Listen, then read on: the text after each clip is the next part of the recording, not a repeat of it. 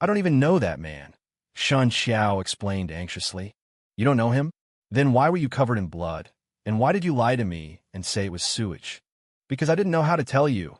Shen Qiao bit her lip, her eyes welling up. It's a hard story to justify, isn't it? Meeting your lover, only to have him attacked by another lover. Shen Qiao, how much more are you hiding from me? Husband. Shen Qiao suddenly wore an expression of disbelief. How could you think that? What else am I supposed to think? I want the truth. I really don't know that man. I went to see Jia, but in the hotel hallway, I heard a man calling for help. His door was open, and when I pushed it open, I saw him lying on the floor, his wrists covered in blood. I just helped him call an ambulance. You're saying you just happened to be passing by and help him call an ambulance? Of course. And he wasn't attacked. He tried to kill himself, Shen Qiao said gravely, emphasizing the words kill himself to make sure Zhang Fan believed her. Suicide by slitting his wrists? Zhang Fan paused, looking at Shen Qiao in surprise. What about Jia? After what happened, I was scared, and I was covered in blood, so I didn't go see her. I changed my clothes and went home, Shen Qiao explained earnestly. I'll verify it with Jia, Zhang Fan said coldly, quickly pulling out his phone. You can't call Jia. Shen Qiao quickly tried to stop him. Why not? A mocking expression appeared on Zhang Fan's face. She's my best friend. If you ask her, she'll know I told you about her being a private model, and she'll be mad at me, Shen Qiao pleaded. But how am I supposed to believe what you're saying? Zhang Fan sneered again. Wait a minute. Shen Qiao's expression changed, and she quickly took out her phone and started typing. Moments later, she handed it to Zhang Fan. Infatuated man attempts suicide in hotel. A prominent news headline caught Zhang Fan's eye. He clicked on it with suspicion. The time, the place, it all matched up. Was it really suicide? The news report didn't mention the details, but the sequence of events was clear enough. A man attempted suicide at the home inn, was discovered by other guests, and was taken to the hospital after the police were called. He was temporarily out of danger. Investigations confirmed that it was due to romantic troubles. Do you believe me now? Seeing the change in Zhang Fan's expression, Shen Qiao's tone finally softened, and she gently took her husband's hand. Zhang Fan was speechless for a long time, checking several related reports, all with similar content. One was even an official police bulletin. This was equivalent to official confirmation. It was just that Zhang Fan couldn't understand how things could have turned out this way. Husband, we really need to talk. Shen Qiao gently held her husband's hand, looking at him earnestly and sincerely. Zhang Fan didn't speak, pursing his lips, feeling somewhat at a loss. Another misunderstanding? Romantic troubles. Could it be because of his wife? Husband, you've been suspecting me of cheating, of doing something to betray you, even suspecting that the child I'm carrying isn't yours. Have you ever thought about why? Shen Qiao pulled her husband to the sofa and sat down, trying to keep her voice calm. What do you mean? The reason? Wasn't the reason his wife's unbelievable behavior? Think about it. When did you start suspecting me? Shen Qiao didn't avoid Zhang Fan's gaze, meeting it sincerely.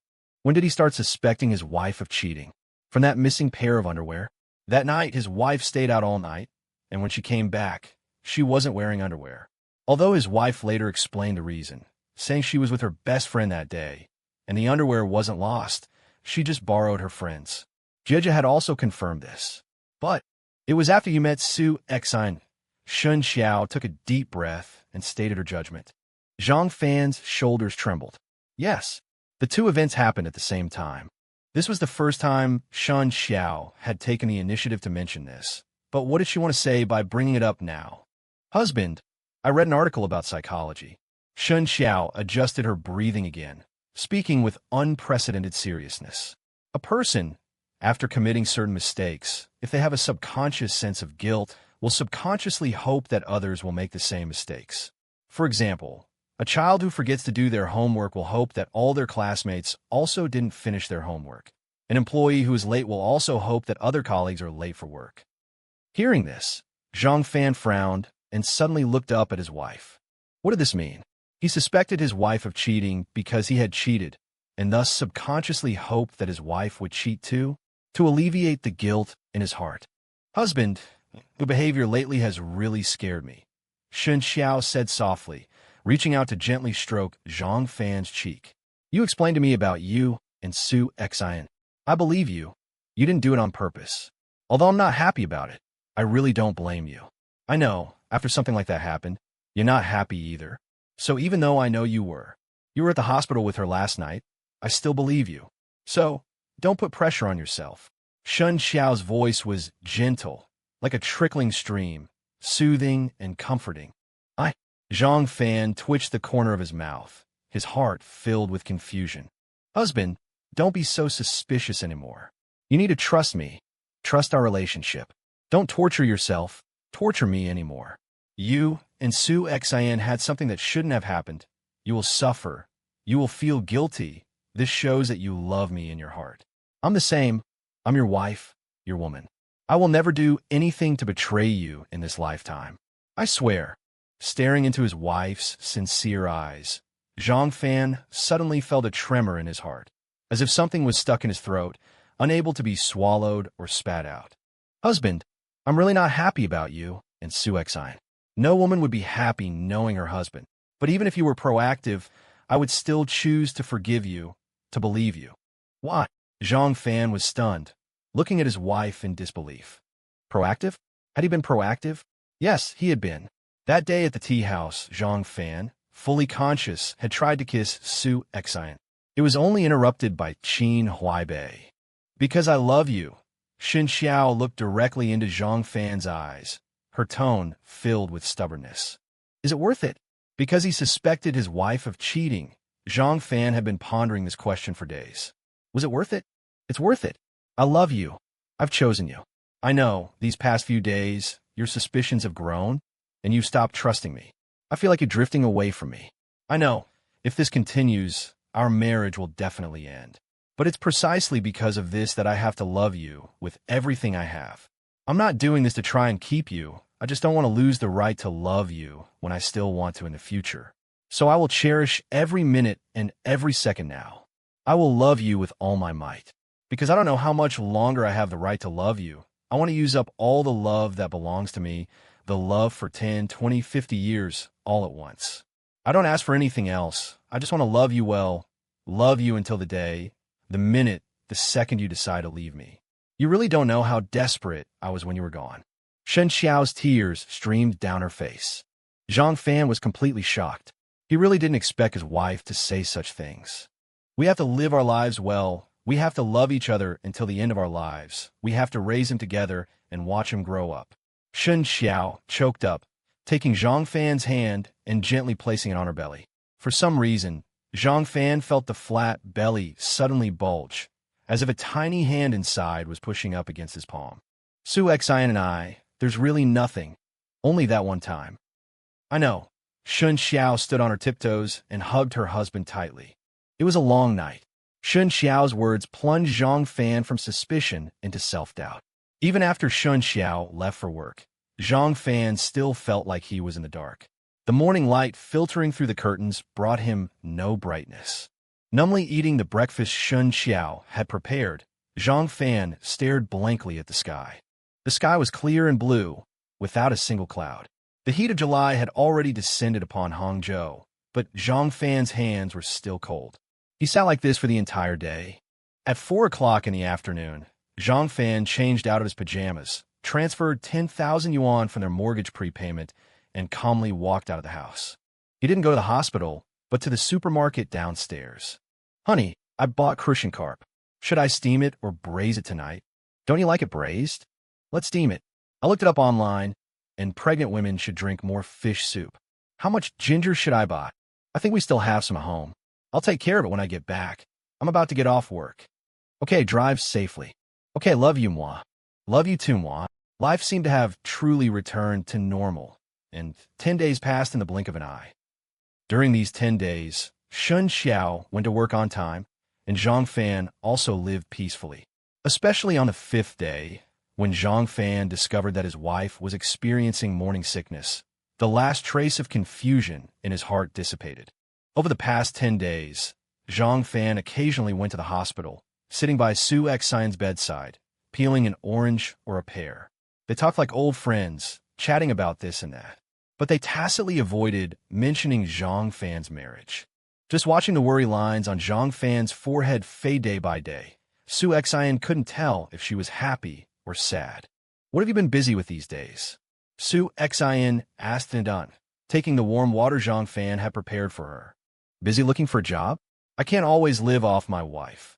Zhang Fan laughed self-deprecatingly. Honestly, Shen Qiao's current salary exceeded their combined income from before, and there was no financial pressure. But Zhang Fan was a man, and a man with very traditional views. Especially after seeing Shen Qiao suddenly clutching the sofa and retching that day, his anticipation for that little life grew even stronger. And this anticipation was accompanied by pressure. To be a father, to be a husband. So these past few days, Zhang Fan had become increasingly focused on finding a job. He even abandoned his pride and selected 3 jobs that he wasn't satisfied with on a recruitment website, sending in his resume. But reality reminded him once again that willfulness came at a price. The 3 job applications vanished without a trace. "I didn't know some people. How about I ask around for you?" Sue Xian hesitated for a moment before tentatively suggesting. "No rush. We'll see when the time comes. Oh, by the way, I'm planning to be discharged from the hospital tomorrow." Are you sure you're all better now?" Zhang Fan's face lit up with joy. "The doctor said I could be discharged the day before yesterday. Didn't you notice they stopped my medication today?" Sister Hua, who was sitting to the side, couldn't help but chime in. The more she watched, the less she understood. What exactly was the relationship between these two? The man was married and seemed to be unemployed. And the woman? She was as beautiful as a celebrity. And just look at the brands of those skincare products. Every time she cleaned up, she had to be extra careful not to drop a bottle, or else half a year's salary would be gone. How did 2 people like that end up together? She had been attending to Sue Xian almost around the clock these days, so she naturally knew the reason why Sue Xian was reluctant to leave the hospital. When Zhang Fan wasn't around, Sue Xian was as cold as an ice sculpture, not even sparing a smile for the attending physician. She would just stare blankly at the door of the ward from time to time. But whenever Zhang Fan was there, she was like a snow lotus on an iceberg, still aloof, yet radiant and full of spring. I was just a little worried and wanted to be observed for a few more days. But now I feel pretty much okay, and I can't just lie here forever. After all, my time is worth hundreds of thousands, right? Seeing the surprise on Zhang Fan's face, Sue Xian glanced at Sister Hua and teased. "All right then. What time do you want to be discharged tomorrow? I'll come pick you up. What time is convenient for you?" "Any time is fine for me. I'm not working now." "Then let's say tomorrow afternoon. I feel like it's been a long time since I've been this relaxed, not having to worry about anything. I'm kind of reluctant to leave." Glancing around the ward, Sue Xian surprisingly felt a sense of warmth here. The next afternoon, Zhang Fan went to the hospital to handle Sue Xian's discharge procedures and carefully escorted her home. "This is your home?" Zhang Fan scanned the simply decorated interior, somewhat surprised. This 3-bedroom apartment was located in a mid-range residential complex. Honestly, judging from the house alone, it wasn't much better than Zhang Fan's. This was quite different from what he had expected. "What home? It's just a house." Sue Xian also scanned the room, noting the dust that had settled on the windowsill and tabletop due to the period of unoccupancy. "This home truly wasn't as warm as the hospital ward. I just didn't expect you to live here." Zhang Fan sensed the dejection in Sue Xian's voice. "In your imagination, shouldn't I be living in a luxurious mansion? Shouldn't you?" "Hee, I did have a villa in the east of the city, but it was given to Qin Huaibei in the divorce." Sue Xian sighed, casually organizing the personal belongings she had brought back. "I'm sorry." Zhang Fan was taken aback, a pang of guilt rising in his heart. "What are you apologizing for? It has nothing to do with you. That house was bought when we got married. I hardly ever lived there, just went there occasionally for meals." "So you've been living here all along?" This answer once again surprised Zhang Fan. "Yeah, this house originally belonged to a friend. They were in a hurry to sell it because they were moving abroad, and at that time, the housing prices in Hangzhou were fluctuating, so it couldn't be sold quickly. I bought it. I liked the decoration style, so I moved in.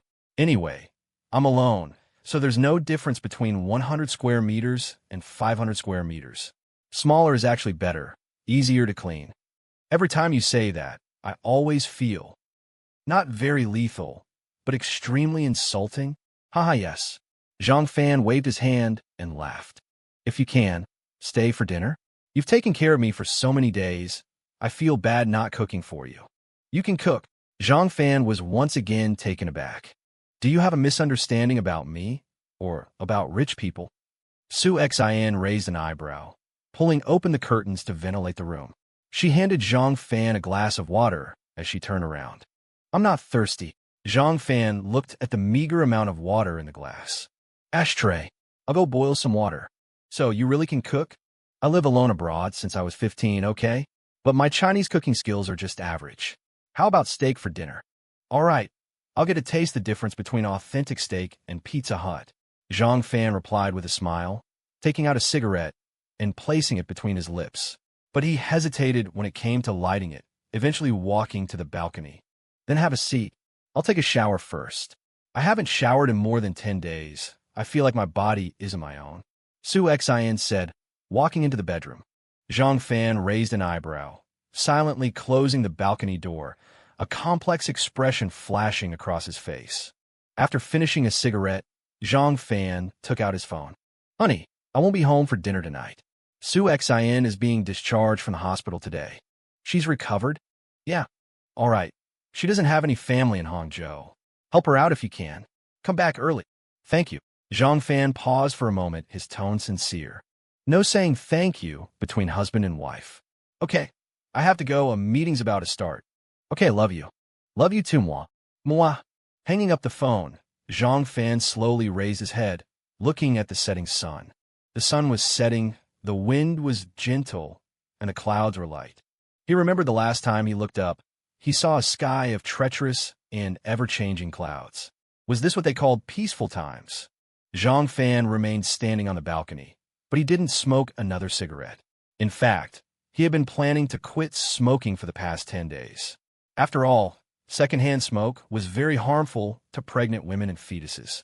Shen Qiao hung up the phone, a complex expression on her face as she walked to the window, looking at the bustling traffic below.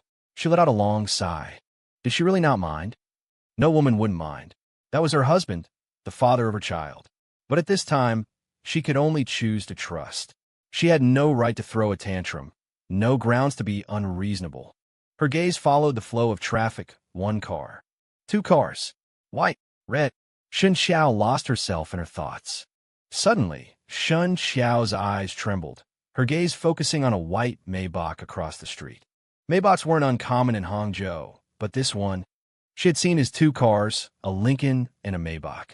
Hesitantly turning her head, Shen Qiao looked at her desk, at the crystal vase holding a bouquet of vibrant roses.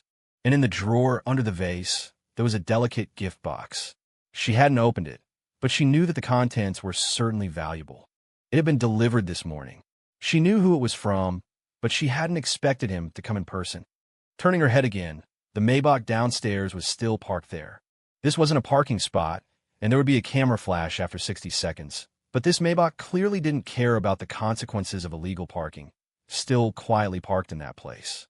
Taking a deep breath, even through 2 layers of glass, Shen Qiao felt as if she could still see those deep eyes. More than 10 minutes later, a young and beautiful woman with short hair walked out of the Starbucks across the street, carrying 2 cups of coffee. She opened the back door of the Maybach and got in. But the moment she opened the door, she intentionally or unintentionally glanced up at Shen Qiao's position, a playful smirk on her lips. Shen Qiao's face instantly turned pale. This woman, she had seen her in the elevator surveillance of her home. At 5 a.m. I thought you left. The balcony door was pushed open, and Sue Xin said in surprise, wiping her hair. You usually live alone. It's not good to fill the place with smoke. Zhang Fan smiled sheepishly, his gaze subtly scanning Sue Xin's attire. Fortunately, it was a very conservative set of loungewear. Come in. How can you keep a guest on the balcony? I ordered steak delivery. It should be here soon. You listen for the door. I'll blow-dry my hair. Sue Xin tossed her bangs and walked inside. Was being on the balcony just because of smoking? Sue Xin knew Zhang Fan's motive for going to the balcony. She had already thought of it while taking a shower. In fact, Sue Xin had even wondered if Zhang Fan would suddenly barge into the bathroom, since she didn't have the habit of locking the door in her own home. The delivered steak wasn't fully cooked, but rather semi-finished, and it was packaged very elegantly. The delivery slip indicated that the 4 pieces of beef cost a whopping 600 yuan. This made Zhang Fan sigh once again. While Sue Xin was busy in the kitchen wearing an apron, Zhang Fan quietly observed. Honestly, it was quite a visual impact, because the scene before him was very different from what Zhang Fan had imagined. Her movements were swift, clean, and fluid. This indicated that Sue Xin wasn't lying. She really did cook often, especially the composure and ease with which Sue Xin cooked, transforming a capable, strong businesswoman and wealthy woman into a virtuous wife and mother in an instant. Zhang Fan's mind conjured up the image of his wife wearing a professional suit. In the eyes of others, they probably couldn't imagine what his wife was like at home either. Go sit down, it'll be ready soon. Sue Xin took the steak out of the pan and placed it on a delicate wooden platter, garnished with broccoli and carrot carvings. It looks so appetizing. It's a national loss that you're not a chef. Zhang Fan sincerely praised the steak, which looked, smelled, and presumably tasted delicious. Praise it after you've eaten it. I don't know how it tastes. Besides myself, you're the first person to eat my cooking. Sue Xin shrugged, taking off her apron. What would you like to drink? But I think I only have red wine, and just 1 bottle. I got it at a charity auction last year. Sue Xin opened the cabinet, which indeed contained only 1 bottle of wine. Of course, there was also half a carton of milk at the bottom of the cabinet, but she didn't know if it was expired. Bought at an auction? Zhang Fan twitched his lips. He was actually a little reluctant to drink alcohol, especially with Sue Xin. But hearing that there was only 1 bottle, he felt slightly relieved. He knew his own alcohol tolerance, and he had drunk with Sue Xin before. With the 2 of them, 1 bottle of red wine was definitely no problem. It's not as extravagant as you think. It only cost a few thousand yuan when I bought it. Seeing that Zhang Fan didn't object, Sue Xin directly picked up the corkscrew. A few thousand yuan is also very extravagant. I'll do it. Zhang Fan took the red wine, carefully looking at the label. Okay. It wasn't in English, he didn't recognize a single word. Thank you for your care during this time. Sincerely. Raising her glass, Sue Xin looked at Zhang Fan with a smile. If you consider me a friend, don't mention it. Zhang Fan raised his glass in response, and they both took a small sip. Have a taste, how's the steak? It couldn't be better. I'm starting to think I won't be able to find a decent steak anywhere else. Other steaks just won't compare. Then come here whenever you want one. Sue Xin looked down, meticulously examining the steak in front of her with her knife and fork. I definitely will if I have the chance. Zhang Fan chuckled evasively. Does she cook at home? Sue Xin still had her head down, carefully cutting a small piece and putting it in her mouth. Yeah, she usually does. I can't even fry an egg. Then you're lucky. These days, it's more common for men to cook in a lot of families. Women who can cook are becoming rarer. Yeah. Zhang Fan didn't know how to respond. Did you explain everything clearly? Sue Xin suddenly looked up. Yeah, that man tried to commit suicide because of a breakup. She just happened to be passing by. They don't know each other. Oh, what a coincidence. Did she say why she was there? She said she was going to see her best friend. See, I told you misunderstood. Now everything's fine. Just focus on your life. Wait for the baby to be born. You'll have your hands full later. Sue Xin smiled sweetly. But the red wine seemed to be not yet fully aerated. It was a bit astringent. Do you think it's really a problem with my mental state? Zhang Fan put down his knife and fork, picked up his glass, and took a sip. What do you mean? She said she read an article about psychology, saying that people have a subconscious sense of guilt after doing something wrong. And then, Zhang Fan repeated his wife's deduction. I've read that article. It has some scientific basis, and there's corresponding supporting research. You've read it too? So, it really is my problem. From a scientific perspective, it's possible. The subconscious mind does have a great influence on a person's thoughts and behavior. But psychology, I haven't specialized in it, so I can't really draw a conclusion. Sue Xion's expression was gentle, and her words were very objective. Zhang Fan fell into silence. But your wife is right about one thing. You don't need to put pressure on yourself. Neither she nor I took what happened that day to heart. So why should you dwell on it? But Zhang Fan's eyelid twitched, realizing that he shouldn't be discussing this issue with Sue Xin. No matter what your wife thinks, since she told you she forgave you, you should let it go and live happily with her. If you feel guilty, then just be extra good to her. As for me, Sue Xin sat up straight, gently tucking her hair behind her ear. I told you from the beginning, our relationship back then was very pure. Didn't you pay? Zhang Fan's mouth twitched, a flicker of awkwardness on his face. He remembered Sue Xin's words at the time. 300 for a quickie, 800 for the night. I like you, so I'll give you a discount, 600. But in the next instant, Zhang Fan suddenly turned his head suspiciously, looking at the canvas bag on the shoe cabinet. That bag. I told you I earned that with my own skills. Sue Xin pouted, but a blush appeared on her face. Damn, so you earned it by selling your body? Is it appropriate for a multimillionaire like you to say that? By the way, that was my first time. Did I sell myself too cheap? Perhaps thinking of something, Sue Xin suddenly leaned forward, staring at Zhang Fan with a strange look in her eyes. Maybe it was the alcohol, but her face was slightly flushed, and her eyes were faintly blurred. Zhang Fan stiffened under her gaze, completely at a loss for how to respond. I want to add a condition. Zhang Fan's eyes trembled, a complicated feeling flashing through his heart. I'll test you. They say that domestic college students and international students are different. 3 years of college entrance exams and 5 years of mock exams give them a special appreciation for the things left by our ancestors. If you can answer, we'll call it even. As Sue Xin spoke, she suddenly sat up straight again. Just this. Zhang Fan was taken aback. Just this. Dare or not. Ask away. Zhang Fan breathed a sigh of relief. Recite a poem on the spot, fitting the scene and realistic.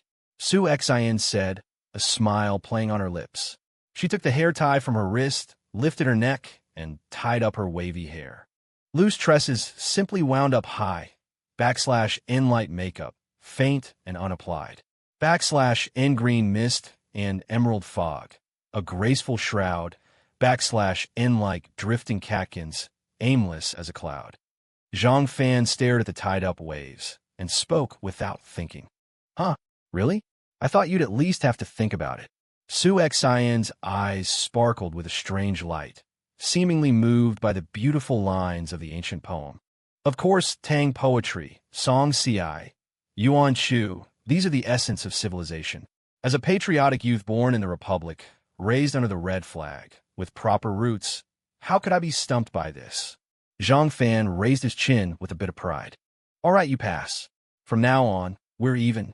Sue Xin raised her glass generously, lightly clinking it with Zhang Fan's, and drained it in one gulp. Thank you for the steak. Zhang Fan also tilted his head back and finished the wine in his glass. Going back, putting down her glass, Sue Xin glanced at the clock on the wall. You just got out of the hospital. You should rest early. I won't disturb you. I'll see you to the door. Okay. Watching Zhang Fan change his shoes and leave, Sue Xin slowly closed the door. But once the door was closed, Sue Xin didn't move. Instead, she leaned her head wearily against the door, softly whispering the ancient poem Zhang Fan had just recited. Loose tresses simply wound up high. /N light makeup, faint and unapplied. /N green mist and emerald fog. A graceful shroud. /N like drifting catkins, aimless as a cloud. Zhang Fan had only recited the first half. This poem had a second half. Better never met than met in vain.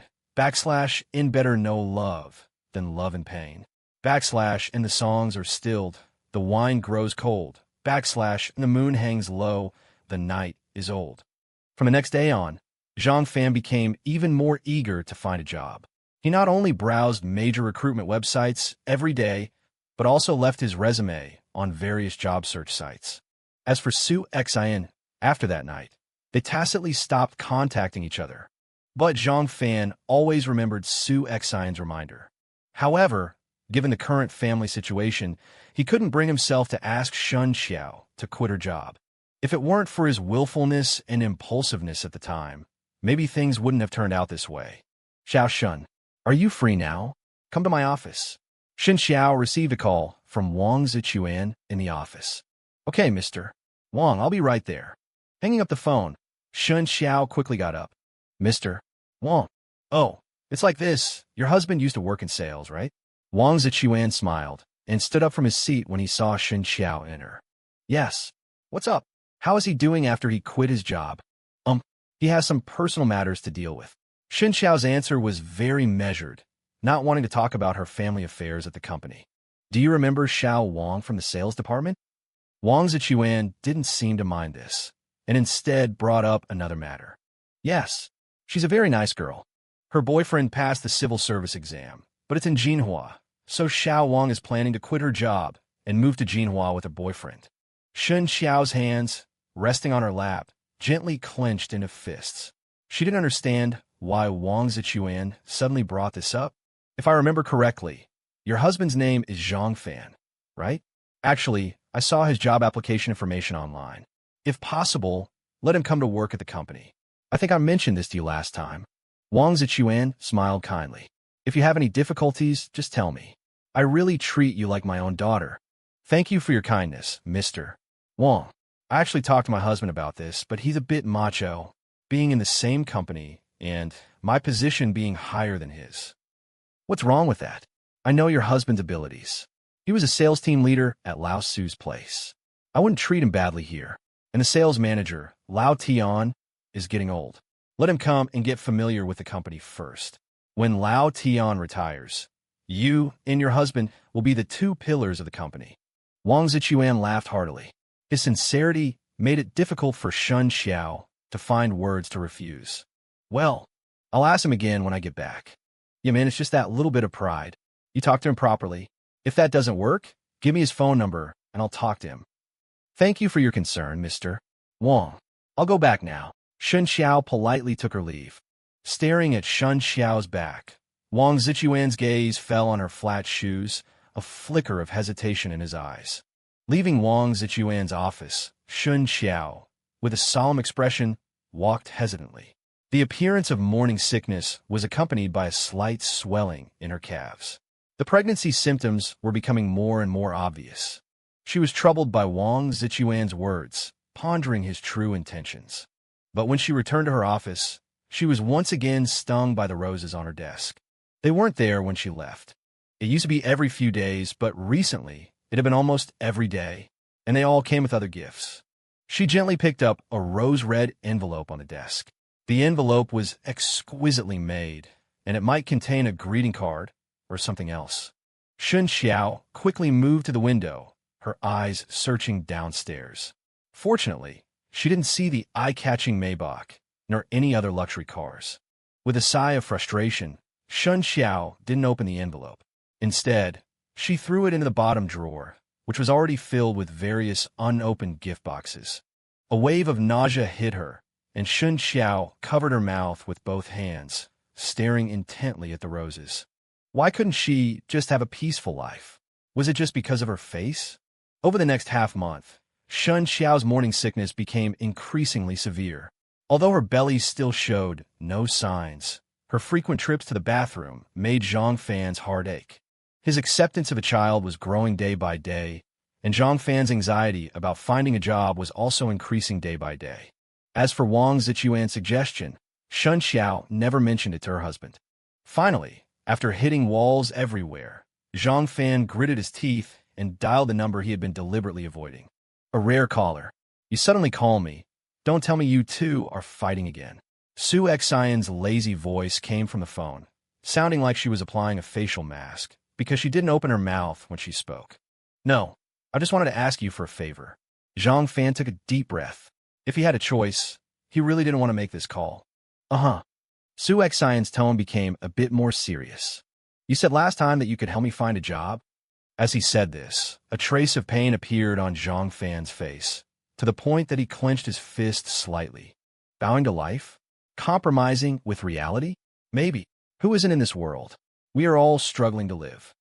Dignity, backbone, integrity, and honor are insignificant in the face of reality. Let's meet at the tea house in an hour. I'm getting a facial. On the other end of the phone, Sue Xin was silent for a long time after hearing this. So long that Zhang Fan thought the signal was bad and the call had been interrupted. Thank you. See you later. Zhang Fan hung up the phone. Lying on the massage bed in the beauty salon, Sue Xin gently pushed the beautician away and casually tore off the facial mask. But when the mask was removed, the cold expression on her face startled the beautician, who wondered if she had done something wrong. Sue Xin sat there blankly, staring straight ahead with vacant eyes. And in those hollow eyes, what flickered was heartache. If you hadn't sought me out, I was just about to look for you. Meeting at the tea house, Sue Xin was her usual aloof self. Yet within that coolness, there was the familiar warmth Zhang Fan knew so well. Looking for me? Zhang Fan was taken aback. Yes, and actually, for a similar reason as you, I imagine. Sue Xin said, expertly beginning to brew the tea. Zhang Fan frowned, a thought crossing his mind. This was precisely why he had hesitated to seek Sue Xin's help. A friend's company needed staff, and they wanted him to join? On the way here, Zhang Fan had anticipated this outcome. Sue Xin was always like this, attentive to his feelings in every detail, preserving his last shred of so-called dignity. I'm planning to sell this tea house. What? You're selling the tea house? Zhang Fan had just taken out a cigarette, but this news startled him. Don't laugh, but opening this tea house was a whim. I don't have any experience in this area, nor do I have the time to manage it. So, it's been losing money since it opened. Sue Xin gave a self-deprecating smile. So, have you sold it already? Zhang Fan hesitated, then lit his cigarette. No, I can't sell it. If the price is too high, no one wants it. If it's too low, I'm not willing. Then what are you planning? Wasn't I planning to find you to take over? Sue Xin placed the teacups on the tea tray, warming them with the first brew. Don't be ridiculous. Do I look like someone who can afford to buy a tea house?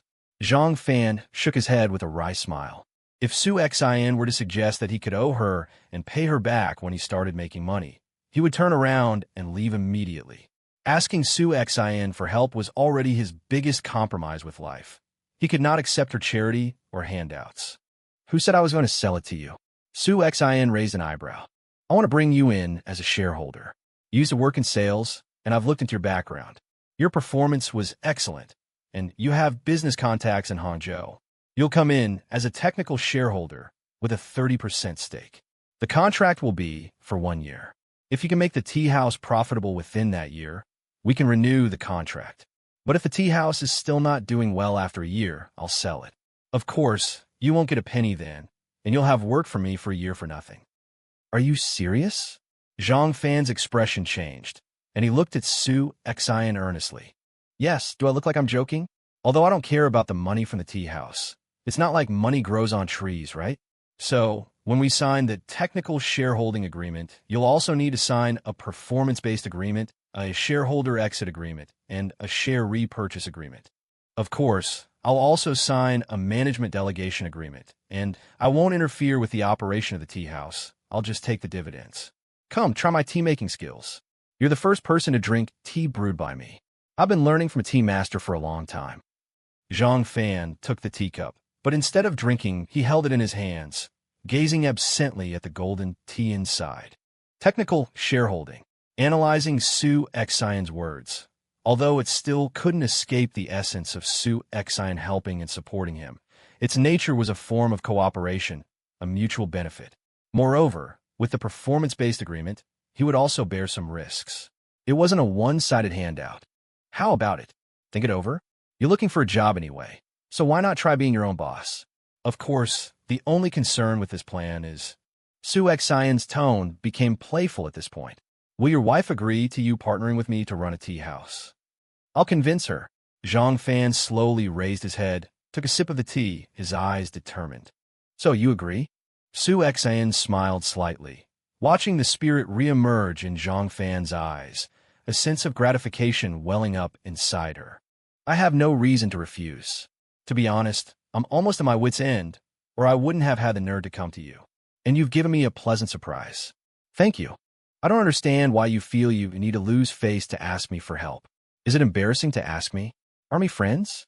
Besides, you're helping me too. I really like this tea house. I put a lot of thought into the decoration. I'd really hate to just hand it over to someone else. Sue Xin said, feigning anger. All right, I was being shallow. I'll punish myself with a cup. A smile spread across Zhang Fan's face, his gratitude to Sue Xin unspoken. As for his wife, Zhang Fan believed she would understand. After all, this was for their family. And if the business went well, perhaps in a few years, they could consider actually buying the tea house or opening another one. Go home and discuss it with your wife. If there are no problems, bring your ID card tomorrow, and we'll sign the agreement. Sue Xin smoothly brewed and poured the tea, refilling Zhang Fan's cup. How are things with you two? Is she still working there? Sue Xin asked casually, pushing the teacup towards Zhang Fan. Yes, but her morning sickness is quite severe. She's been vomiting a lot these past few days. If the tea house does well, I'll have her quit her job and rest at home. Then I wish you every success, and I'll just lie back and wait for the money to roll in. Sue Xin smiled faintly. Had the tea steeped for too long? It was bitter and astringent, with no trace of fragrance. The two chatted for a while longer. Zhang Fan, seeing that it was almost time for Shen Qiao to finish work, got up to leave, agreeing to come early the next morning to sign the agreement. Sue Xin also had other plans, and they went downstairs together. Good afternoon, boss. Good afternoon, Mr. Zhang. The waitress greeted them politely as they came down. Drop the Mr. Zhang, he's your boss now. Sue Xin teased. The waitress was taken aback, her eyes sparkling with surprise. Good afternoon, boss. Good afternoon, boss's wife. Sue Xin was stunned by this, then burst into laughter. If you keep calling me that, I guarantee you'll lose your job very soon. Shen Qiao dabbed a tissue to her mouth, wearily picking up her water glass. The morning sickness was getting worse, but her eyes still shone with happiness. Pain, but also joy. This was something every mother had to go through. Life was finally back on track. Although her husband still hadn't found a job, her current income was enough to cover the family's expenses. Most importantly, she and her husband had reconciled, and as her pregnancy symptoms became more intense, her husband's care and attention became even more meticulous. This made her feel very comfortable. All the effort was worth it. Taking a sip of water, Shen Qiao's face regained its smile. She took out her phone to check the time and began to tidy up, preparing to leave work. Ding dong. Her phone's WeChat notification sounded. Shen Qiao thought it was from her husband because lately he usually waited for her downstairs early. Maybe he was early again today. With a happy smile, Shen Qiao tapped on her phone, but she saw the red dot next to the profile picture of a blue sky and white clouds. Seeing this profile picture, Shen Qiao's heart tightened, and she felt a little afraid to open it. Hadn't they agreed not to contact each other anymore? After hesitating for a moment, Shen Qiao gritted her teeth and swiped left on the screen, but she couldn't bring herself to press the delete button. Taking a deep breath, Shen Qiao closed her eyes briefly. When she opened them again, she reluctantly opened the message. But when the content popped up, it was like a thunderbolt striking her from above, piercing through her and shattering her. A bolt from the blue. It struck her directly, leaving her soul scattered and her body in pieces. After a brief moment of rigidity, Shen Qiao's legs gave way, and she collapsed to the ground. Zhang Fan waited downstairs at her company for a long time.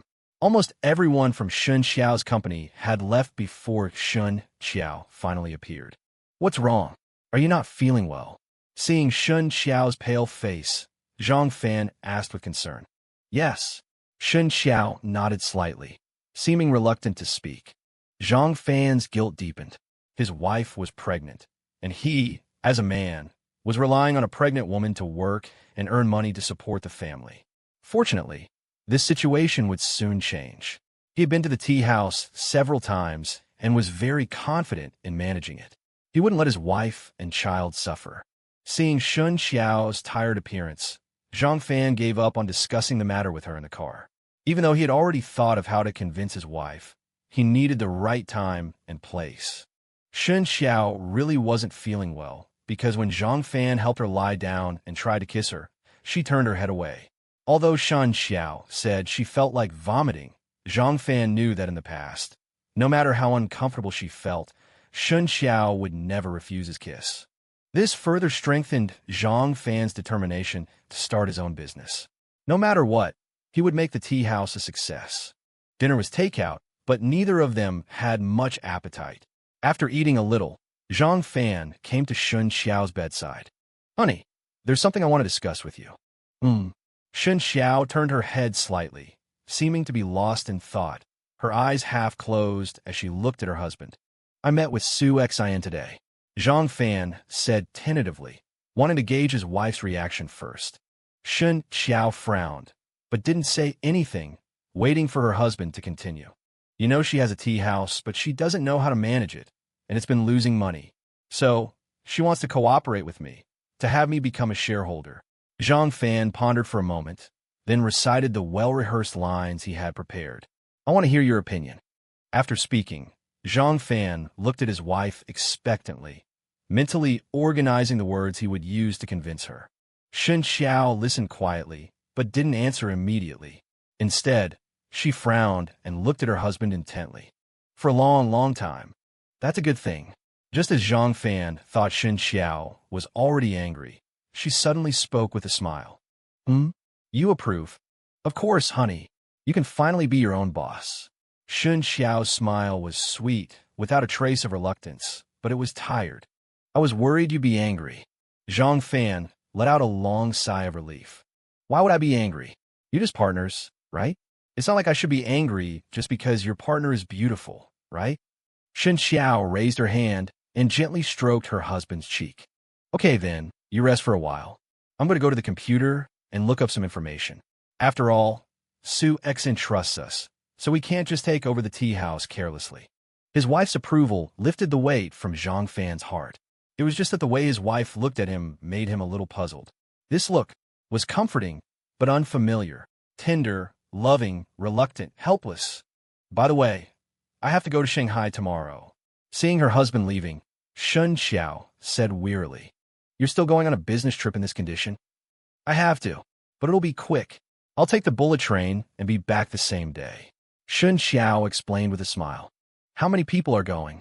Zhang Fan asked, not because he was worried about anything else, but because he wanted to know if there would be anyone to take care of his wife on the way. "Just me." "Then should I go with you?" Zhang Fan asked worriedly. "No need. I'm just tired today. I'll be fine after a good night's sleep. I'm actually used to the vomiting by now. Besides, tomorrow is a big day for you too. Then, you get some rest." Zhang Fan bit his lip. If the tea house does well, you should quit your job and stay home. Take good care of yourself." Just before leaving, Zhang Fan couldn't resist speaking again. "Okay." Shen Qiao smiled sweetly, her answer very decisive. The next morning, as Zhang Fan was preparing to take Shen Qiao to work, Shen Qiao suddenly changed her mind and suggested they go to the tea house together. Her reason was simple. She was scheduled for a business trip to Shanghai today and didn't need to go to the company. After the tea house matters were settled, Zhang Fan could directly take her to the high-speed train station. This reason was impossible for Zhang Fan to refuse. He figured that since he was going to run the tea house, Shen Qiao and Sue Xin would inevitably meet. It would be better to take this opportunity to formally introduce them and avoid any future awkwardness. When they arrived at the tea house, although it was still early, it was already open.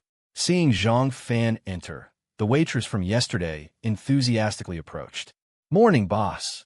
Hearing this address, Zhang Fan felt a surge of satisfaction, but then remembered that she had called Sue Xin boss lady yesterday and glanced nervously at his wife. "It seems you're very familiar with this place," Shen Qiao said calmly, glancing at the waitress. "Actually, we reached a preliminary agreement yesterday. Is Sue Xin here?" Zhang Fan explained with a smile, taking his wife's hand and walking upstairs. "Morning, boss lady. She's been here a while." The waitress was about to answer, but stared at Zhang Fan's hand in surprise. What was going on? The boss lady was still upstairs.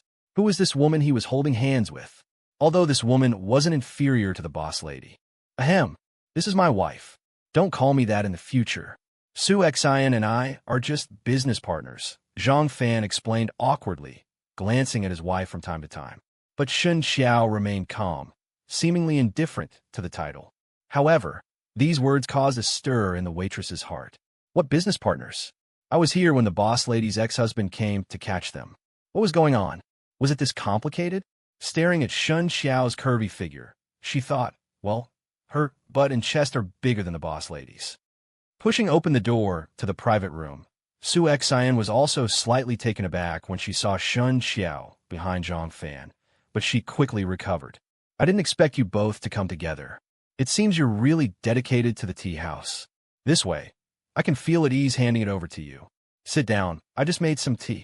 Sue Xin stood up with a smile, her businesswoman aura fully displayed. You're too kind. After all, this is a big matter. I hope my sudden visit isn't an intrusion. Shen Qiao replied with equal grace, seemingly having honed her skills during her years at the company. Not all. In a little while, this will be your tea house. We haven't formally introduced ourselves. Sue Xin, Sue from Suzhou, Xin from Warmth. Sue Xin extended her right hand with a smile.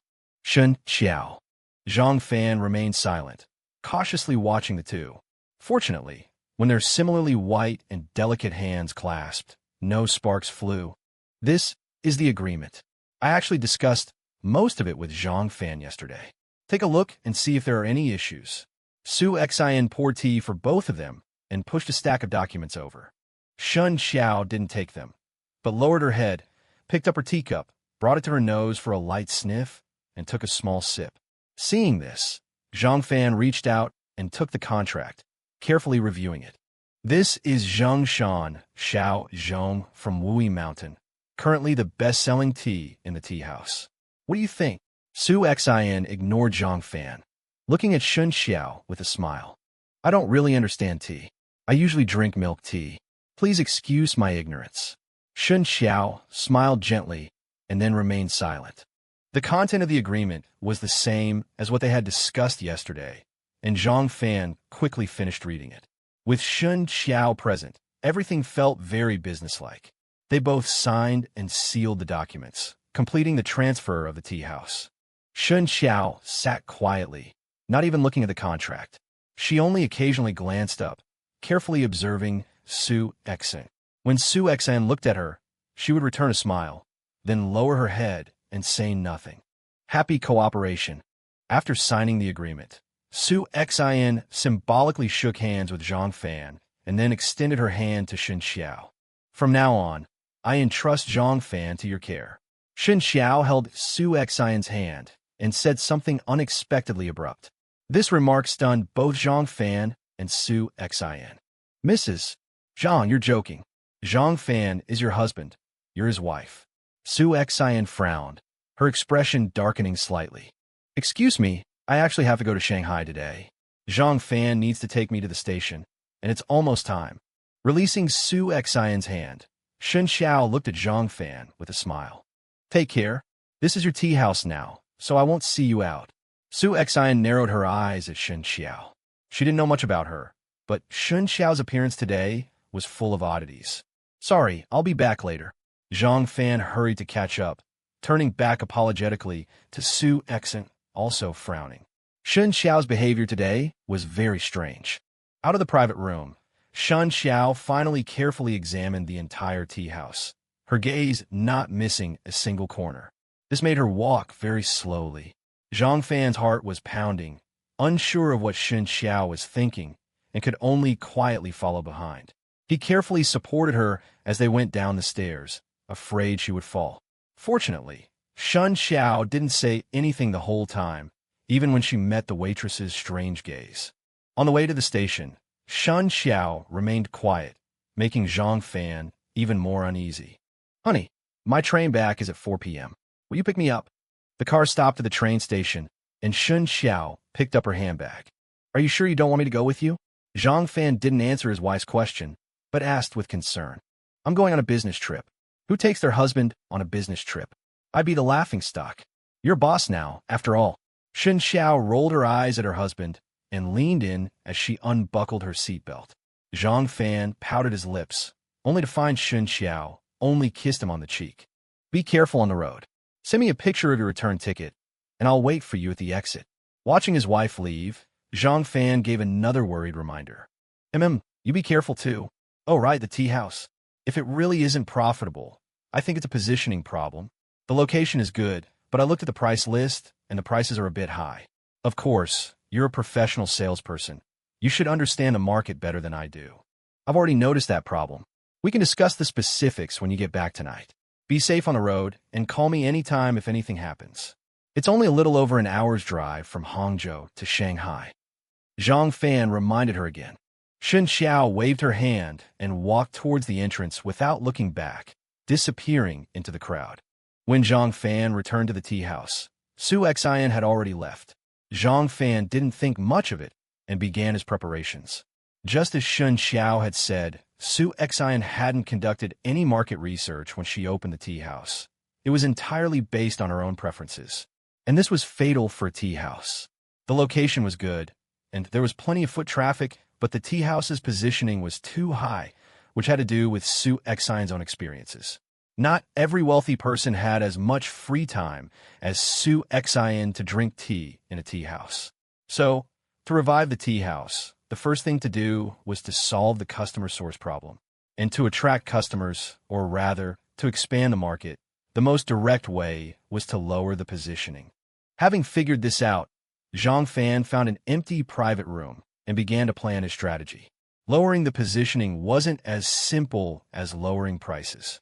First, he had to consider operating costs, so lowering prices also meant starting with lowering the quality of the tea. The premium teas that Sue Xin had originally purchased naturally didn't need to be discarded, but he had to quickly acquire a batch of ordinary or medium-grade teas and then combine them with some advertising and promotion. After all, Zhang Fan had worked in sales for several years, traveling all over the place. Although he had resigned, as long as there were no business conflicts, his past network of contacts could be utilized immediately. After all, many people still prefer to discuss business in tea houses. This was a massive undertaking. Zhang Fan wasn't in a hurry. He wanted to proceed steadily and develop a comprehensive plan first. At 4 p.m., Zhang Fan picked up Shen Qiao. She still looked sickly, her complexion even worse than in the morning. After taking Shen Qiao home, Zhang Fan had to rush back to the tea house. Having been unemployed for a long time, he was now full of energy. Fortunately, Shen Qiao was understanding and supportive of his drive, not making things difficult for him. Just like that, Zhang Fan spent his first day as a boss at the tea house. The next day, after dropping off Shen Qiao, Zhang Fan arrived at the tea house early again. Just as he entered, he received an unexpected call. "Brother Fan." A cheerful voice came from the other end of the line. It was Qin Xiaowan, the wife of Zhang Fan's classmate, a nurse at the central hospital. "Xiaowan, is something the matter?" Zhang Fan was surprised. He hadn't contacted his former classmates since he resigned, let alone their families. So, he was a little surprised by Qin Xiaowan's call, especially since a while ago he had found birth control pills in Shen Qiao's bag and had asked Qin Xiaowan for help confirming what they were. "You have a nerve to ask. You promised to treat us to dinner last time. How long has it been?" I've been busy. Forgot to tell you. I've actually resigned." You resigned?" "Yeah. Now I've opened a tea house with a friend. Let me know when you're free, and you and Lao Wu can come by sometime, and then we'll go to dinner together." "Sure. Doing pretty well now, huh? Give me the address, and I'll ask Lao Wu when he's free tonight. I'll send it to you later. By the way, is there something you needed?" How should I put this? Shen Qiao's pregnant, right?" A hint of hesitation entered Qin Xiaowan's voice. "Yeah, how did you know?" Zhang Fan asked suspiciously. "I ran into Shen Qiao at the hospital a while back. She was here for a prenatal checkup. You're something else, not even telling anyone about such big news." Zhang Fan's eyelids twitched. He had never accompanied Shen Qiao for a prenatal checkup. She had always gone alone. Damn it. So, does Shen Qiao have some kind of infectious disease? Seeing Zhang Fan's silence, Qin Xiaowan carefully probed. No, I'm telling you, Brother Fan, during pregnancy, especially the first few months, the fetus is very fragile. You must be very careful. What's wrong? Do you know something? I was in Shanghai for training yesterday, and I saw her at the Center for Disease Control. But I was in a hurry for a meeting and didn't say hello. But after I got back, I thought, why would she go to the CDC for no reason? I couldn't stop worrying, so I decided to call you to confirm. It's not easy to have a child these days. You can't be careless, Qin Xiaowan said seriously. Are you sure you're not mistaken? Zhang Fan's voice was laced with uncertainty. Shen Qiao was indeed in Shanghai yesterday, but what was she doing at the Center for Disease Control? Couldn't she get tested in Hangzhou? Was she unwell on her business trip? But even if she was, why go to the CDC? I don't think I'm wrong, even though she was wearing a mask. Qin Shaoan hesitated after hearing Zhang Fan's words. I'll go back and ask her. All right, call me anytime if you need anything. Pregnancy is no joking matter. Qin Shaoan reminded him again. Hanging up the phone, Zhang Fan's mind was in turmoil. After a long hesitation, he scrolled through his contacts, finding a name he dreaded seeing. Lao Wu. What's up? Wu Rui's icy voice came through the phone. I wanted to ask you, was my wife on a business trip to Shanghai yesterday? Zhang Fan sighed helplessly, having to lower himself to ask. Why ask me? If you want to know, ask your wife. Even if I told you, what could you do? I've never seen such a spineless man. Wu Rui sounded like she'd swallowed a stick of dynamite. Zhang Fan finally understood why Wu Rui's attitude had changed so drastically. I investigated the Ru Jia incident. It wasn't what you said. Whatever, it's not my head that's sporting the antlers. I'm asking you, was my wife on a business trip to Shanghai yesterday? This is important. Zhang Fan suppressed the anger in his heart. How would I know? She's the finance manager. Where she goes on business is her own decision. Sigh. Fine. I'll check the travel records for you. No, she took sick leave yesterday. Sick leave? Are you sure? Zhang Fan's eyes flickered. Believe it or not. Wu Rui hung up abruptly. Sick leave. Shanghai. Center for Disease Control. Zhang Fan's heart plummeted. Was she lying again? But then, he remembered that night, the heartfelt words his wife had spoken. Was he being paranoid? Was he not trusting her enough? In an instant, his mind was in chaos again. It's only my second day taking over the tea house, and your expression is making me nervous. Sue Xian's teasing voice came from behind him as he was lost in thought. Why are you here? Zhang Fan was surprised. Hello, I'm still the major shareholder of this tea house, am I not? Even if I'm not involved in the day-to-day management, I can still come and sit in my own tea house, can't I? Sorry, I didn't mean it that way. Zhang Fan waved his hand and habitually reached for a cigarette. If you want to smoke, go to a private room. Smoking is prohibited in the main hall, even if you're the boss. Sue Xian glanced at him and walked towards a private room. What's wrong? What happened? Once settled, Sue Xian asked with concern. She already had a guess. Whenever she saw this expression on Zhang Fan's face, it meant something was wrong with Shen Qiao. Zhang Fan lit a cigarette irritably and recounted the whole story to Sue Xian. If he didn't talk about it, he would go crazy keeping it bottled up. He also wanted to hear Sue Xian's opinion. This is no small matter. After listening to Zhang Fan, Sue Xian, like Qin Shaoan, first thought of the child in Shen Qiao's belly. Are you planning to go back and ask her? Zhang Fan didn't speak, just lit another cigarette. How about I ask a friend of mine to look into it? Since she's hiding it from you, she doesn't want you to know. If you ask her directly, you might damage the relationship you've worked so hard to repair. After pondering for a moment, Sue Xian thought of Shen Qiao's unusual behavior yesterday, and a bad feeling arose in her heart. Can your friend find out? Zhang Fan asked with a glimmer of hope. He'd initially thought of doing the same, but then realized it was the CDC, where procedures were much stricter than ordinary hospitals. He wouldn't be able to find out anything by going there himself. I'll try. Sue Xian frowned, taking her phone and walking out. 10 minutes later, Sue Xian returned. Send me a recent photo of your wife.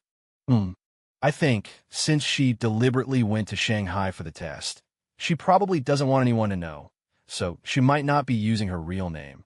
Sue Xian's expression was serious. Zhang Fan didn't think too much and immediately sent Sue Xian a photo. The wait was long.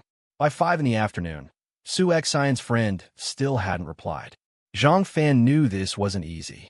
He could only say goodbye to Sue Xian, asking her to notify him immediately if there was any news. He then drove to pick Shen Qiao up from work. Shen Qiao still looked unwell today, seemingly even more tired, which made Zhang Fan swallow the words he'd been about to say. He decided to wait for news from Sue Xian's friend. Dinner was takeout again. Zhang Fan soaked Shen Qiao's feet, and she lay down on the bed without even asking about the tea house. Zhang Fan was also preoccupied, sitting on the sofa in a daze. He tried to control his racing thoughts, but his worry for his wife and child made him restless, unable to stop.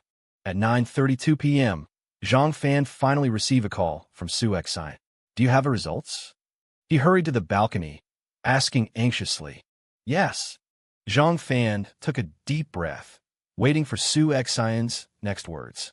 But to his surprise, she fell silent. "Sue Xin?" After waiting for a long time, Zhang Fan called out tentatively. "You need to be prepared." Sue Xin's tone was grave. "What illness does she have?" "What illness?" "It's hard to say. The test results aren't out yet." "But—" Sue Xin paused again. "What did she go to get tested for?" "HIV." Boom. An explosion went off in Zhang Fan's head. His soul seemingly ripped away. "HIV? AIDS? Zhang Fan, are you listening? Is the information reliable?" Zhang Fan's voice was like a ghost from the underworld. "To be honest, I don't have any friends at the CDC. I hired a private investigator. She wouldn't use her real name, the investigator warned me. And she didn't. The name on the test form was Lu Xiaoqing. How did the private investigator confirm it was her?" Zhang Fan clung to a sliver of hope. "Photos. Her face is easily recognizable. When will the results be available?" "She had a HIV nucleic acid test. 3 days." "Thank you." Zhang Fan took a deep breath and hung up. HIV, AIDS. He couldn't imagine that his wife would secretly go to Shanghai to get tested for HIV. HIV is transmitted through blood, mother to child, and sexually. If his wife was confirmed to be infected, then the child in her womb. At 1 a.m., Shen Qiao woke up and habitually reached for her husband beside her, but grasped only air. Startled, she sat up, instantly wide awake. The period when Zhang Fan had left home had left a deep psychological scar. She rushed out of the bedroom and found her husband curled up on the balcony, shrouded in darkness, exuding an aura of death. "Husband? What's wrong?" Shen Qiao hurried over, asking anxiously. Are there any other things you're hiding from me?" Zhang Fan stared at his wife's face, so close to his own, his voice raspy. The sound, like scraping metal, grated on Shen Qiao's heart. But upon hearing his words, her pupils involuntarily constricted. "No, there's nothing else." "Husband, don't be like this. What's wrong? Don't scare me, okay?" Shen Qiao stroked his face forcefully, from his forehead to his neck, from his chin to his ears. "It's nothing, just a little tired. Let's get some rest. I'll help you back." Zhang Fan numbly stood up, putting his arm around his wife, slowly walking towards the bedroom. "Husband." Shen Qiao nestled against him, but felt no warmth. "Rest well." Zhang Fan tucked the blanket around his wife and lay down quietly beside her. "Husband." Shen Qiao turned, but Zhang Fan kept his eyes closed, like a corpse. "Husband, what's wrong with you?" Tears welled up in Shen Qiao's eyes. Her husband's state truly terrified her. Curling up, Shen Qiao nestled into his arms like a kitten, the feeling of holding a corpse intensifying. She finally broke down, sobbing uncontrollably. She had many guesses, but didn't dare to confirm any of them. The night was exceptionally long. The fabric of Zhang Fan's shirt grew wet, then dried, then became damp again with Shen Qiao's tears. And Zhang Fan remained like a corpse, unmoving. Under the same night sky, in another corner of the city, in an extremely simple rented room, a man lay on a thin wooden bed, equally corpse-like. The man had a crew cut and a thin frame, staring blankly at the photos plastered on the wall. All the photos were of Shen Qiao, in uniform, in flowing dresses, even a few in a youthful school uniform, radiating with adolescence. But the man's gaze remained fixed on the wedding photo. His eyes finally showed a flicker of change. He gently touched the bandage on his wrist, his gaze slowly retracting, finally landing on a test report on the bedside table. It clearly stated, 2 Yinlan, HIV antibody, positive. The next day, Sue Xin arrived at the tea house early. As expected, Zhang Fan was already there. In a corner of the spacious hall, Zhang Fan huddled behind a laptop, his expression focused and serious. However, his haggard and exhausted face showed no trace of the morning's vitality, but instead exuded an air of weariness. "Where's Xiaowan?" Sue Xin composed herself, hiding the worry in her eyes. Huh? Why are you here so early? Shawan shouldn't be here yet, right? Doesn't it normally open at 9:30? Zhang Fan turned, glanced at Sue Xin, and then at the electronic clock on the wall. His voice was calm but raspy. Are you writing the promotion plan? Hearing Zhang Fan's hoarse voice, Sue Xin's eyes flickered. She walked around the table and looked at Zhang Fan's computer. Yeah, I roughly organized the direction yesterday. The tea house's positioning needs to be adjusted. We need to cultivate a group of regular customers. I plan to start with business receptions, contact some companies with more external liaison business, and give them a certain discount on receptions, a corporate rate. And for the relevant business managers of these companies, I plan to issue them separate premium membership cards. These premium membership cards can be discounted further based on the corporate rate for personal consumption. Zhang Fan stared intently at the computer, explaining carefully. There's already a corporate rate. Why offer another discount? Sue Xin's gaze wasn't actually on the computer, but on Zhang Fan's profile. Perhaps it was the lighting, but she noticed that Zhang Fan's cheeks were much thinner, and she could see the hollows even from this angle. The corporate rate is for business. The premium membership card is for personal use. I also plan to implement a point system. After accumulating a certain number of points, they can directly exchange them for tea house vouchers. And the points earned from business receptions can be linked to the corresponding membership cards. Isn't this a disguised kickback? It's not illegal procedurally. Also, we must give members small gifts during festivals and holidays. This can be called customer appreciation. Many companies do this. Zhang Fan switched computer files and opened another document. The screen flickered, and although it was only for a moment, it still made Zhang Fan squeeze his eyes shut for a full 2 seconds before recovering. It was then that Sue Xin noticed that Zhang Fan's eyes were bloodshot. Her heart tightened, as if pricked by something. This isn't urgent, is it? The Mid-Autumn Festival is coming soon. We must finalize the plan quickly, and the first batch of premium memberships must be implemented quickly. Otherwise, we won't even have anyone to appreciate. It's just. Zhang Fan hesitated and pulled out a cigarette. Sue Xin noticed that a paper cup on the table was already full of cigarette butts. Just what? I looked at the tea house's accounts yesterday afternoon. Maintaining basic operations is no problem, but suddenly launching this activity. How much do you need? I'll transfer it now. Sue Xin took out her phone without hesitation. No, from the moment the equity agreement was signed, the tea house can no longer take your money. Otherwise, however much you transfer in, I have to transfer in proportionally. Zhang Fan turned and looked at Sue Xin very seriously. His look was less serious and more obsessive. Consider it a loan to the tea house. This look made Sue Xin's pupils tremble again. This? All right. The tea house will borrow from you at the current average bank interest rate, 100,000, for a period of 3 months. Zhang Fan sighed. Sue Xin opened her mouth, looked at the smoke curling from Zhang Fan's fingertips, and swallowed the words that were about to come out. Is 100,000 enough? Since it's a loan, there's no difference between 100,000 and 200,000. There's interest to pay, Boss Sue. Zhang Fan exhaled a puff of smoke and started to organize the computer and water cup on the table. It was 9:15 a.m., and the tea house would open at 10:00. Xiao Wan and the others would be arriving soon. Zhang Fan.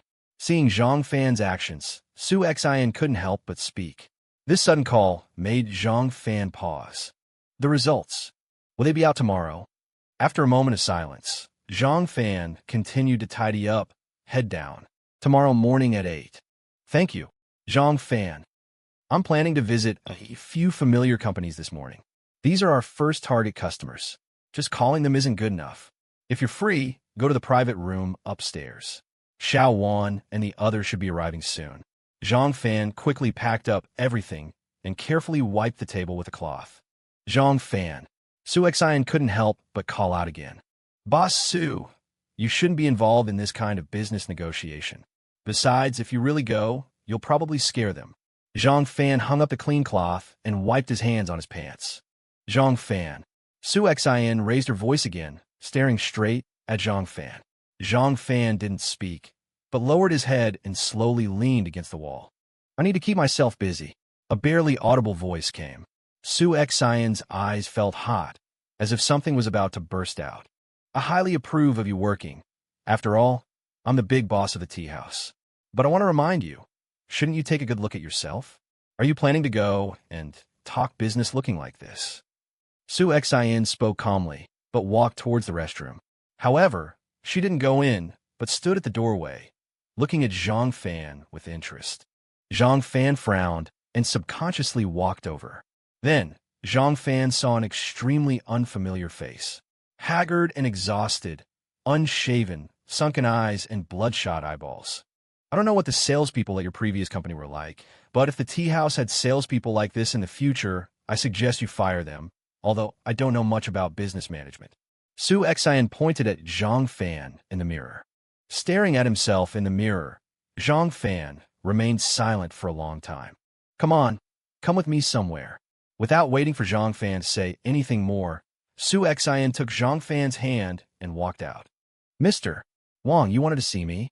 Shen Qiao pushed open Wang Ziyuan's office door and greeted him politely. Are you feeling unwell? Wang Ziyuan couldn't help but frown when he saw Shen Qiao. Although Shen Qiao still wore exquisite makeup, the deep fatigue in her eyes couldn't be concealed by even the best concealer. I didn't sleep well. I apologize. Shen Qiao bowed slightly. It's like this. The company has taken on a new project in Beijing. So next week you need to go to Beijing with me, along with Yi Jiang, Zhou Xiaoqian, and Su Mingting from the business department. I'm letting you know in advance so you can prepare. A flicker of hesitation crossed Wang Ziyuan's eyes, but he still stated his purpose. Go to Beijing. Yes, this might take a few days. It's a big project. I'll send the project proposal to the group chat later. You middle managers should all familiarize yourselves with it in advance. Mr. Wang, Shen Qiao hesitated. Is there a problem? Well, actually, I'm pregnant. Going to Beijing might not be convenient. Shen Qiao lowered her head, quickly organizing her words. What? You're pregnant? Wang Ziyuan raised his eyebrows in surprise. Yes, actually, I was planning to tell you today. I want to resign. You want to resign? Wang Ziyuan was surprised again. Actually, I had this idea before, but at that time, Manager Liang had just resigned. And is it because of the baby? But if you resign now, and hasn't Xiaozhong just? Has Xiaozhong found a job? He and a friend have opened a tea house together. I mainly want to rest well. It's my first pregnancy. I'm quite nervous. Shen Qiao looked at Wang Ziyuan and explained calmly. You do need to rest well during pregnancy. I'll arrange for someone else to go to Beijing. Don't rush to resign. The company has employee benefits. You're a veteran employee. How can we let you resign just because you're pregnant? All right, go and rest well. If you need any help, don't hesitate to ask. Wang Ziyuan thought for a moment and sent Shen Qiao out of the office with a smile. Sinking heavily into his office chair, Wang Ziyuan's expression was complex. After a while, there was another knock on the office door. How is it?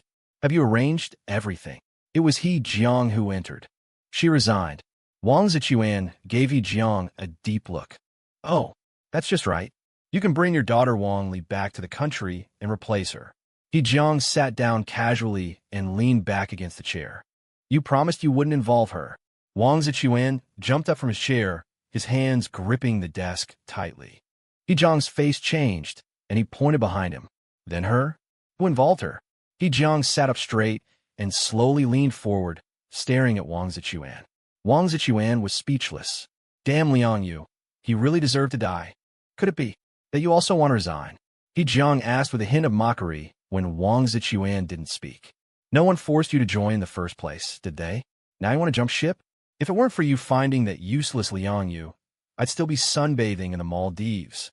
But she's pregnant, Wang Ziyuan explained with difficulty. Pregnant? Yi Jiang's eyes lit up with a strange gleam. You don't have much time left. Tapping lightly on the desk, Yi Jiang rose slowly with a strange smile and walked towards the door. But as he opened the office door, a courteous and refined smile returned to his face. Zhang Fan never expected Sue Xin would take him to a high-end wellness center. He felt a little lost looking at the magnificent hall. It's not even 10 a.m. yet. He hesitated, glancing at the empty space. Don't worry, it's open 24 hours, Sue Xin said, pulling him towards the elevator without looking back. A staff member in a suit and white gloves stood by the elevator, smiling as they pressed the button for them. Zhang Fan watched him curiously, but the staff member simply stood straight, eyes forward, after pressing the button. The elevator opened, and as they were about to enter, a wheelchair emerged. Zhang Fan raised an eyebrow, curious. This guy was impressive, getting pampered, even in a wheelchair. A man sat in the chair, perhaps in his 60s, with graying hair but a calm demeanor and rosy complexion, looking perfectly capable of walking. Politely stepping back, Zhang Fan studied the woman pushing the wheelchair. She had short hair and tan skin that radiated a healthy vitality and unique charm. Her features were delicate, but her figure was excellent, the kind that came from regular exercise. Lost in his thoughts, Zhang Fan suddenly noticed the old man's eyes light up as he saw him, staring intently. The woman pushing the wheelchair also paused, her steps halting. Zhang Fan was taken aback, uncomfortable under the old man's gaze. He instinctively pulled Sue Xin back a couple of steps. But the old man continued to stare, occasionally glancing at Sue Xin behind him. Frowning, Zhang Fan was about to ask something when the old man suddenly looked away. The woman, as if on cue, resumed pushing the wheelchair outwards. Sue Xin, equally perplexed, watched them curiously. "Please, honored guests," a nearby attendant said smoothly, holding the elevator door open. Without another thought, they stepped inside. "Should we intervene?" the woman asked calmly as she helped the old man into a black Lincoln. "Wait until the child is born." The old man's voice was hoarse and low. The Lincoln slowly pulled away, merging into the traffic. Emerging from the warm pool, the tension in Zhang Fan's muscles finally eased. Wrapped in a bathrobe, he followed the staff member with a touch of apprehension to an elegant door. This was his first time in a place like this, especially one so upscale. While soaking in a hot spring pool, larger than his entire apartment, his mind had been filled with all sorts of rumors about these kinds of places. Was this the relaxation Sue Xin had arranged for him? He hesitated at the door, but it opened before he could decide, revealing two pretty young women with bright smiles. They were in their early 20s, dressed in matching Hanfu tunics, their exposed calves fair and shapely. Zhang Fan froze, about to turn away when he heard a chuckle from inside. "What are you standing there for? Come in." Sue Xin? She was inside? Doubtful. Zhang Fan peered in. "Relax. This place is perfectly legitimate," Sue Xin said with a playful look, her legs crossed. The room was tastefully decorated with a landscape painting of a peach orchard on the wall. A large bed with a creamy white sheet sat in the middle, flanked by two wooden tables. One held an array of bottles and jars, while the other, by the window, displayed a delicate purple clay teapot and teacups, a wisp of sandalwood incense rising from a corner. Sue Xin sat on a wooden couch by the table, still in her previous attire of a white collared shirt and beige capri pants, though her high heels had been replaced with the center's cotton slippers, her crystal-strapped heels discarded in a corner. Judging by her makeup and hair, she hadn't been in the hot springs. "You've been here the whole time? Although this place is legitimate, I was worried someone might have illegitimate ideas. So I figure it was best to keep an eye on things, just in case I had to bail someone out of the police station later." Sue Xin raised an eyebrow, filling an empty cup with tea and sliding it towards him. "You really didn't have to do this," Zhang Fan murmured, looking at Sue Xin. "This is my normal routine. I spend about 2 days a week here. Tea first, or should they start with the back massage?" "This is actually my first time," Zhang Fan said with a complex smile, taking the teacup and sipping it. The two women understood. One began preparing the bottles and jars, while the other gently helped Zhang Fan remove his shirt.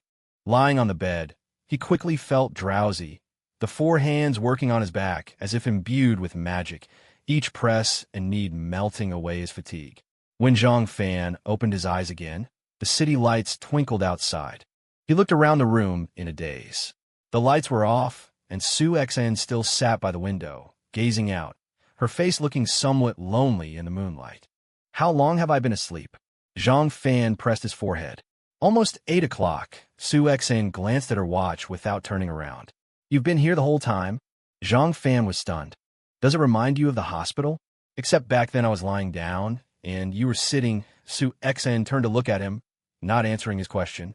You really didn't? You didn't need to be at the hospital either, did you? Sue Xin interrupted. Thank you. Have you eaten? Zhang Fan understood what she meant and changed the subject. It's complimentary. Sue Xin gestured towards a food box in front of her, picking up a remote and pressing a few buttons, illuminating the room. Is there anything you'd like to eat? I can have them send it up. No, this is fine. Zhang Fan rubbed his face, squatting by the table, picking at the leftovers in the box. Feeling better? Sue Xin watched him quietly. Thank you. Zhang Fan paused. I put your phone on silent. She called you twice. Sue Xin pointed to a wooden box by the foot of the bed containing Zhang Fan's belongings, presumably sent up by Sue Xin. Zhang Fan simply glanced at the box without speaking. Can I stay here overnight? He asked, chewing his food. Sue Xin didn't answer, but looked at him questioningly. I want to stay here tonight. Of course, it's open 24 hours. If you need anything, just call the front desk. Food, drinks, everything is available. The menu is in that drawer. Sue Xin stood up, stretching her stiff neck. I'll pick you up at 8 tomorrow morning, she said, bending to retrieve her high heels. Thank you. Sure you don't need me to stay? Pausing at the door, Sue Xin turned back. No, you've been sitting all day. Get some rest. Zhang Fan looked up gratefully. Sue Xin gave a non-committal nod, clicking her heels towards the door. But just as she was about to open it, she stopped. When I said everything, I meant food and drinks. Don't get any other ideas. Zhang Fan rolled his eyes with a wry smile. I'm serious. Sue Xin's tone was flat but firm.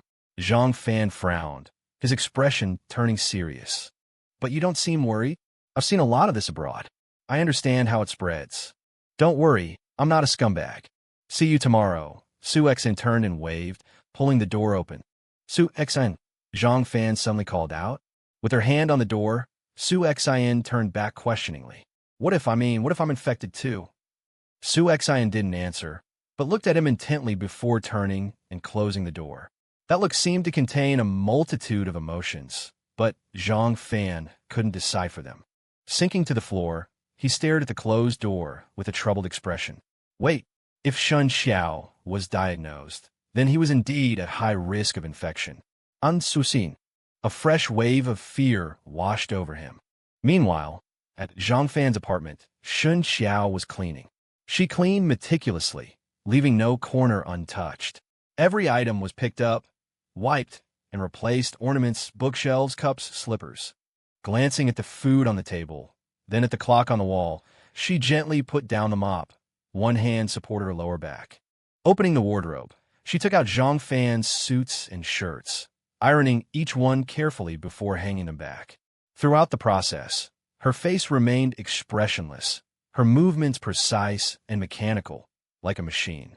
Then she inspected the apartment, her gaze sweeping over every inch, as if trying to imprint everything in her eyes, her mind, her very soul. Finished, her eyes rested on the dining table. 3 dishes and a soup: garlic stir-fried greens, scrambled eggs with tomatoes, twice-cooked pork and seaweed, and pork rib soup. One hand resting on her belly, she sat down and began to eat the cold food, large bite after large bite. Ding dong. The notification chime broke the silence. Shen Qiao turned sharply, but then, as if remembering something, the anticipation in her eyes faded, and she picked up her phone listlessly. Opening WeChat, as expected, it wasn't the message she was waiting for. The red notification that displayed a picture of a blue sky. I'm sorry. 3 pale characters appeared. It's not your fault. I owe you this, she typed calmly. She was about to delete the message out of habit, but her hand froze. She stared at the phone, lost in thought. The next morning, Sue Xin met Zhang Fan in the lobby of the health club at 7 o'clock. You didn't sit here all night, did you?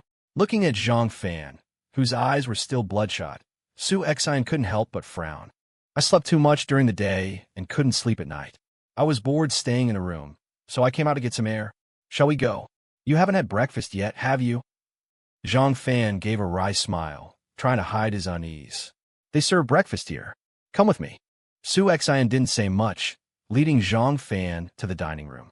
Breakfast was richer than Zhang Fan had imagined, with Chinese, Western, Cantonese, and all kinds of options available. But Zhang Fan only asked for a cup of coffee and, at Sue Xin's insistence, ate half a bun. The hands on the wall clock moved unknowingly as Zhang Fan seemed lost in thought, or perhaps staring at Sue Xion's handbag. Okay, I actually already know the results. Seeing Zhang Fan's distraught state, Sue Xion sighed and said quietly. Zhang Fan was startled, all his muscles contracting. The CDC opens at 8, but the person I entrusted got the news at 5 in the morning. Sue Xion put down the half-eaten egg tart and dabbed her mouth with a tissue. Zhang Fan remained silent, staring intently at Sue Xion. Negative. Without beating around the bush or any preamble, Sue Xion calmly stated the result. In an instant, Zhang Fan seemed to be drained of all his strength.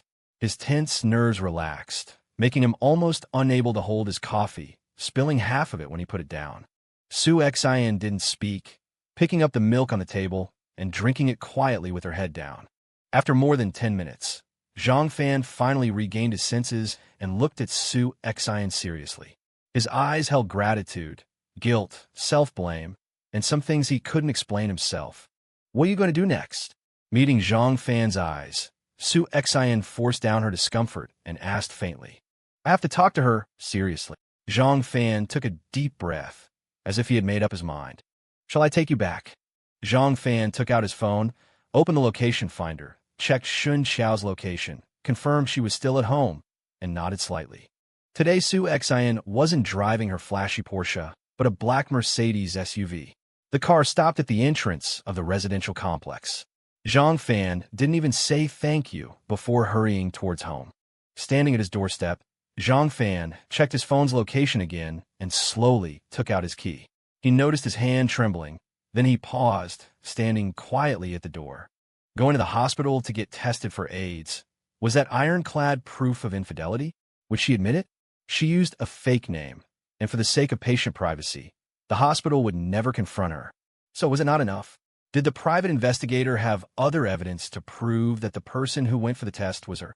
Hospital surveillance footage? Suddenly, Zhang Fan slapped himself hard. What were you still expecting? A wave of remorse welled up. Zhang Fan inserted the key, turned the doorknob, and angrily pushed the door open. However, nothing. Shen Qiao wasn't home. Zhang Fan searched inside and out twice, but didn't see a trace of her. Yes, not a single trace. Or rather, no trace of Shen Qiao at all. The slippers at the door, the toothbrush in the bathroom, the bottles and jars on the dressing table, the wardrobe. An inexplicable fear rose from his heart, and Zhang Fan frantically searched the house. Gone. Shen Qiao was gone? It was as if she had never been here. The fear spread. Zhang Fan tremblingly took out his phone, but the location displayed on it was clearly his home. Suddenly, Zhang Fan's eyes fixed on a small, inconspicuous line of text. Current device offline. Offline time. 2:21. Turn off? Zhang Fan helplessly scanned the clean, unfamiliar house. The floor was spotless. The items were neatly arranged. Every piece of his clothing in the wardrobe was ironed. Zhang Fan abruptly looked up and called Wu Rui. Is my wife at the company? Huh, don't you know? Wu Rui's voice was surprised. Know what? It seems like she resigned. The company was in chaos early this morning. Wu Rui's voice was cheerful. What happened to her at the company? Zhang Fan's heart skipped a beat. Oh no, I'm misstated. When the finance department arrived this morning, they found that she had taken all her personal belongings. Her work materials were all neatly organized, and she left a resignation letter on her desk. Now her phone is also unreachable, and the boss is furious. By the way, did something happen at home? Hello. Hello. Wu Rui cheerfully described the situation, then tentatively gossiped. Zhang Fan hung up the phone, staring blankly at a small note on the table. Only 3 words. I'm sorry. Zhang Fan felt a tightness in his chest. He took out a cigarette and tried to light it several times without success. The lighter was sparking, but his mouth, holding the cigarette, kept trembling. He threw the cigarette away and rushed out of the house. In the elevator, he dialed Sue Xion's number. Is that private investigator from Shanghai still at the CDC? Zhang Fan asked anxiously. He shouldn't be there anymore, right? The results are already out. Sue Xion hesitated in her reply. Tell him to go back immediately and wait at the CDC. Please, contact him immediately. Tell him to go back immediately and wait at the CDC. My wife will definitely go to get the report. She doesn't know the results yet. She will definitely go. Have him stop my wife. Have him wait for me. What happened? Isn't she at home? Zhang Fan's anxious voice made her uncomfortable, but those repeated "my wife" made her feel incredibly complex. She's gone. Gone. She's moved everything out of the house, and she's resigned from the company. Zhang Fan was panting, sounding like he was running. You want to go to Shanghai now to stop her? Yes. I'm where you just got off. Come here, I'll take you there. Sue Xian's voice calmed down. Zhang Fan's running figure paused. He stopped on the main road inside the complex, looking somewhat bewildered at the entrance. You can't drive in your current state. Hearing no movement from the other end, Sue Xian explained. Thank you. Zhang Fan took another breath and sped up towards her. Opening the passenger door of the Mercedes, Sue Xian was still on the phone. Yes, if you see her, be sure to keep track of her whereabouts. You mustn't lose her. I should be there in 2 hours. Yes, thank you for your trouble. Hanging up the phone, Sue Xian didn't speak, just looked deeply at Zhang Fan, quickly started the car, and drove toward Shanghai. She just left like that. In Wang Zichuan's office, He Jiang frowned, standing at the window, watching the ant-like people bustling below with amusement. Do you think she noticed something? Wang Zichuan paced back and forth in the office, feeling uneasy. She's a smart woman. He Jiang didn't answer, mentally replaying all the details of his interactions with Shen Qiao. He shouldn't have acted strangely. Then, what we do next? If she's gone, she's gone. She'll show up eventually. Where could she hide? I hope she really is smart enough to keep things she shouldn't know to herself. Otherwise, AI, what a pity. I actually had some interest in her. He Jiang slowly shook his head and stretched. Then what about the company? Isn't that Wu Ruwei quite something? I heard she hinted at you. Just do it. At least she's got a nice ass. You haven't had any action since you came back. Wu Ruwei? Transfer her to the finance department. He Jiang didn't speak, just gave Wang Zichuan a meaningful look and walked towards the door with a lack of interest. In the parking lot of the Shanghai CDC, Zhang Fan met the so-called private investigator, a short, thin man. I've been keeping an eye on this place, and my contacts inside have confirmed that no one has come to collect the report. The private investigator walked to the car and gave a brief report. Thank you for your hard work. We'll need your help again later. Please let me know immediately if anything happens. Sue Xian glanced at Zhang Fan and waved at the man. The private investigator looked at Zhang Fan through the car window, then turned and left without a word. What's next? Just wait here? Actually, it's fine to have them watching. No need, thank you. Please contact me if they have any news. Zhang Fan said, about to open the door, but Sue Xian grabbed his arm. Zhang Fan turned his head, and their eyes met. After a long while, Sue Xian slowly spoke. If she intends to avoid you, she won't show up if she sees you here. As she spoke, Sue Xian felt something called struggle. Hearing this, Zhang Fan slowly lowered his hand from the door handle. I'm sorry, Zhang Fan didn't know why he was apologizing. Looking into Sue Xian's eyes just now, he had a moment of trance and also evasion. Isn't this what you've always wanted? Sue Xian sat up straight, calmly looking ahead. The underground parking lot was dimly lit, the green floor reflecting the faint light. Not enough. Sue Xian raised her hand, pointing to the safety exit ahead. Through that exit was the testing hall of the CDC. Zhang Fan fell silent. This silence lasted until 7 o'clock in the evening, when they spoke again. Let's go get something to eat, Zhang Fan said softly, as if suddenly remembering something. His voice was unusually hoarse, perhaps because his vocal cords hadn't made a sound for a long time. Sue Xian didn't reply, but took out her phone. Notify me immediately if there's any news. Also, check her travel records through other channels, planes, high-speed trains, long-distance buses, hotel stays. Be as detailed as possible. Yes, deduct the expenses from the advance payment. Let me know if it goes over budget. Sue Xian hung up the phone, started the car, and drove off, without even looking at Zhang Fan throughout the entire process. They said they were going to eat, but although Sue Xian ordered a large table of food, neither of them picked up their chopsticks. Each was lost in their own thoughts. At 10 o'clock in the evening, Sue Xian dropped Zhang Fan off at his complex and drove away. She still hadn't said a word to him. Opening the door, Zhang Fan stood at the threshold for a long, long time. This wasn't the first time he'd been afraid to go home, but it was the first time he felt so lost. Sitting on the sofa in the living room, Zhang Fan realized he'd been wrong. That morning, he'd searched the entire house, unable to find a single trace of Shen Qiao. But now he saw her everywhere. He saw the mop, and he pictured Shen Qiao wearing slippers. He saw the kitchen utensils, and he imagined Shen Qiao in an apron. His gaze drifted to the bathroom, and he saw Shen Qiao brushing her teeth. He stared at the television, and he remembered Shen Qiao cuddling with a bag of chips. Is this what I really wanted? Numbly, Zhang Fan walked to the bedroom and collapsed heavily onto the bed, his eyes staring blankly at the ceiling. It was then that his peripheral vision noticed that the wedding photo on the wall was gone too. The wooden frame had left a pale, square mark on the wall, perfectly even. He turned to his side, tightly hugging Shen Qiao's pillow, and wept silently. He didn't know if he was crying from the despair of knowing the truth, the confusion of losing Shen Qiao, or the helplessness of having his faith in love shattered.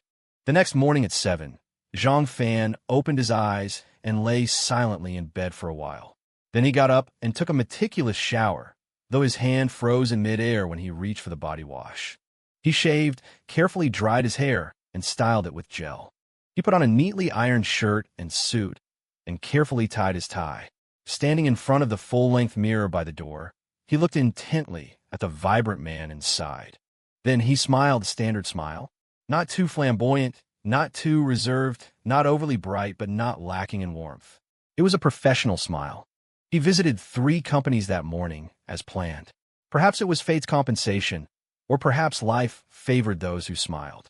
The meetings went very smoothly, and he signed cooperation agreements with all 3 companies.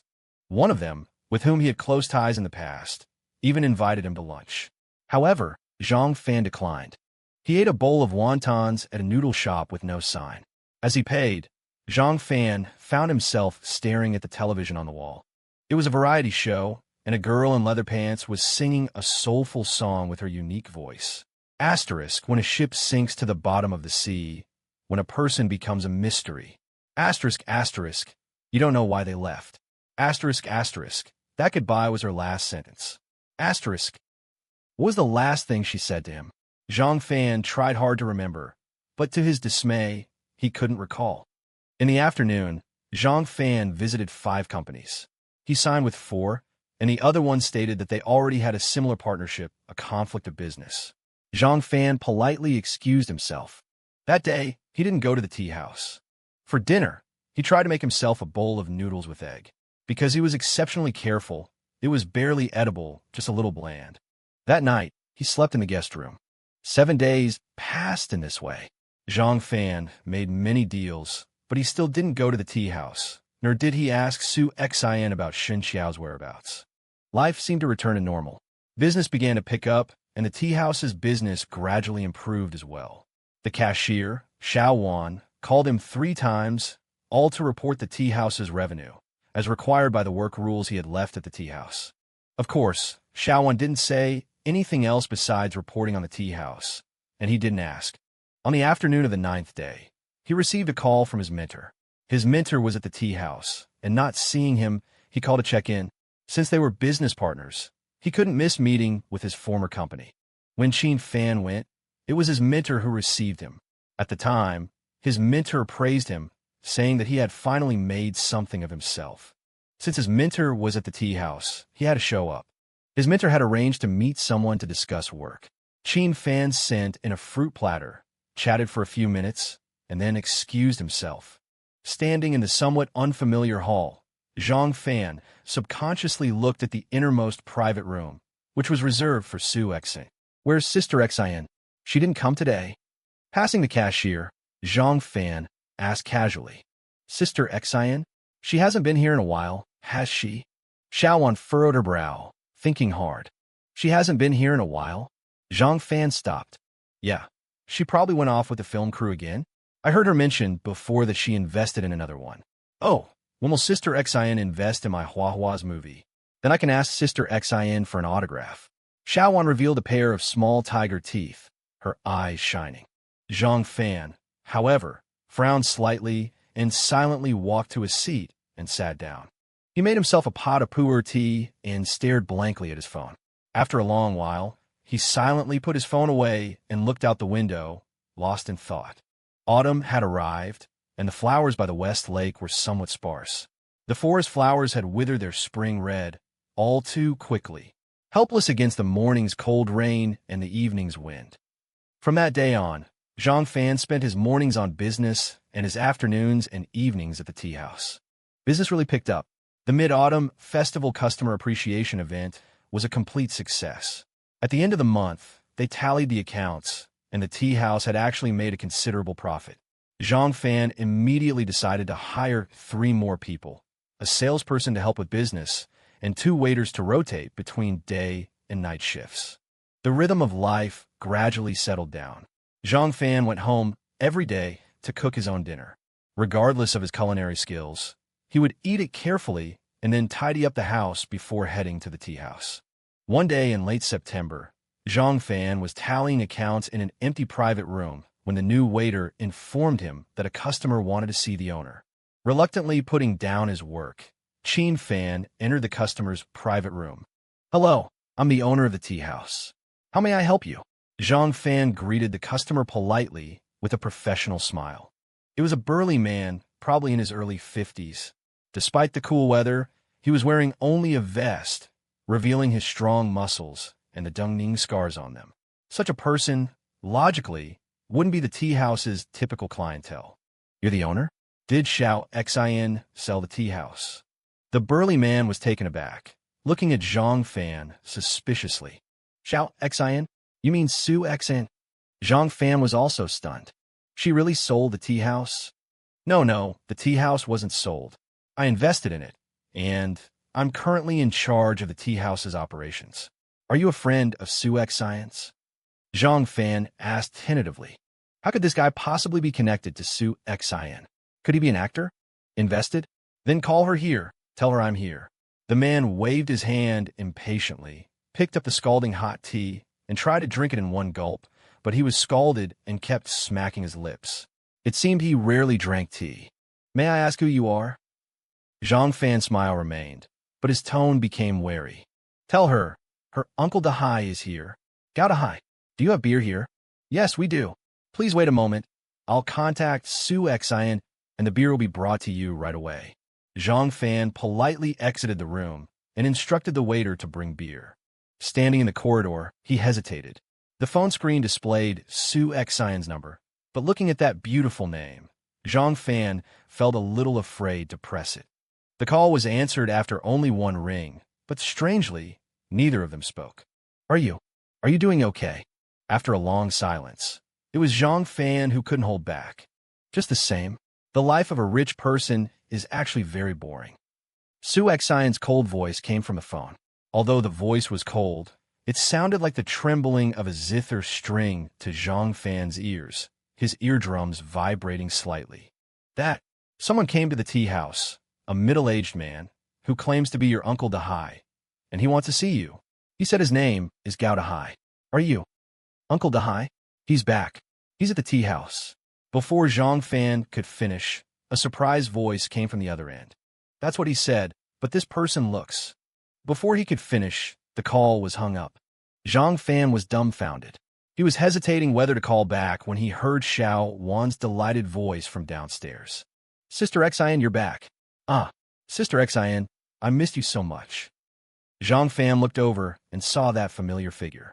She was dressed in casual home attire, a pink knitted batwing sweater draped loosely over her shoulders, straight-leg flared pants, and a pair of white canvas shoes. Her hair was still loose, but it seemed to have been dyed back to black, and the big waves had become small waves, the ends slightly curled, gently shaking with her steps. Light makeup, unadorned, yet unable to conceal her charm. Ordinary clothes, not revealing extravagance, yet exuding a quiet elegance. At the corner of the stairs, one above, one below, Zhang Fan grinned, a little at a loss, and Sue Xin, upon seeing Zhang Fan, also revealed a trace of complexity. Xiao Wan, who was following behind, stuck out her tongue and shrank back. "Are you standing there with your arms open to stop me from going up? Or are you going to rush up and hug me?"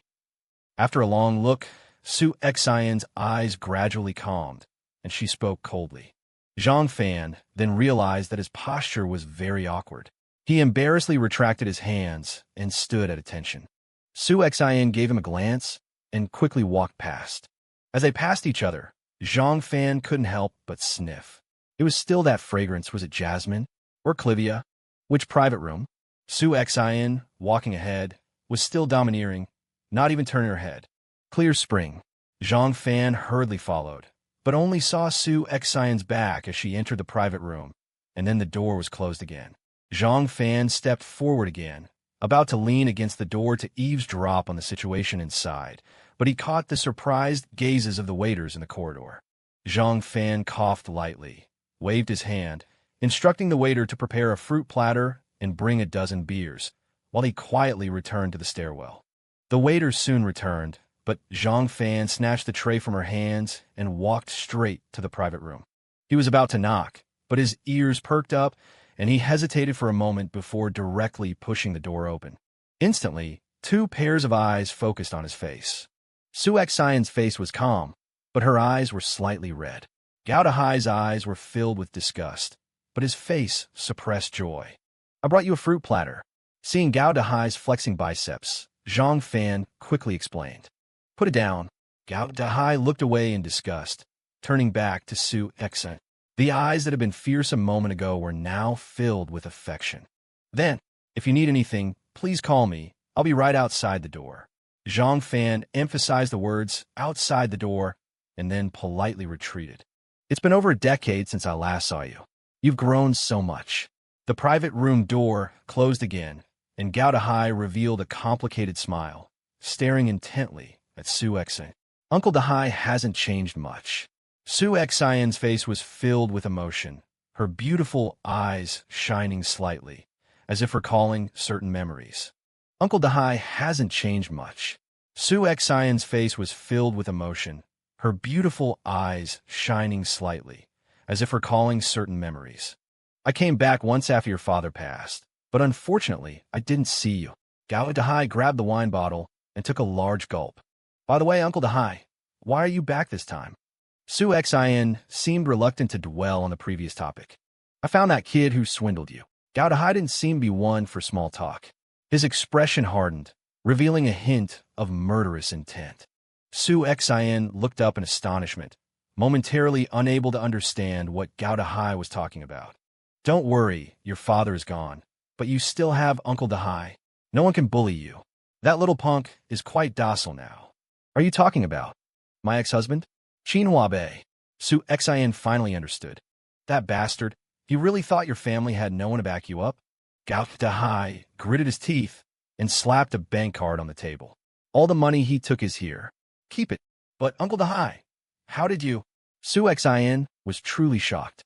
When they divorced, that scoundrel had taken a considerable sum. Was it all here? Why was it all here?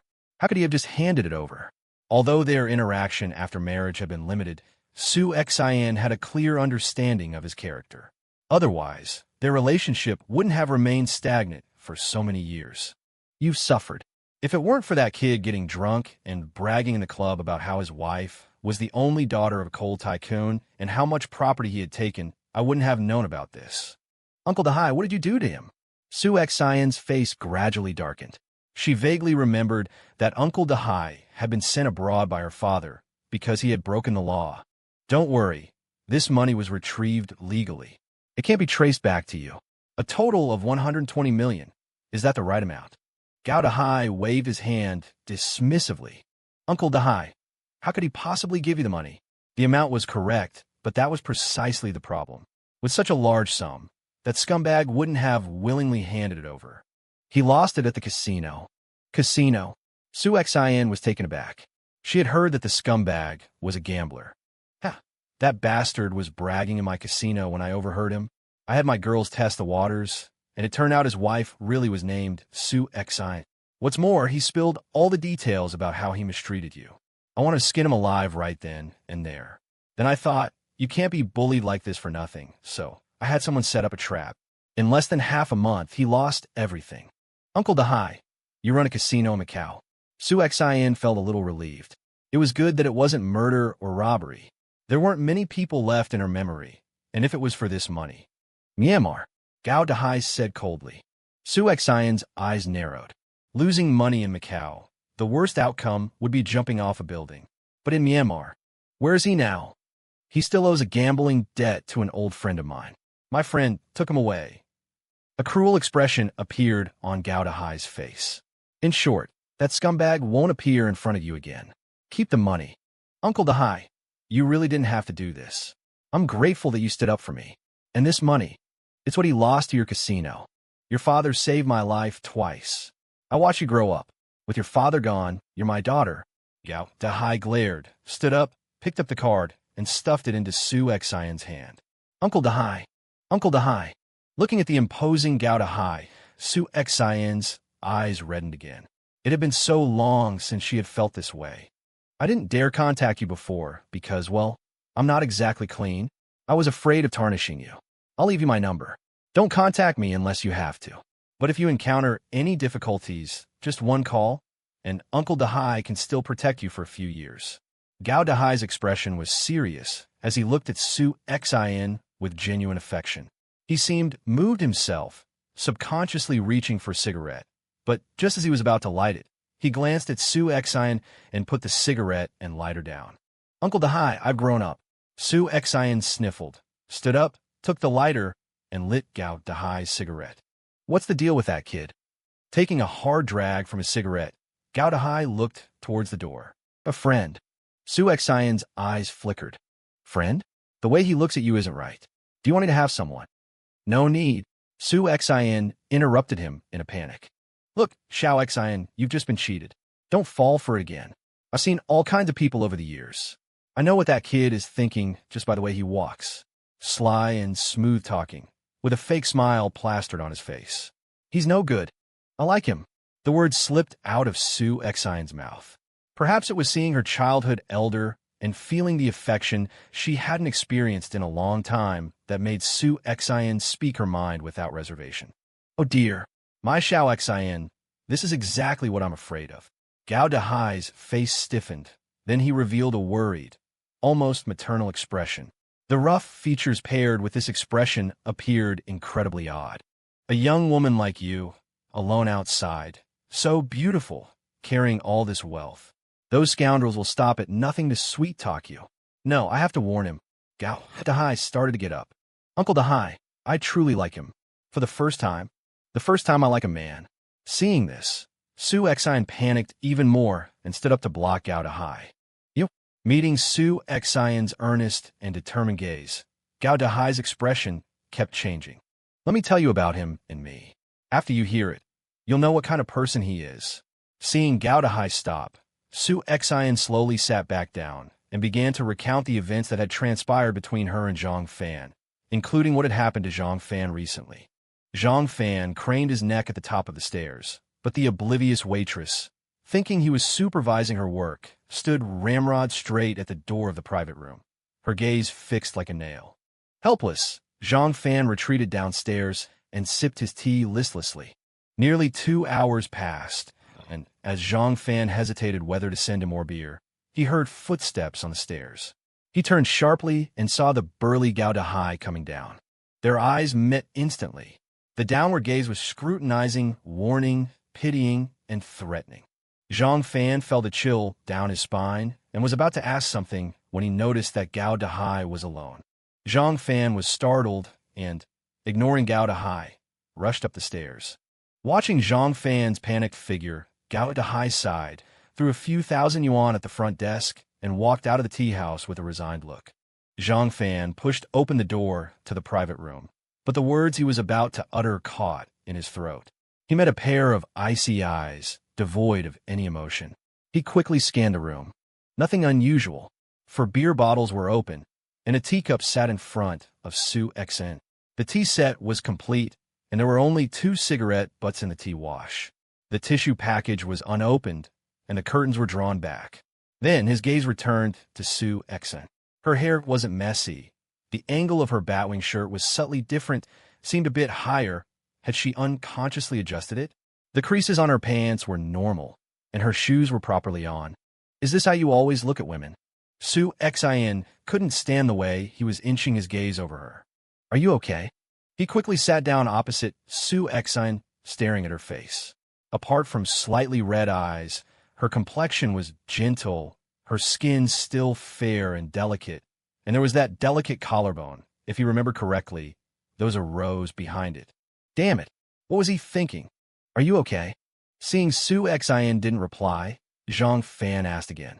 What could possibly be wrong with me? Sue Xin turned her head, her gaze falling out the window.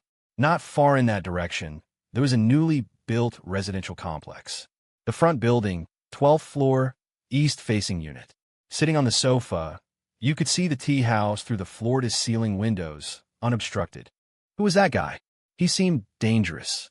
Zhang Fan recalled the way the man had looked at him. He's my uncle. Your uncle? Related by blood. He and my dad were like brothers.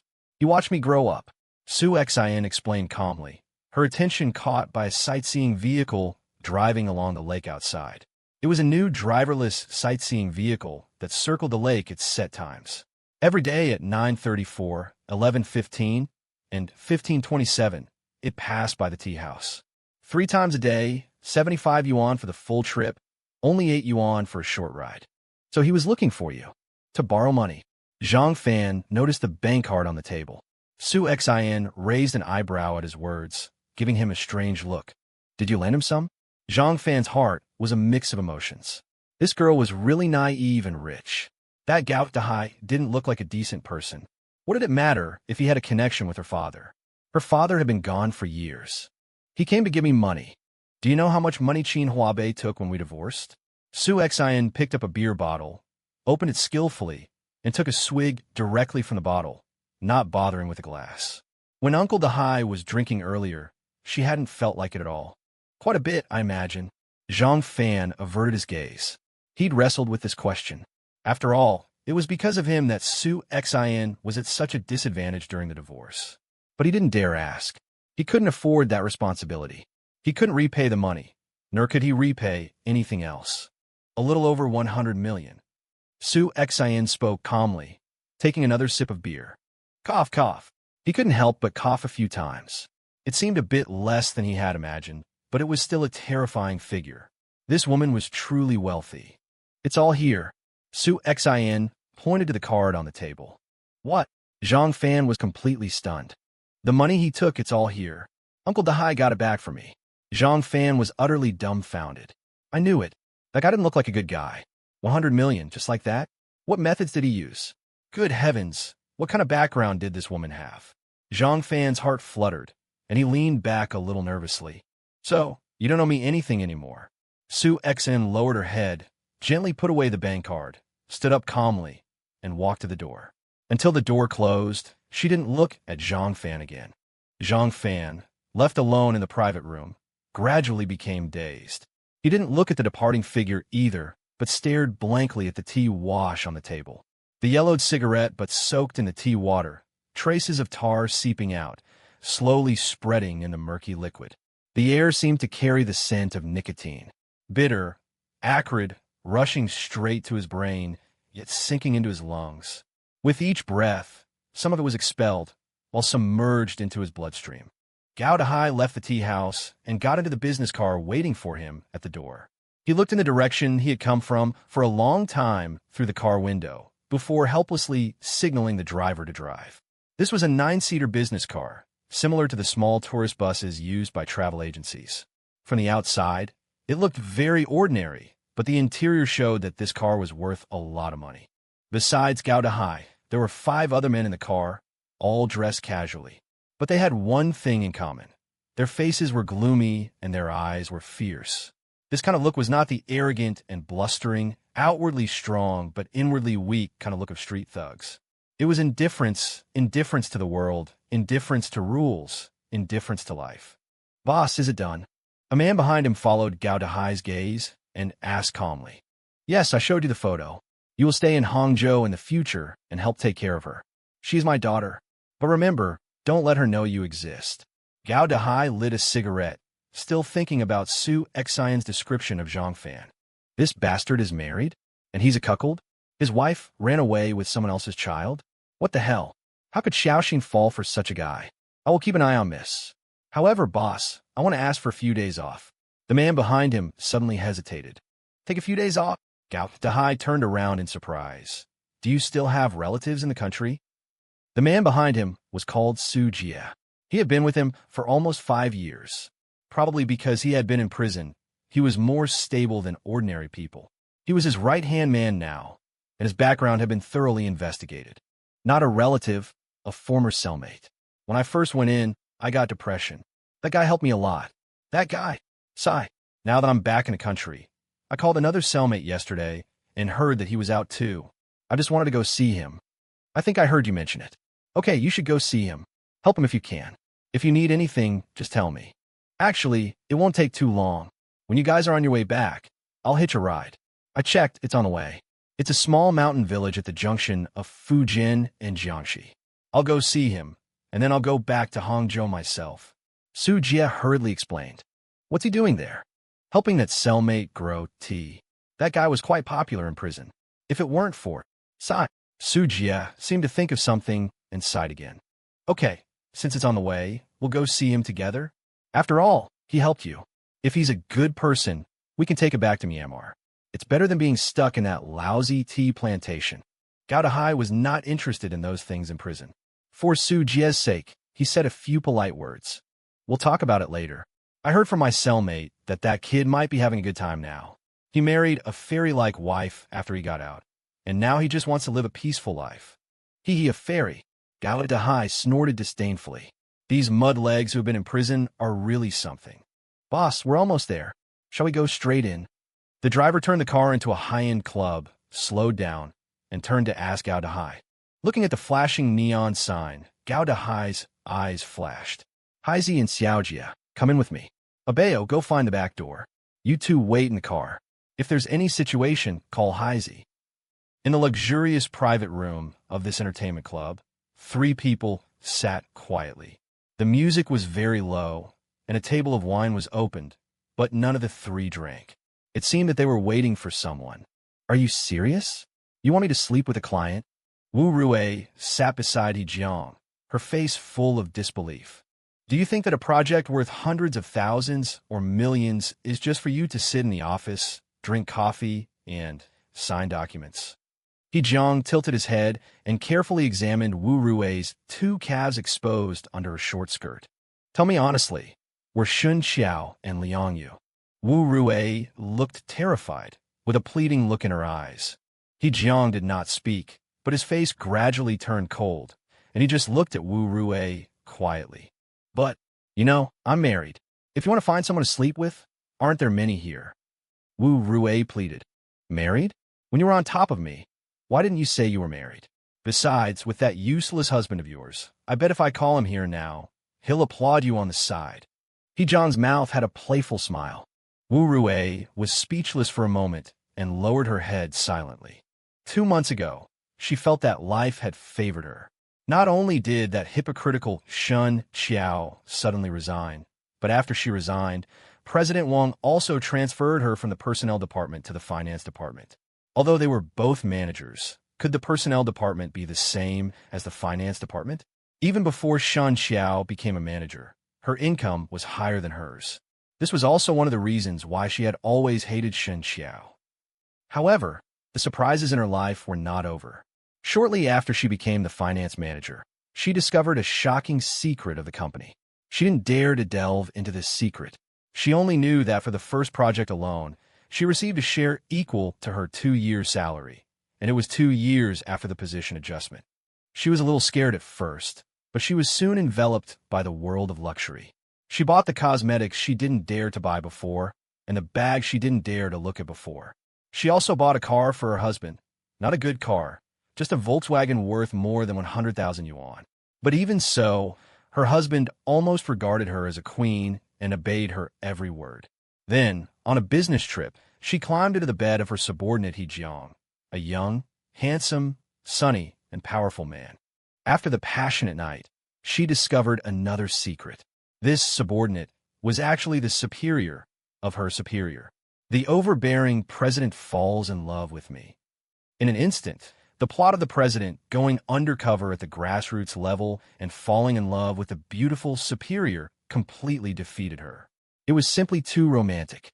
Why did happiness come so suddenly? She quickly sank into the intoxication of career and love. She looked forward to the joy of money and flesh every day. Until that day, her husband was working the night shift at the factory, and she brought her beloved man home. However, an accident finally happened. Her husband came back early. When the door was opened and she looked at her husband, she felt that the sky was about to collapse. But the accident was not over. Her husband was very angry, which could be seen from his trembling body. But He Jiang was unusually calm. He stood naked in front of her husband and pointed to the smart home appliances in the room and asked, "Where did these come from?"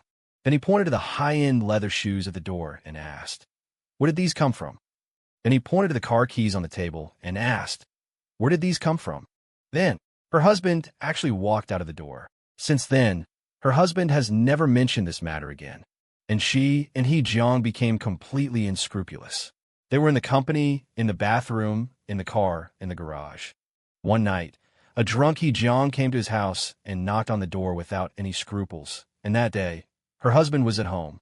She felt like she was going crazy, completely crazy. But what she didn't expect was that He Jiang was even crazier than her. Today, he actually asked her to accompany a client. Was Shen Qiao like this before? Was it because of this that Shen Qiao resigned? Wu Rui was conflicted, but this time, life didn't give her much time to think because the door of the private room was pushed open. She saw the client, a strong man with fierce eyes. For some reason, Wu Rui trembled all over when she saw those eyes. "Oh, Mr. Gao, welcome, welcome." He Jiang's expression changed, and he immediately greeted him warmly. Gao Dahai nodded expressionlessly as a greeting, while Su Jie and Haizi behind him carefully scanned the private room. "Let me introduce you. This is Mr. Gao. This is our president Wang Zichuan. This is our finance manager, Wu Rui." He Jiang introduced Gao Dahai with enthusiasm. Gao Dahai sat down on the sofa. His eyes only stayed on Wang Zichuan's face for a second, then turned to Wu Rui, and then his eyes swept from head to toe, finally stopping on her hip-hugging skirt. Wu Rui was restless and weakly said, "Hello, Mr. Gao." Gao Dahai's eyes, which looked like he was examining goods, made her very uncomfortable. Wang Zichuan smiled and did not speak. He was also drumming in his heart. In the past, he didn't need to show up on such occasions. His company, or his role, was just an intermediary, and he hardly participated in such business negotiations. "Mr. Gao has come from afar. Let's have a drink first to welcome Mr. Gao." He Jiang glanced at Haizi and Su Jie, who were standing behind Gao Dahai, and did not sit down. He smiled and poured wine for several people, picked up a glass, and greeted loudly. Gao Dahai was still sitting firmly, just tilting his head, looking at He Jiang expressionlessly, without speaking, and without reaching for the wine glass. The two people behind him were like sculptures, motionless. He Jiang was a little embarrassed, licked his lips, and put down the raised wine glass. "Your efficiency is quite good. I found 3 companies this time, and you're the fastest to complete."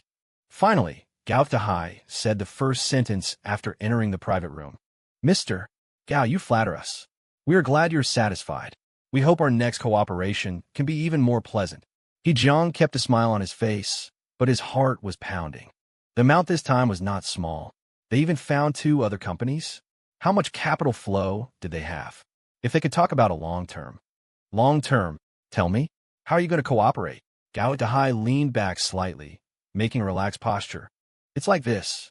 In view of this successful cooperation, as you can see, our domestic channels are relatively complete, and the head office is also very willing to make friends with you. Therefore, the head office has decided to reduce the handling fee by 2 points on the original basis." He Jiang took a deep breath and also showed a serious look. Gao Dahai did not answer, still looking at the other party quietly. The private room fell into a strange silence for a while. Only the faint background sound from the speakers could be heard. "But I think that you have strong strength behind you. If we can reach a long-term and stable cooperation, it will be very beneficial to both of us. So our branch has decided to give another point. The handling fee will be reduced by a total of 3 points. Seeing that Gao Dehai did not respond, He Jiang gritted his teeth and said the company's bottom line. Gao Dehai still didn't speak, maintaining that posture, full of oppression. For some reason, the music in the speaker stopped, and the new song did not start, which made the atmosphere in the private room even more silent. Mr. Gao, you know the current situation in China. We also have to bear a lot of risks. After all, there are so many channels. I heard that something happened to your company some time ago. Business was suspended for a while. Just as He Jiang was about to lose his temper, Gao Dehai finally asked coldly. It's a small matter, a normal personnel change within the company. It has been dealt with now. He Jiang's face paused, and he hurriedly explained. I don't care about channels or friends. What I care about is whether it's secretive enough, stable enough, and safe enough. Gao Dehai lowered his head and took out a cigarette. Just as He Jiang went to get a lighter, Haizi behind him had already lit it for him. You can rest assured about this. Our channels have a good reputation in the circle. That's good. I don't care about 1 or 2 points. I don't care about that small amount of money. You can make sure there is no problem. Don't let anything happen and pull out the radish and bring out the mud. This mud might bury you. The red cigarette, but hung on his lips, flickering with his speech. Gao Dehai, shrouded in smoke, looked like a ghost from hell. Not only Wu Rui, but even He Jiang and Wang Zichuan couldn't help shivering. Mr. Gao, you're joking. Caution is always the basic requirement of our industry. Well, then let's do it according to your method. This is Xiaojia. He will stay here to take charge of the handover. You can arrange it. Gao Dehai extinguished the cigarette, and slowly stood up. He Jiang thought Gao Dehai was going to shake hands with him. And just as he was about to step forward, he saw that Gao Dehai had already walked to the door. Mr. Gao, are you leaving now? This. He Jiang pointed to the table full of wine in surprise. Gao Dehai turned his head and glanced at the other party coldly. Oh, right, Mr. Gao has come from afar, so naturally you should rest first. The room is ready for you. Wu Rui, what are you waiting for? Hurry up and take Mr. Gao back to his room to rest. He Jiang felt a chill all over his body when he was stared at by that terrible look. When Wu Rui heard this, her body froze there and she looked at He Jiang for help. But He Jiang's eyes narrowed and he glared at her fiercely. Mr. Gao. Wu Rui stepped forward tremblingly and stiffly put her arm on Gao Dehai's. Wang Zichuan on the side lowered his head silently, a trace of complexity flashing in his eyes. Gao Dehai turned his head again, looking at Wu Rui playfully. Mr. Gao, I'll take you to your room. Wu Rui lowered her head and said inaudibly. Finance manager? Gao Dehai twitched the corner of his mouth, his eyes falling on Wu Rui's right hand on his arm. The fingers were slender, the nails were beautiful, and the diamond ring on the ring finger was shining brilliantly. Yes, this is our company's finance manager. She will be responsible for handling a lot of work in the future. Everyone can get familiar with each other first. He Jiang hurriedly explained again. Gao Dehai walked out expressionlessly, letting Wu Rui hook his arm. The corridor outside the private room was magnificent, and the hall in front was brightly lit. The moving crowd was either in a hurry or staggering. They were well-dressed and dignified. They were young and beautiful. Where did these well-dressed people come from? Where are they going with their glasses clinking? The city was still noisy, and the night view was still prosperous. It was so prosperous that it was difficult to find stars in the brightly lit night. This night, Zhang Fan stayed at the tea house until very late. He let all the staff leave work early and stayed behind alone to clean up. He didn't know when it started, but he had come to enjoy this kind of labor. It was different from sales. There was no need to interact with people. A broom, 2 rags. It was as if he could wipe away the invisible dust in his heart, although he wasn't sure if that dust really existed. He just liked doing these quiet, repetitive mechanical tasks that didn't require any thought. When he got home, it was already 2 o'clock in the morning. The house was just as spotless as ever, as if nothing had changed in the past few months or even years. This night, Zhang Fan slept in his own bedroom, the first time he had returned to it in 2 months. He slept on his left side, and before falling asleep, he stared at the empty half of the bed, lost in thought for a long time. At the same time, in another luxurious bedroom in the city, a rosy-cheeked old man lay back on a grand master chair. A woman with slightly tanned skin, a fit physique, and short hair was squatting in front of him, carefully washing his feet. The woman washed with extreme care, as if handling a work of art. Her movements were gentle and meticulous, wiping and kneading bit by bit. Pulling out a white silk scarf, the woman held up the calloused foot, dried it, and then squeezed out some moisturizer, applying it inch by inch. The old man closed his eyes, seemingly accustomed to all of this, only gently tapping his fingers on the armrest. Still no sign of her. His furrowed brow relaxed slightly as he spoke softly. "I'm sorry." "No." The woman raised her head, her face flushed unnaturally, as if enduring some kind of pain. "Perhaps we're looking in the wrong direction." The old man stared at the carvings on the ceiling, his eyes thoughtful. The woman trembled slightly, biting her lower lip. "Maybe she's not hiding from us. Where's that rabbit now?" The old man's eyes suddenly sharpened, as if he had thought of something. "You mean they could be together?" "Investigate." A cold light flashed in the old man's eyes. This night, Sue Xin also slept very late. She hugged a giant, unlucky bear plushie, lying on the bay window in the living room, just as she had done on many mornings, afternoons, and nights over the past 2 months.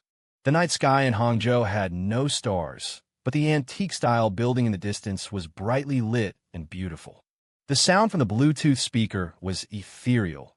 The diva's voice was always penetrating, especially on a night like this. "I've never resisted your charm. Although you've never been fascinated by me, I always smile at you, my affection always easily overflowing. I once thought that in the lonely night, you finally cared in my room. You closed your eyes and kissed me, without a word, held me tightly in your arms. I love you. I love you to the end. For the first time in my life, I let go of my reserve, allowing myself to fantasize about everything about you and me. You love me. You love me to the end. For the first time in my life, I let go of my reserve, believing that I can really deeply love you, deeply love you." This night, in a small mountain village far from Hangzhou, there was also a woman who couldn't sleep. She was also quietly lying by the window, gazing at the starry sky. The stars here were beautiful, so beautiful they were mesmerizing, but the woman's gaze didn't seem to be focused on them. She was merely using them as punctuation, trying to piece together the outline of that person. Or perhaps she simply hoped to see, through these stars, the person who was under the same night sky. "Can't sleep?" A hoarse voice came from behind. The baby seemed to move, and it woke me up. The woman's right hand naturally rested on her belly, and she turned to look at the curtain pulled up along the edge of the bed. "It's moving already?" The man's surprised voice came from outside the curtain. "Maybe it was just my imagination. You should go to sleep. You have work tomorrow." The woman reminded him softly, her gaze returning to the starry sky. "It's been hard on you. The conditions here aren't good. Isn't it just like when we were kids? Don't overthink it. Go to sleep. I'll sit here for a while." "Okay. Call me if you need anything. I'll be right outside." The small, dim bungalow could not even be called simply furnished. Old wooden bed, dilapidated chairs, a patched-up old bedsheet dividing the small room of a few square meters into 2 worlds. The roosters in the small mountain village crowed early. Almost as soon as the sky began to lighten, their piercing cries echoed through the valley. This was a tea mountain. It wasn't the tea-picking season yet, so there were no people on the mountain, only a few figures emerging from the houses halfway up the slope. "Why don't you sleep a little longer? You didn't sleep much last night." The man, who had woken up early, went outside to fetch a bucket of water. When he came back in, he found that the woman was also up, dressed, and tidying the curtain hanging inside the room. "I can sleep during the day." The woman smiled and nodded, putting the curtain away in the cabinet. Her gaze fell on a pile of bedding in a corner. "The weather is starting to get cold." The woman went to pick up the bedding on the floor, but the man beat her to it, carefully placing it at the foot of the bed. "It's fine, I can handle it. Compared to inside, this is much better." The man grinned, but this smile made the woman's heart clench. "Call Tiju over in a bit. I have something to discuss with him." Seeing the man preparing to boil water, the woman sighed slightly. The man, carrying the lead bucket, looked at her questioningly. "It's not tea harvesting season. We've been staying here for days, saying we're helping, but we haven't really helped at all. I went to the warehouse yesterday, and it seems there were some problems during last year's harvest. There's a lot of unsold tea. I was thinking maybe we could help sell some of it. You have a way?" The man turned around, surprised. "I don't know if it will work, but it's worth a try. I'll go right now." The man put down the bucket and ran outside. This man was called Tu Yunlan, and the woman, Shen Qiao. Zhang Fan didn't go out to solicit business. The newly hired salesperson was quite capable, and more importantly, very insightful. After Zhang Fan showed him a few times, he was able to handle things on his own. Zhang Fan, having been a salesperson himself, knew how to motivate them. Therefore, this guy named Su Junkai was now working hard for the tea house. Of course, Zhang Fan himself still followed his usual routine, soliciting business in the morning and staying at the tea house in the afternoon and evening. But today, Zhang Fan arrived at the tea house very early. "Boss, so early?" Xiao Wan, who opened the door, was surprised. This boss was really dedicated, leaving later than the staff and arriving earlier. Who ran a tea house like this? But in the past 2 months, the tea house's performance had indeed changed. Even their salaries and bonuses had increased. Yeah. Zhang Fan seemed not to notice Xiao Wan's friendly smile. He silently held his teacup, staring blankly at the entrance. Seeing this, Xiao Wan didn't disturb him. She quickly turned on the computer, preparing to open for business. The staff arrived one after another, and the shop opened, but Zhang Fan remained in the same position, as if thinking or waiting for someone. He sat there for the entire morning. The employees all thought he was contemplating the tea house's operations and didn't disturb him. Meanwhile, in a tall building just 600 meters away, a figure was also leaning against a floor-to-ceiling window, holding a bag of potato chips, occasionally taking out a telescope to take a peek. "Coward!" Cursing fiercely, Sue Xin threw down everything in her hands and collapsed onto the sofa. But after only a moment, she raised her head again and looked at the clock on the wall. It was almost 11 o'clock. The sightseeing bus was about to leave. Should she go for a ride? She hesitated. Angered by something, she slammed the pillow against the window and put on her headphones, opening her tablet to continue watching a drama. "It's not that I don't love you. It's that I don't dare to love you. You are so outstanding, so perfect, shining like the stars in the sky, while I am as humble as an ant." On the tablet, the handsome male lead was crying his heart out, but the lines, so embarrassing they made her toes curl, were like a hammer pounding on Sue Xian's chest. "I regret giving you money. Chan Pongzi, if you ever ask me for investment again, I'll make you pay." The furious Sue Xian threw the tablet away again. It seemed that the male lead's awkward acting had prompted her to make a decision. She quickly got up, quickly changed her clothes, and quickly headed for the door. But looking at the full-length mirror by the door, she frowned. The figure in the mirror was very intellectual, a white blazer, a black turtleneck, and her favorite cropped, fitted pants. After a few seconds of silence, Sue Xian turned around in front of the mirror, her gaze moving from her back to her hips. Her frown deepened. Annoyed, she glared at herself in the mirror and quickly ran back to the bedroom. When she came out, she was dressed differently. A black leather jacket, straight-leg jeans, and her hair tied up, she looked youthful, lively, and charming.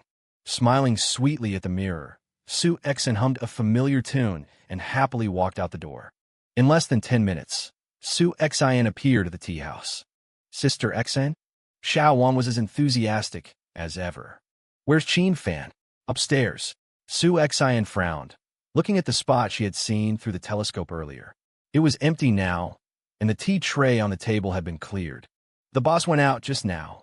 Xiao Wan stared at Sue Xian's face and explained softly. Sue Xian stood there for a few seconds, then turned around and left in a huff. Xiao Wan shrank her neck, looking curiously at the beautiful figure. "Sister Wan, who is that beauty?" The new waitress hurried over.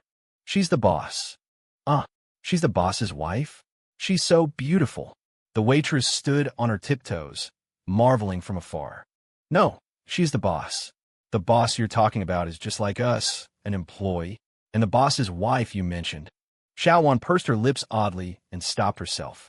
A competent service employee's basic rule was not to gossip about customers' privacy, let alone the boss's. Zhang Fan, who had disappeared from the tea house, appeared in front of an apartment building, the one that looked rather unimpressive but housed a wealthy beauty. He stood at the door for a long time, but he couldn't muster the courage to knock. Then he squatted down by the elevator and silently lit a cigarette. When he finished the third cigarette, he finally rubbed his face, stood up, and gently knocked on the door. Knock! Knock, knock! After only 3 knocks, Zhang Fan waited quietly. No response. Qin Fan knocked again 3 times. Still no response. Suddenly, he laughed self-deprecatingly and slowly retreated to the elevator. In the afternoon, Zhang Fan didn't return to the tea house. Instead, he went out to solicit business with a new salesperson, Su Junkai. In the afternoon, Su Xin returned to the tea house, sat in the same spot she had occupied in the morning, and drank pu'er tea all afternoon. In the afternoon, Shen Qiao sat on a stone stool in front of the bungalow, one hand on her slightly protruding belly, while explaining her plan in detail to several people. Sister-in-law, is this going to work? The man called Daju was hesitant. He was Tu Yunlan's cellmate, having served 3 years for assault. After being released, he returned to his hometown to manage the tea mountain. Because he got along well with Tu Yunlan in prison, he wanted to help him out after learning of his release. He just didn't expect that Tu Yunlan, this ordinary-looking guy, had a fairy-like wife, and she was pregnant. This is the only way I can think of. Low investment, quick return, and if it doesn't work out, there's no real loss. Shen Qiao smiled at them. The tea from this mountain had always sold well in previous years. Although it was a bit remote, the quality was good, and tea merchants would come to purchase it every year. It wouldn't make them rich, but it wouldn't starve the tea farmers. But this year, the tea merchants who came to buy were pressing the price too low, and the hot-tempered Daju had a conflict with them. As a result, they parted ways, and almost all of the year's harvest was piled up in the warehouse. Fortunately, Daju and the others didn't just sell raw tea. They also had their own ancestral tea frying skills, otherwise it wouldn't have lasted until now. They had tried transporting the tea to the county town to sell a few pounds here and there, but it often wasn't even enough to cover the transportation costs. There was simply no market. But we've never done this before? Daju was still hesitant. It's just starting a short video live stream. You have the tea mountain, the tea frying workshop, and you yourselves are tea frying masters. This is authentic. Many people who watch live streams these days are into this. You don't need to deliberately promote it. Just do what you normally do. Answer questions if people ask for prices, and ship orders if people place them. Sell what you can. It's better than piling it up in the warehouse. This is the only way I can think of. Live streaming seems to be quite profitable. A young man next to him was bright-eyed. He was called Huzi, Daju's cousin, who had just graduated from vocational school this year. He couldn't stand the rules of the factory and simply returned home to follow Daju. Don't think about making money. I think it's at least worth a try. Tu Yunlan smiled and took 2 steps forward, blocking Huzi's line of sight. Huzi's gaze towards Shen Qiao made him uncomfortable. I've been drinking the tea here for the past few days, and I think it's quite good. If we can open up the market, it should be good. Shen Qiao rarely drank tea, but she had compared it to the so-called premium Zhengshan Xiaozhong of the tea house, and she felt there wasn't much difference. But speaking of this, Shen Qiao suddenly felt a pain in her heart, as if she had thought of the person who used to brew tea for her. Was the tea grown in the mountains really the same as the exquisitely packaged Zhengshan Xiaozhong? Perhaps there was still a difference. Of course, if we need to do this, we'll have to change the packaging. As for the money, Yunlan and I have some savings, Su Xin said, smiling at Tu Yunlan. How can that be? We agreed that you'd help. How could we possibly? Daju was anxious upon hearing this. Brother Daju, we've been eating and drinking here for free for 2 months. We have to do something, right?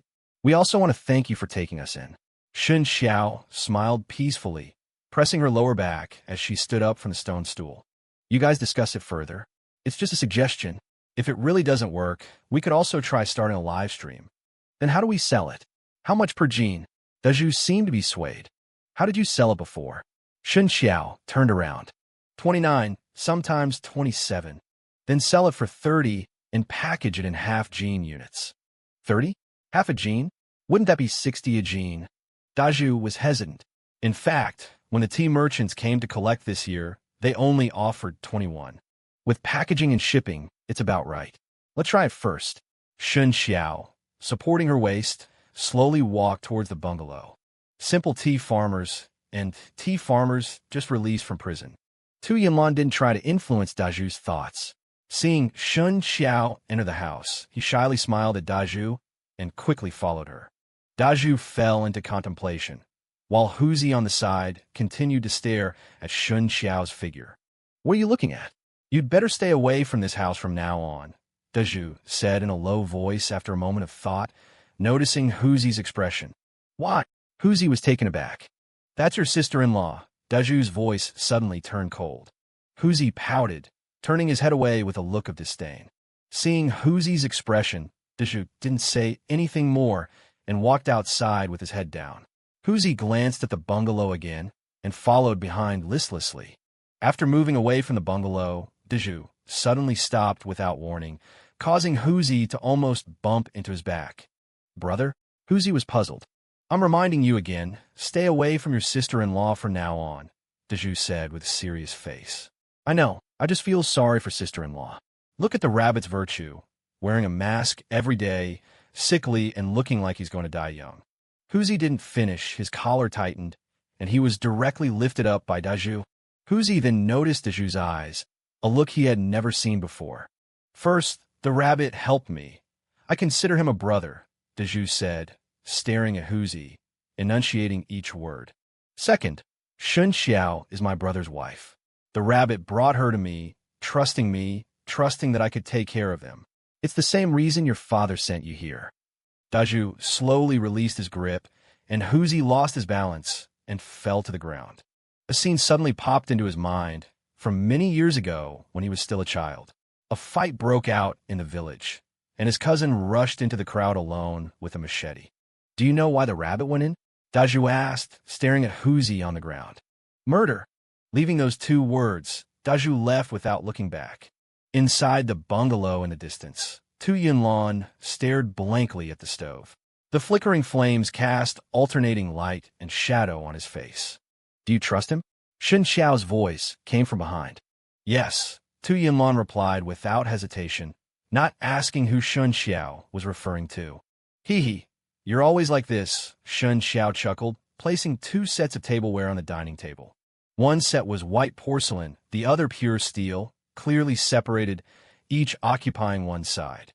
Looking closely, everything in this room seemed to have a clear distinction. He seems very afraid of you. After setting the tableware, Shen Qiao divided the cooked dishes into two portions. Tu Yinlan didn't speak. His face, illuminated by the firelight, slowly turned, and he quietly looked at Sue Xin. After a long time, he revealed a warm smile.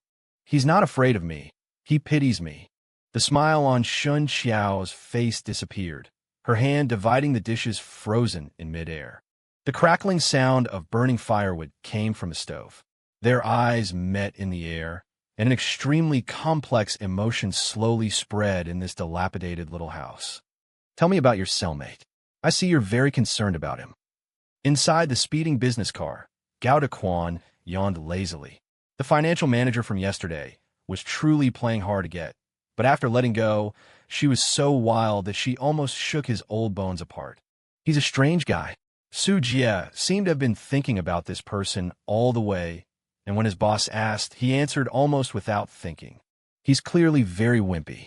A murderer, but in prison, anyone could bully him. The prison guards bullied him, the thugs bullied him. Even the newcomers could bully him. Oh, so hated. Gao Dequan became interested. In domestic prisons, prison guards generally don't act like this. It's not that he's hated, but he received special care. It said that the guy he killed had some connections, and people were out to get him. Looks like he had quite the background. Yeah, I knew a few guys who went in just to torment him. It's really a miracle he came out alive, Su Jie said with a sigh, seeming to recall that memory. It's strange, though. Such a person was always cheerful, as if he was full of hope for life. You beat him, and he wouldn't fight back. If you beat him badly, he'd lie down for a few days, and then he'd be cheerful again after getting out of bed. He was very kind to everyone and very, very sincere. Later, fewer people beat him, and even later, except for those few who came in specifically, no one bothered him. He's indeed a strange person. Gao De Quan licked his lips, imagining the guy, and a trace of interest arose. I was suffering from depression at the time, right? I was just thinking about how to die every day. One day I noticed his eyes. I actually saw hope in the eyes of a guy who was like mud. Then I just kept looking at him, looking, and I got better. I thought at the time, who could be more miserable than him? Those guys who came in, they really weren't human. The car fell silent. They weren't exactly good people, and they had a general idea of what had happened. By the way, you said he went in for murder? Perhaps to break the atmosphere, Gao De Quan changed the subject. Manslaughter, sentenced to 15 years. 15 years. Yes, I was actually surprised. I always thought he'd never get out. When I was still inside, he applied for parole twice, but both were rejected. Counting the time, it's only been 7 or 8 years, right? How did he suddenly get out? Zhang Fan resumed his work routine of soliciting business in the morning and working at the tea house in the afternoon and evening. However, from this day on, he no longer went home to cook dinner. Instead, he bought a rice cooker and an induction cooker and started cooking small meals at the tea house. Sometimes, the off-duty waitresses would also stay to eat, and of course, Su Junkai would join them after returning from his business trips. The small tea house gained a touch of everyday life. Su Xian occasionally appeared. She always came early, didn't talk much, and just quietly watched Zhang Fan busying himself in the back hall. She never helped, nor did she cause any trouble. She watched quietly, ate a little quietly, and left quietly. The two seemed to have reached some kind of tacit understanding again. They didn't communicate much, and when their eyes occasionally met, they would smile at each other. The smiles were calm, like a gentle breeze across the water, creating ripples but not waves. The smiles were gentle, friendly but restrained, familiar yet distant. Perhaps they were both waiting. As for what they were waiting for, maybe they didn't even know themselves. "Brother, this is the tea that just arrived today. Take a look, can we use it?" Su Junkai pushed open the door, greeted Su Xian politely, and then focused on the boiling hot pot. Today it seemed to be tomato beef, hot pot base, and supermarket frozen beef. Where did it come from? Zhang Fan looked at the bag of tea Su Junkai put down. The packaging was a bit simple. Bought it from a live stream. It just arrived today. Su Junkai washed his hands, found a chair, and sat down. He just took out a cigarette, but seeing Su Xian next to him, he put the cigarette back. Live stream? Zhang Fan frowned, a trace of displeasure in his eyes. Their tea house was positioned as high-end, and they couldn't mess around like this. I stumbled upon it a few days ago. It seems to be from Fujian.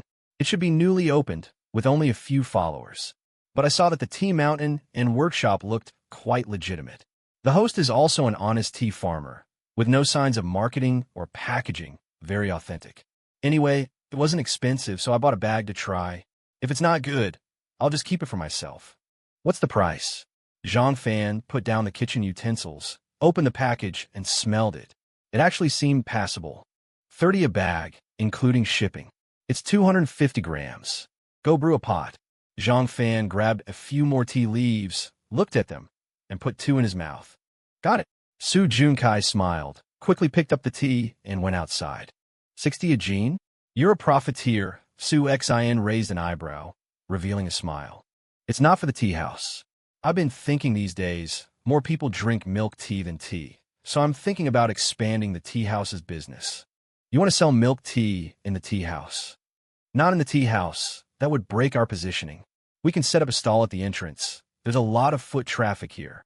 Milk tea is also very profitable, and we have the resources, we shouldn't waste them. If it's feasible, we can consider finding a storefront. Although there's a market for milk tea, there are already many brands on the market. Under the same conditions, there's not much competitiveness, right? Although Su Xian didn't know much about business, she was young and had some understanding of milk tea. Just like our tea house, we just need to target a specific group. I asked Junkai to find low-priced black tea.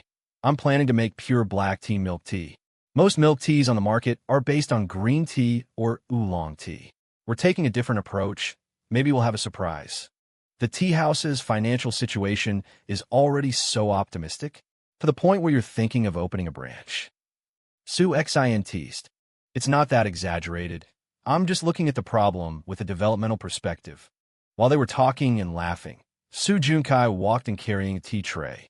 He first gave Su Xian a cup, and then delivered the tea tray to Zhang Fan.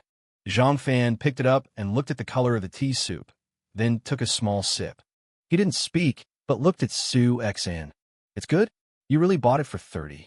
Su Xian took a sip and looked surprised, picking up the simple packaging on the side. The packaging had a strong knockoff feel, with no trademark, no brand. It simply indicated the place of production and contact information, and the phone number was a mobile phone number.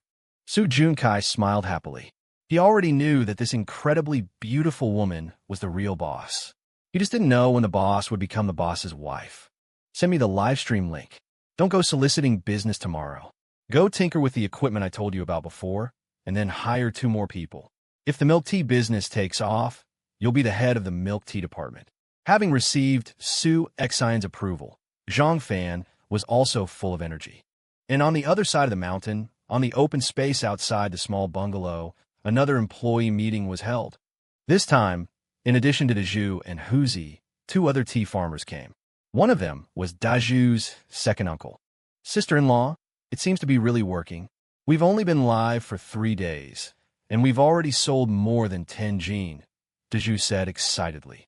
After listening to Shen Qiao's suggestion, Dazhu, with Huzi's help, actually registered a live stream. They didn't know anything about live streaming. It was just Huzi holding the phone and filming various scenes on the tea mountain and in the workshop. Then Huzi learned from other live streams and talked nonsense. There was no script, not even a theme, and, of course, they didn't know how to introduce the product. This unconventional format actually attracted some viewers. Occasionally someone would ask for the price, and Dazhu, as instructed by Shen Qiao, would directly state the price and then ignore them. Unexpectedly, they actually managed to sell some. The packages were sent through the village's unified express delivery station, and a courier would come every 2 days.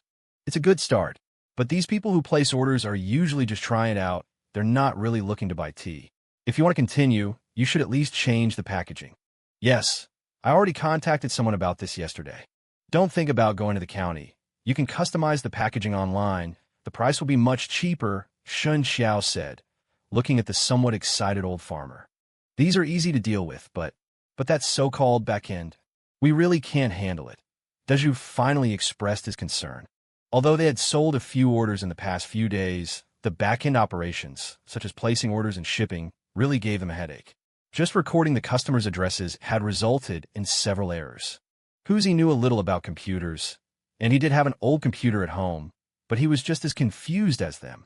If the volume of shipments increases, this will indeed be a problem. How about this? I'll help handle it for a while, and let Huzi watch and learn. He should be able to pick it up in a few days. It's actually not that difficult, Shen Qiao thought for a moment. Huzi's eyes narrowed, his expression complex, with a mixture of excitement, anticipation, and a hint of hesitation and uncertainty. Forget about Huzi. How about this, sister-in-law? You help us out for now. My second uncle's daughter said she doesn't want to work as a waitress in the city anymore. If this really works out, we'll call that girl back. She's careful and more reliable than Huzi. Dazhu immediately objected, expressing his opinion. Shen Qiao smiled, habitually stroking her belly, not expressing an opinion. But the look in her eyes when she looked at Dazhu had changed slightly. While they were discussing, dust flew up from the mountain row below. A business van stopped at the foot of the mountain, and a group of people suddenly appeared. Is that Brother Jia? They arrived so quickly. Dazhu had sharp eyes, and immediately saw Su Jia among the crowd. Brother Jia. Tu Yinlan was taken aback, looking at Dazhu in surprise. Brother Jia contacted me a few days ago, and I told him you were out and staying with me. He said he wanted to come see you. It's really Brother Jia? A look of joy also appeared on Tu Yinlan's face. In his life, there weren't many people who had shown him kindness. Besides Shen Qiao, Dazhu was one, and this Brother Jia was another. The two happily went down the mountain to greet them. Shen Qiao, however, frowned slightly, her gaze falling on the man who was looking around, with an unusually burly figure. After hesitating for a moment, Shen Qiao silently retreated back into the bungalow and closed the door. Su Jia brought a lot of things, cigarettes, alcohol, and many delicacies that were hard to come by in the mountains. Everything came in duplicates, one for Tu Yunlan and one for Dezhu. The reunion was filled with sighs and emotions. Even the usually cold-hearted Gao Dehai felt a stirring within. Shen Qiao, donning the unique headscarf of tea farmers, briefly exchanged pleasantries with them while receiving the gifts, then excused herself to the bungalow, citing discomfort. As a pregnant woman, Shen Qiao was already showing, so naturally, no one would fault her. The conditions in the mountains were not ideal, so Su Jie and his companions wouldn't stay for a meal, especially since Su Jie's boss was also present. After declining Dezhu's enthusiastic invitation, Su Jie secretly slipped Tu Yunlan a black plastic bag and hurriedly left with the travel van. Your prison buddy, he's really something, Gao Dehai remarked, biting his cigarette holder as he gazed at the receding mountain village. Although it was just a fleeting glimpse, it was no exaggeration to call a stunning one. Dressed as a peasant woman, without any makeup, her figure slightly plump, and most of her face covered by the headscarf. But Gao Dehai's discerning eye could easily perceive Shen Qiao's extraordinary beauty. I also didn't expect that Rabbit's wife would be pregnant. If I had known, I would have bought something else. Su Jie naturally knew what Gao Dehai was referring to. He smiled subtly. You're staying in the country now? It's not like before. These things can be easily delivered by courier. Just send them to him later. Gao Dehai seemed not to have caught Su Jie's meaning, his mind still recalling that figure. If it were a different time and place, he might have actually entertained some thoughts. Lucky bastard, Haizi, the driver, couldn't help but mutter. By the way, you said that guy in there really. Gao Dehai suddenly frowned. Su Jie sighed deeply, his tone full of regret and helplessness. What a pity. If you can help, try to help as much as possible in the future. Gao Dehai snuffed out his cigarette, erasing that figure from his mind. Tu Yunlan placed the black bag Su Jie left for him on the table. He guessed what was inside, and he wanted to refuse. But thinking of Shen Qiao, he accepted it. Did Brother Jie leave this for you? Shen Qiao opened the bag, revealing stacks of cash bundled with bank-specific wrappers, 10 stacks in total. We need it, Tu Yunlan sighed softly after a long silence. Deposit it in the county town tomorrow, and then pay for the packaging. Shen Qiao didn't say much, rewrapping the black bag and placing it in the faded wooden cabinet. Around noon, at the entrance of the tea house, Su Junkai, as if on steroids, pushed in a night market-style snack cart. He also carried many bags of various items. To Zhang Fan's surprise, he even brought a girl with him. Boss, almost everything is ready. This is a friend's sister. She used to work at a milk tea shop, and I poached her. When do we start? Looking at Su Junkai's exaggerated efficiency, Zhang Fan suddenly felt a twinge of shame about his own work attitude. This was the real spirit of entrepreneurship. According to what we discussed a few days ago, let her make a few cups to try. Zhang Fan stood at the entrance of the tea house, examining the brand-new snack cart. Qiao, get to work, Su Junkai shouted with high spirits, starting to assist Qiao. At 3 in the afternoon, Su Xin arrived at the tea house, first looking at the snack cart at the door with surprise, then noticing that everyone inside the tea house, including Zhang Fan, was holding a cup of milk tea. Then, she naturally accepted the paper cup Zhang Fan handed her. It's a bit different from what's on the market, but it feels okay. She took a careful sip. Actually, she found it sweet, as she rarely ate sweets. Yay! A cheer erupted inside the tea house. So, boss, I'll set up the stall tomorrow. I'll find an advertising company today and get the cart decorated. By the way, is it allowed to set up a stall at the entrance? Su Junkai was extremely excited. It should be fine at our own entrance, within the 3 guarantees area in front of the door. If the city management really comes, we'll ask if any additional documents are needed. Anyway, let's try it out for a few days first. Zhang Fan also sighed deeply. Su Xin raised an eyebrow and sat down opposite Zhang Fan. What's this? Zhang Fan looked at the stack of documents Su Xin handed him. Take a look. Is this location okay? It's not far ahead, the one that used to sell stockings. Su Xin lowered her head and took another sip of the milk tea, still finding it too sweet, a bit unaccustomed. A storefront. Zhang Fan was taken aback, picking up the documents and reading them carefully. Did you buy it? Seeing the property ownership certificate at the end of the documents, Zhang Fan was surprised again. I passed by yesterday on my way back and saw it was for rent, so I tried to contact the landlord. They were willing to sell, so I bought it. Sue Xin still kept her head down, her drooping bangs covering her eyes, her tone sounding indifferent. You didn't have to do this. Zhang Fan felt a tightness in his chest, unable to describe the feeling. What? Is the housing price here going to drop? Sue Xin raised an eyebrow. Zhang Fan didn't speak, but quietly looked at Sue Xin. Don't overthink it. It's just a normal investment. I asked the agent. It definitely won't lose money within a few years. And it's not for you to use for free. I'll charge rent. Sue Xin rolled her eyes, this action surprisingly cute with her cold eyes. The milk tea shop is an expansion of the tea house's business, right? Zhang Fan couldn't help but smile, shaking his head helplessly. Then you also have to pay 30% of the rent. Zhang Fan stopped speaking, carefully putting away the documents. What to eat tonight? Seeing Zhang Fan's expression, Sue Xin's gaze wavered slightly. The few eavesdropping waiters, upon hearing this, tactfully moved away, and even the newly arrived Qiao Qiao was led to the door by Su Junkai. Shall we eat out? Zhang Fan hesitated for a moment, then answered seriously. Oh, taking me out to dinner. Sue Xin's tone was light. Asking you out to dinner. Zhang Fan's tone remained serious.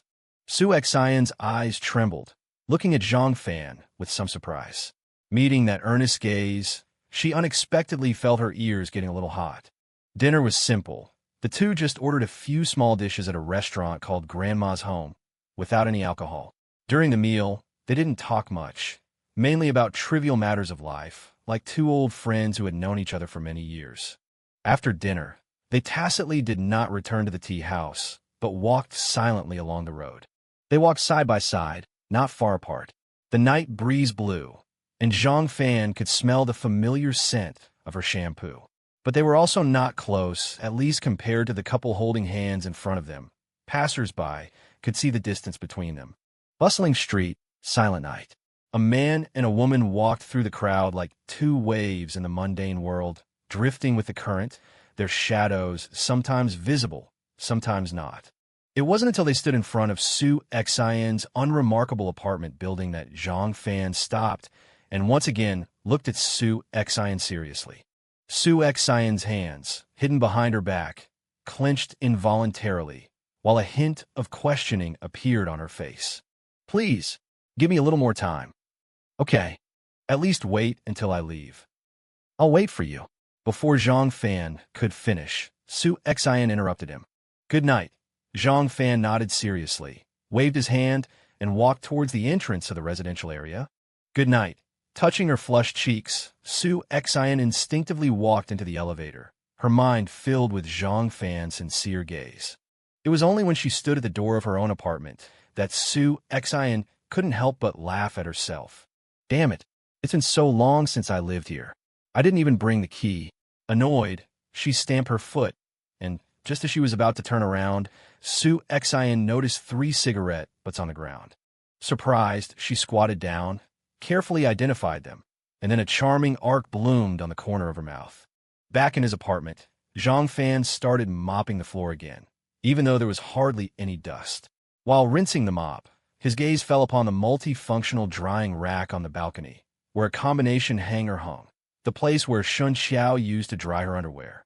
Putting down the mop, Zhang Fan just stood there, staring. He had been avoiding this issue for a while.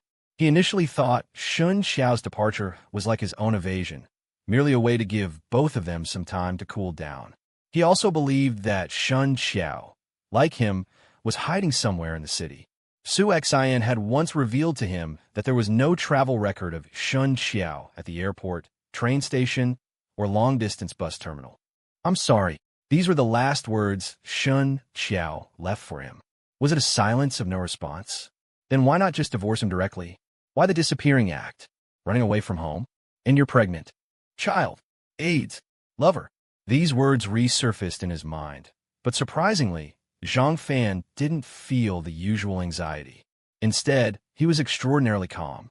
Time indeed heals many things. Then, the image of those cool, clear eyes and the now blackened, wavy hair appeared in his mind. A trace of struggle finally emerged in his eyes. Originally, he felt it might be good for Shen Qiao to leave like this. Maybe when she next appeared, she would be holding a child, accompanied by her man. At that time, he should be able to calmly divorce her, right? Perhaps this was Shen Qiao's plan all along? To give him enough time to calm down, to dilute his feelings and resentment towards her. Did he hate her? Yes. A towering rage suddenly surged from the depths of his calm heart. Ding dong. A message notification came from the phone in his pocket. Zhang Fan took out his phone, his eyes narrowed, and his trembling body gradually calmed down. Good night. Sweet dreams. Early the next morning, Zhang Fan arrived at the tea house. As he entered, he was drawn to a black Lincoln parked outside.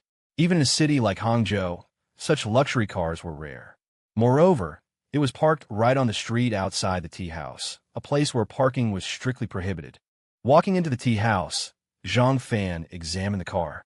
The windows of the luxury car were tinted with anti-glare film, making it impossible to see inside. Could it be someone having a quickie in the car early in the morning? Looking at the completely still vehicle, Zhang Fan had a wicked thought. Before dinner yesterday, he had gone to see the shop Sue Xin had just bought. It was in a very suitable location. Although not in a prime area, it was a great spot for a milk tea shop. The previous tenant, who sold stockings, had already cleared out. All it needed was a simple renovation by a contractor, and it could open for business immediately. The decoration of a milk tea shop was not complicated and wouldn't cost much. The business license wouldn't be a problem either. He believed everything could be settled quickly. Everything was moving in a good direction. Sitting in his usual corner, Zhang Fan brewed himself a pot of tea. The tea leaves were the ones Su Junkai had bought for 30 yuan. Zhang Fan had tried them yesterday and found them surprisingly good. He took out his phone and opened the live stream that Su Junkai had recommended. Zhang Fan realized that, having never watched live streams before, he didn't even have an account. He had to register one first. When entering his ID name, Zhang Fan thought for a moment and casually typed a cliché name, With the Wind. Because the name was already taken, the system automatically assigned him With the Wind 2911. Zhang Fan didn't bother and directly confirmed it. The tea-selling live stream was, as Su Junkai had said, not very popular. Including Zhang Fan, there were only 9 viewers. The content of the live stream was monotonous. Since it wasn't tea-picking season, there were hardly any people on the tea mountain. Just a few people dressed as old farmers were busy on the mountain. They weren't all doing tea-related work. One low-lying area seemed to have some vegetables planted. The host barely spoke, only making simple statements like, "This is watering, the tea trees over there are also ours, here is our warehouse," and other such pointless remarks. After watching for about an hour, Zhang Fan was sure that this was a small, family-run workshop with no signs of professional operation. Taking another sip of tea, Zhang Fan placed an order, directly ordering 100 units. If the milk tea shop opened smoothly, the consumption would be considerable. However, when entering the address, Zhang Fan hesitated. The tea house was, after all, a high-end establishment. If customers saw the delivery, after a moment's hesitation, Zhang Fan deleted the entered address and changed it to the address of the milk tea shop. Putting down his phone, Zhang Fan took another sip of tea, staring at the teapot and savoring it carefully. His eyebrows raised, he picked up his phone and ordered another 100 units.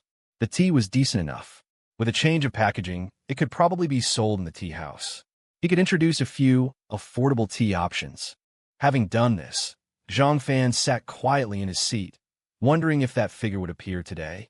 Bored, he glanced at the door and saw that the Lincoln had left. Giving a nonchalant stretch, Zhang Fan waited patiently. During this time, he was actually a little anxious. For some reason, he hoped she would come, yet he was also afraid of her coming. However, Su Xin didn't keep Zhang Fan in suspense for long. Around noon, Zhang Fan received a call from Su Xin, a film that Su Xin had invested and was starting filming in Hainan in a few days. As an investor, Su Xin needed to make an appearance and was already at the airport. Slightly relieved, Zhang Fan wondered if his words yesterday had upset her. "What are you smiling so happily about?" Inside the bungalow, Tu Yunlan, wearing a mask, was squatting on the ground, shelling fava beans. He had been keeping an eye on Shen Qiao when he suddenly noticed her holding her phone, a look of excitement on her face. Someone just ordered 200 units, Shen Qiao said, beaming, turning the phone screen to face Tu Yunlan. The phone was an old domestic model, probably Huzo's. Really? 200 units. Tu Yunlan, seeing the phone screen clearly, also jumped up excitedly from the ground and rushed toward Shen Qiao. But when he was about a meter away from Shen Qiao, he suddenly stopped, his whole body frozen. That's great. 200 units is 100 gene. Selling so much at once, it seems this method is working. Standing a meter away, Tu Yunlan waved his arms excitedly. However, looking at the man who was overly excited but desperately trying to maintain a distance from her, Shen Qiao's smile gradually faded. Tu Yunlan seemed to notice this, awkwardly waving his hands, taking a few steps back, and squatting down in his previous spot. Shen Qiao's eyes flickered with complexity, and the bungalow returned to silence. The previous joy vanished in an instant. You never seem to have told me about your time inside. After a long silence, Shen Qiao spoke in a conversational tone. What's there to tell? I had a pretty good time in there. Tu Yunlan lowered his head, not daring to meet Shen Qiao's eyes. Pretty good. Of course, look at Dezhu. Look at Brother Jia. Aren't they all my friends from inside? Then what about the injuries on your body? Shen Qiao frowned, the image of the crisscrossing scars on Tu Yunlan's body flashing in her mind. Being in prison, how can you not get beaten? Tu Yunlan said nonchalantly. Shen Qiao's eyes narrowed. This indifferent tone was like a thorn, piercing directly into her heart. From those scars, she could already imagine how Tu Yunlan had spent those years in prison. But how could he be so indifferent? The room fell silent again. Shen Qiao tried to speak several times, but the words caught in her throat. Then what about your illness? Shen Qiao suppressed her tears, her voice barely audible. This sentence, however, caused Tu Yunlan's hand movements to pause, a deep fear flashing in the depths of his eyes. After a long time, Tu Yunlan slightly turned his head, facing away from her. Being in prison, isn't it all like this? His tone was still flat, without a trace of emotion. The more indifferent he was, the more Shen Qiao's heart ached. Her tears finally overflowed. She instinctively stood up and walked towards Tu Yunlan. This action, however, scared the usually calm Tu Yunlan into jumping up again, one hand raised in front of him, the other firmly covering his mask. You can't come over. Tu Yunlan retreated anxiously, shouting a warning. His eyes were filled with panic. Yunlan. Shen Qiao froze midway. Tu Yunlan's actions pierced the tenderness in her heart again, and she couldn't help but cry out. Qiao Qiao. You, don't cry, it's not good for the baby. Seeing Shen Qiao crying, Tu Yunlan was anxious and at a loss, wanting to go forward but not daring to. The mention of the child finally broke Shen Qiao's composure. She seemed to lose her strength, slowly squatting down. Because of her belly, she couldn't squat completely, so she could only half kneel on the ground. Her crying was not loud, but the tears flowed uncontrollably. Child, I thought you wouldn't make it out. Shen Qiao's tear-filled eyes stared at Tu Yunlan, full of self-blame and pain. No, luckily you got married. For me, this is the last gift from heaven. If you hadn't gotten married, I can't imagine the consequences. Thinking about that night, I almost... Shen Qiao didn't speak, just kept crying. Qiao, I once swore to protect you for the rest of my life. But as you can see now, I'm going to break that vow. No, you haven't. I've been thinking these past few days, was I too selfish to agree to take you away that day? Yes, having you with me for the last part of my life is indeed my last wish. But you're pregnant, in this remote and poor place. Qiao, I don't know what happened between you two. You don't tell me, so I won't ask. But you really can't go on like this. If it's because of me, should I go talk to him? I'll explain between us. Yunlan. Shen Qiao interrupted Tu Yunlan again, her painful eyes revealing a stubbornness. Let me be with you for the last part of your life, okay? It was at 9 p.m. when Zhang Fan received a text message from the customer service of the live streaming room. Chasing Wind 02. Dear customer, We noticed that you placed an order for 200 units of Jinjamai tea today. Thank you for your support. Please verify your mailing address. Hangzhou City. Chasing Wind 02. Also, we saw on the back end that your 200 units were ordered in 2 separate transactions, 100 units each. We'd like to confirm if this was a duplicate operation, a mistake in ordering. If it was a mistake or you ordered too many, you can cancel the order now. Zhang Fan was a little surprised by the prompt. This customer service is pretty good. It doesn't seem like a small-time tea farmer. Could be outsourced? After a moment of thought, Zhang Fan clicked to confirm the address verification. He replied with another sentence.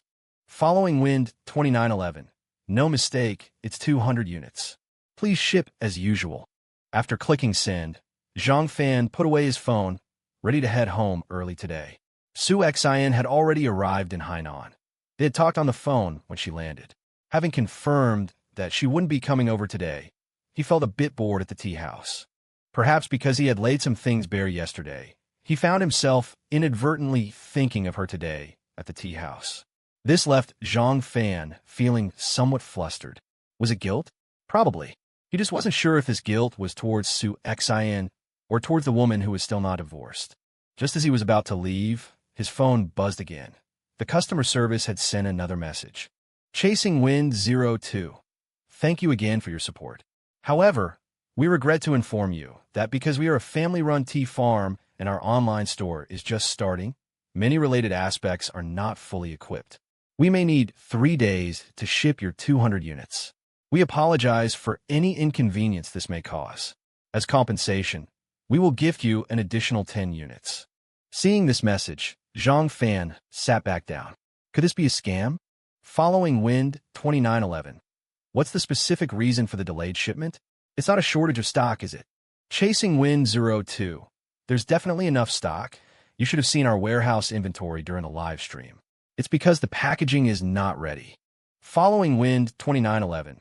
Individual packaging is not necessary. Just ensure the tea leaves are not damaged and the weight is correct. You can ship directly. Zhang Fan thought for a moment and replied directly. Chasing Wind 02. No individual packaging is needed. Ship in bulk. Following Wind 2911. Yes, I'm opening a milk tea shop, so individual packaging doesn't matter. Chasing Wind 02. All right, if individual packaging is not required, we will arrange shipment for you as soon as possible. As an apology, we will still gift you 10 units. Thank you for your understanding and support. Following Wind 2911. Awesome. Zhang Fan shook his head, put away his phone, signaled to the waiter to clear his table, and left the tea house, heading towards the parking lot. Far away in the mountains, Shen Qiao stared at her phone, a complex expression on her face. Hangzhou, milk tea shop. This address should be not far from that tea house, right? Tea coming and going? That seemed to be the name. Outside the window, the moon was bright and the stars were sparse. The mountain night was exceptionally quiet. By the moonlight filtering through the window, Shen Qiao's gaze fell on the curtain hanging by the bed. Beyond the curtain, 2 yunlans tossing and turning could be heard occasionally, the movements subtle, clearly trying to control them so as not to disturb her. Shen Qiao knew that today's conversation had also greatly affected 2 yunlan. But Yunlan's words, although she deliberately avoided it, every night, Shen Qiao still thought of that person, especially as her belly grew larger day by day. Withdrawing her gaze, Shen Qiao looked again at the address displayed on her phone screen. For some inexplicable reason, Shen Qiao typed another sentence on her phone. Chasing Wind 02. Is your milk tea shop in Hangzhou? Zhang Fan, who had just gotten into his car, took out his phone and was slightly taken aback when he saw this. Could it really be a little tea-selling sister? A playful smile appeared on Zhang Fan's face. He rolled down the car window and lit a cigarette inside the car. Following Wind 2911. Yes, it's still in the preparation stage. Zhang Fan had always heard of the little tea-selling sister scam, but he had never encountered it. Since he had nothing else to do, he decided to play along and see if it followed the same routine as described online. As for the payment for those 200 units of tea, it went through the platform's process, so it shouldn't be a problem. Chasing Wind 02.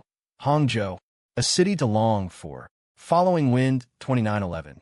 There's nothing to long for. I actually yearn more for the quiet little mountain villages.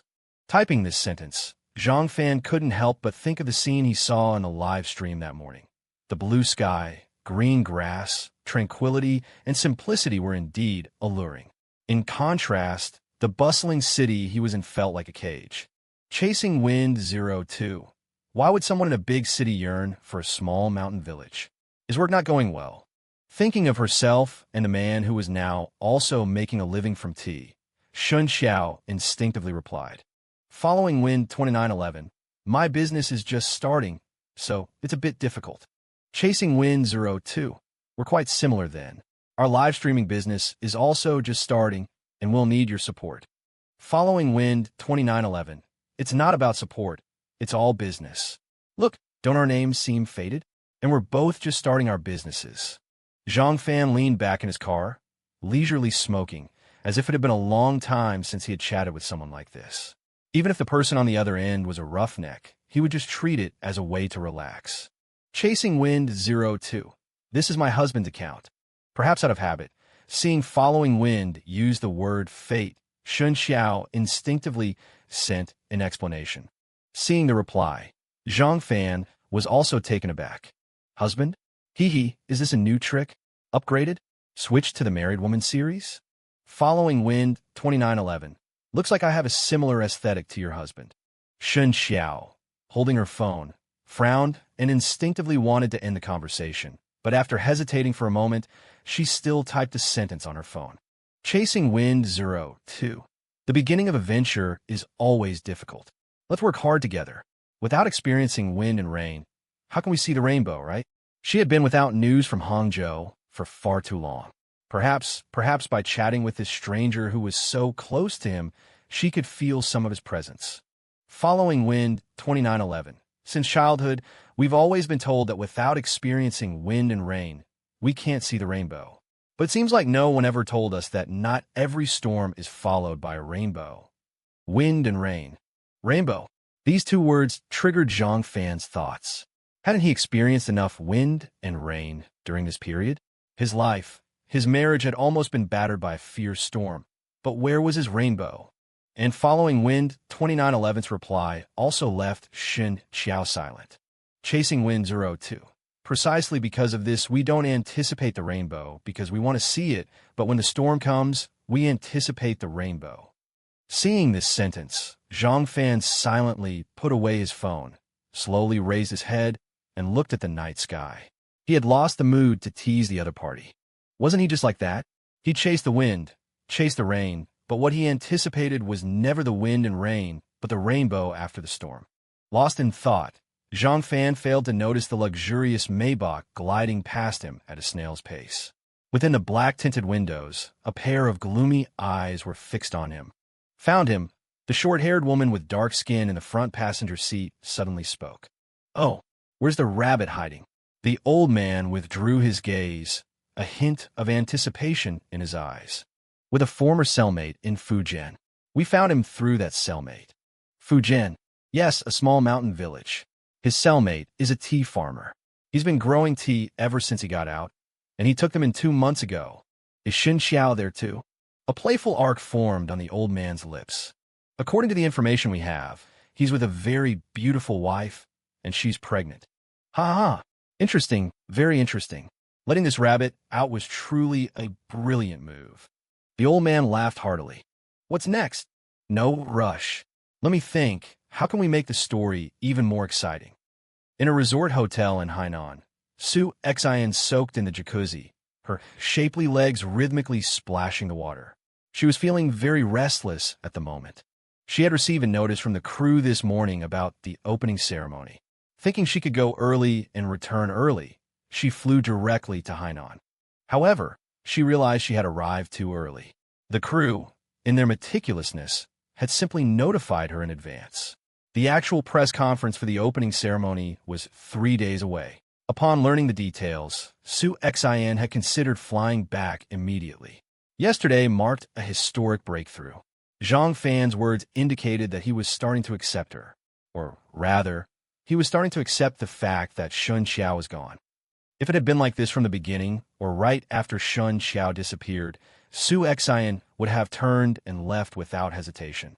She would have considered him just a friend and investment partner she got along with reasonably well. But Zhang Fan's constant avoidance, even his deliberate efforts to maintain distance, showed Sue Xian how seriously he took love and marriage. Spineless? He was truly spineless. Spineless to the point of not seeming like a man. His wife was like that, and he was still dragging his feet. But what woman wouldn't want to find a man like that? Thinking of this, Sue Xian felt a surge of intense jealousy. Jealous of Shen Qiao's luck. Jealous that Shen Qiao didn't appreciate what she had. Look at her own past marriage. She hoped he was doing well in Myanmar. That's why Sue Xian was now focused on one thing, putting in more effort and helping Zhang Fan move on from that marriage as soon as possible. As for why she had fallen for Zhang Fan, Sue Xian had asked herself that many times, especially during these past 2 months. Money and power? Good looks? Please, she could practically pick and choose from the top-tier celebrities upstairs. Whether it was a young, fresh face or a mature, handsome man, all she had to do was crook her finger, and they would crawl on their knees from the door to her feet in ecstatic delight. So why was she doing this? After much thought, Sue Xian could only come up with one reason: his dedication to marriage and love. The 3 days felt exceptionally long. Sue Xian resisted the urge to fly back to Hangzhou first. Even though she had decided to drop her Jinshi, Zhang Fan had also said he needed time. On the 3rd day, Sue Xian attended a grand opening ceremony. This film was not solely funded by Sue Xian, and the other investors were also quite influential. Sue Xian wasn't the biggest star present, but she still became the center of attention. Any normal man would be unable to resist thinking about a woman like Sue Xian, especially with the recent rumors of her divorce.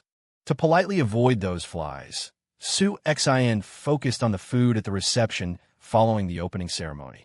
Anyone who saw a woman dressed in an evening gown, with an ethereal aura and stunning beauty, grabbing an entire lobster and devouring it at a reception, wouldn't dare approach her with a glass of wine. Then, Sue Xian realized she had been hasty. After she finished the lobster, before those flies could start buzzing around, she announced that she had overeaten, felt unwell, and needed to return to her room. She realized she had jinxed herself. She really did have an upset stomach. She was rushed to the hospital and diagnosed with acute gastroenteritis. Staring blankly at the pale ceiling, Sue Xian began to question whether her eating habits were truly problematic. First pancreatitis, now gastroenteritis. Thinking about pancreatitis, she remembered her time in the hospital. Then, she suddenly felt the pain in her stomach lessen, and she even felt a little bit of secret delight. Still at the tea house? Sue Xian dialed the phone, controlling her breathing to keep her voice calm. Yes, just saw off a group of customers, the company I mentioned to you yesterday. They signed the cooperation agreement today. Zhang Fan's voice carried a hint of excitement. This was a very large company, and if they became a designated reception point, the tea house's revenue would increase significantly. How about you? How are things going? I have good news and bad news. Tell me the good news first, Zhang Fan said playfully, not detecting Sue Xian's discomfort. The good news is the press conference is over. Oh, and the bad news. I'm in the hospital again. Sue Xian's voice was calm, but after speaking, she focused intently on the reaction on the other end of the phone. Acute gastroenteritis, probably from eating seafood. It shouldn't be a big deal, it just hurts a lot. The doctor said it's best to observe for a few days. Sue Xian's breathing was intermittent, not because she was faking it, but because after releasing control, the waves of cramping pain in her stomach were truly unbearable. What? What happened? Is it serious? Sure enough, Zhang Fan's voice became anxious. Send me the hospital address. I'll see if there are any flights today, Zhang Fan said urgently. Okay. A smile bloomed on Sue Xian's face, even though the cold sweat from the pain hadn't yet dried on her forehead. After hanging up, Zhang Fan searched for flight information while making arrangements for the tea house. Xiaowan, I have to leave for a few days. You'll have to handle things here. I'll call Jun Kai in a bit and ask him to put the milk tea shop matters aside for now and come back to the tea house to help out. Okay, boss, Xiaowan replied. She didn't ask why. When Sue Xian was in charge, she often didn't see the boss for a month, and she essentially acted as the manager. By the way, boss, Junkai's tea has arrived. He said you asked him to send a box over. Should we repackage it and put it on display? How should we price it? Seeing Zhang Fan's hurried demeanor, Xiaowan suddenly remembered and quickly reported. You decide. You can lower the price a bit. Also, there's a package here, delivered this afternoon. You were busy just now, Xiaowan said, taking a package from behind counter. Thank you. You've worked hard these past few days. Zhang Fan took the package without looking at it closely and rushed towards the parking lot. Opening the car door and buckling his seatbelt, Zhang Fan was lost in thought when he suddenly hesitated, looking at the package tossed onto the passenger seat. It was also a black box, large and very light. Looking at this package, Zhang Fan's thoughts drifted far away. He hesitantly picked up the package and carefully examined the information on it. The address was the tea house, and the recipient was himself. But the sender was blank. A very bad feeling washed over Zhang Fan. He ripped open the outer packaging, revealing an envelope. Seeing the stack of photos scattered inside the envelope, Zhang Fan froze. Finished. Inside the bungalow on the tea mountain, Shen Qiao heard movement outside the curtain. Yeah, we wrapped 1,000 jean today, over 2,000 boxes. It should be enough for a while. Tu Yunlan's voice was a bit tired, but his tone was clearly joyful. That's good. You've worked hard, get some rest. Hee, Daju was just praising you, saying if things can keep going like this, we won't have to deal with those tea merchants anymore, and we'll learn even more. By the way, he's already contacted his second uncle's daughter, asking her to come back as soon as possible. You'll have to bear with it for a few more days. What's hard for me? I'm just lying in bed playing on my phone. Shen Qiao chuckled, rolling over and gently stroking her belly with her right hand. Playing on your phone, too much isn't good either. I heard there's radiation, and now... Oh, by the way, have those photographers left? Shen Qiao interrupted Tu Yunlan. Since that day, she hadn't wanted to discuss the child with Tu Yunlan. They left after lunch. 2 days ago, a few photographers had come to the tea mountain, fully equipped with long lenses and short lenses, saying they were here to gather material. They even brought tents. After speaking with Daju and the others, they set up camp on a hillside of the tea mountain. They were said to be very friendly and generous. But Shen Qiao felt uneasy. She was very sensitive to that kind of prying gaze, especially when she noticed that those photographers often pointed their cameras at her, intentionally or unintentionally. Therefore, she had barely left the house these past 2 days, shutting herself inside. Are you hungry? Do you want me to heat up the pheasant from dinner? Tu Yunlan, having washed his face, stood before the curtain, his voice full of concern. Because the livestream sales had picked up, the tea farmers were very grateful to Shen Qiao and often sent over some wild game to nourish her.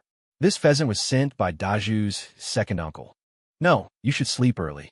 You have to get up early tomorrow. All right, I'll turn off the lights then. The small bungalow fell into darkness, with only the deep white moonlight shining through the window by the bed. Shen Qiao gazed at the starry sky, slowly stroking her belly. For some reason, she had been feeling uneasy these past few days. On the other side, Zhang Fan's hands began to tremble as he held the photos. His breathing also quickened.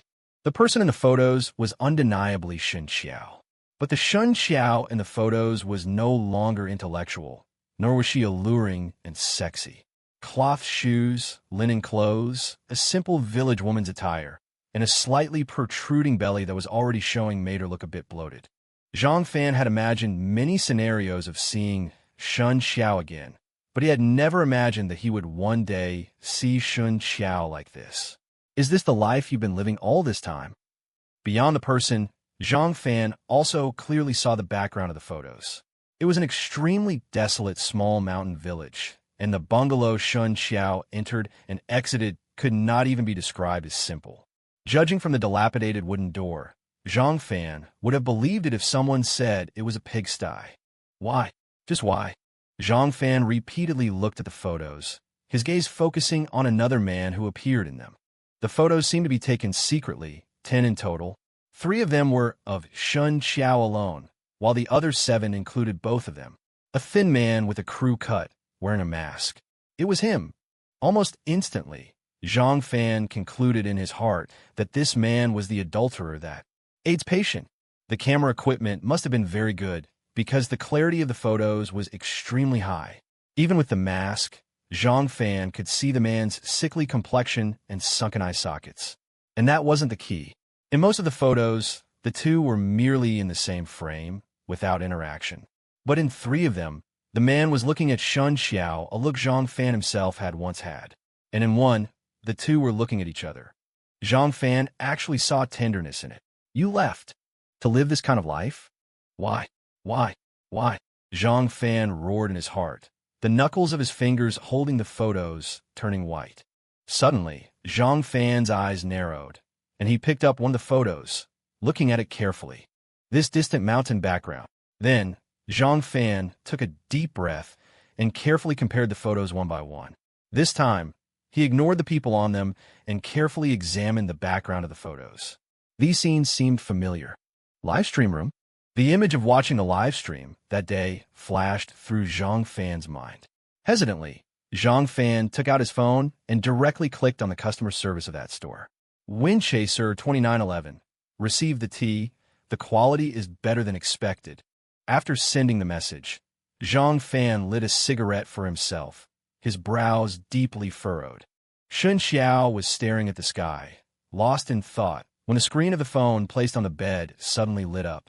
Shen Qiao clicked on it, and a smile appeared on her face. BreezeChaser_02. We're glad you're satisfied. Looking forward to your next visit.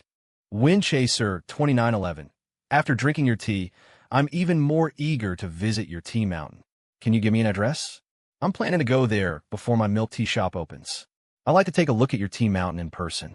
If possible, we can sign a long-term supply agreement. Seeing this message, Shen Qiao frowned slightly, but soon she sent a location and replied with a message. BreezeChaser_02. You're welcome to come. You can let me know in advance before you come. The mountain road is not easy to navigate. I'll have my husband pick you up from the county. Upon receiving the location, Zhang Fan urgently opened the navigation. 5 hours and 47 minutes away. Opening the chat window again, Zhang Fan stared at the sentence, I'll have my husband pick you up from the county, and fell silent. Windchaser 2911. How many people are there on your tea mountain now? Can you keep up with a long-term supply? BreezeChaser_02. The tea mountain is very large. Supply is not a problem at all. But it's not the tea picking season now, so the mountain is quite deserted. Windchaser 2911. So, if I come over, I won't be able to see the beautiful tea-picking girls? BreezeChaser_02. There are no tea-picking girls, just some country women. Don't be fooled by the marketing hype. Seeing this sentence, Zhang Fan frowned again. He flipped through the previous records. We don't expect rain to see the rainbow, but when the rain comes, we expect a rainbow. Country women? He looked again at the man in the photo, his skin a sickly pale. Windchaser 2911. Is your husband also a tea farmer? BreezeChaser_02. Yes. Zhang Fan closed the chat window, shook his head, feeling that his guess was too exaggerated. Looking at the photos in his hand again, staring at Shen Qiao's face, he felt anger, but also a tinge of heartache. Why? Why did she do it? An inexplicable impulse took over. Zhang Fan placed his phone on the stand, opened the navigation, and stepped on the gas pedal, speeding out of the parking lot. Even if the tea mountain in the live stream room was not the place in the photos, he had to go and verify it himself. However, just as the car sped out of the parking lot, Zhang Fan slammed on the brakes, stopping the car. He suddenly realized that there was someone waiting for him. Did you get the tickets? Sue Xian's expectant voice came through the phone. In fact, after hanging up the call, Sue Xian had immediately checked the flight information and knew there was another flight in the early morning. I'm sorry, I may not be able to come for now. Zhang Fan gripped the steering wheel tightly, his eyes full of guilt, his speech faltering. Then, they both fell silent. I'm sorry. Did you hear from her? Sue Xian's voice was calm. Actually, as soon as Zhang Fan spoke, Sue Xian had a premonition. This emotion, this tone, this aura, she was too familiar with it. Yes, Zhang Fan replied in a low voice after a moment of silence. Then you go ahead. I'm fine. It's just ordinary gastroenteritis. I brought an assistant this time. Sue Xian took a deep breath and said indifferently, Oh, a female assistant. As if thinking of something, she subconsciously added, "Sorry.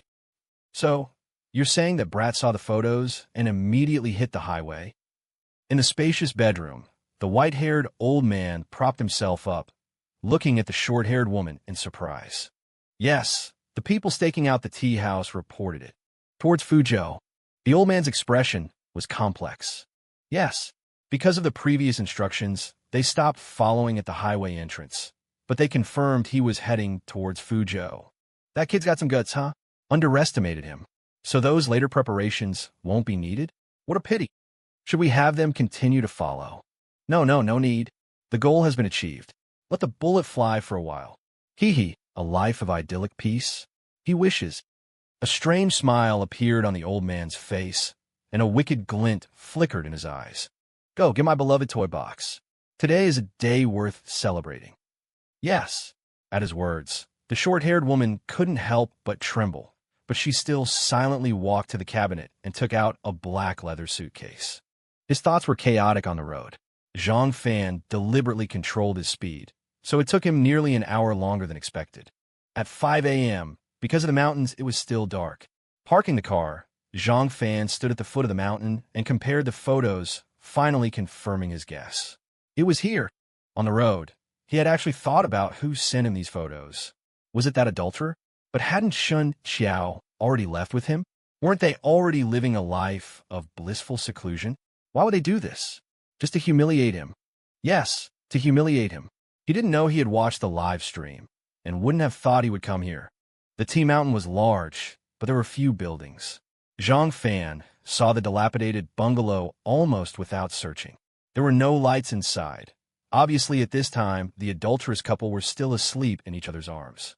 Getting closer, Zhang Fan's heartbeat grew faster and faster. After more than 2 months, he thought he had let go. He even began to persuade himself to try to get closer to Sue Xin.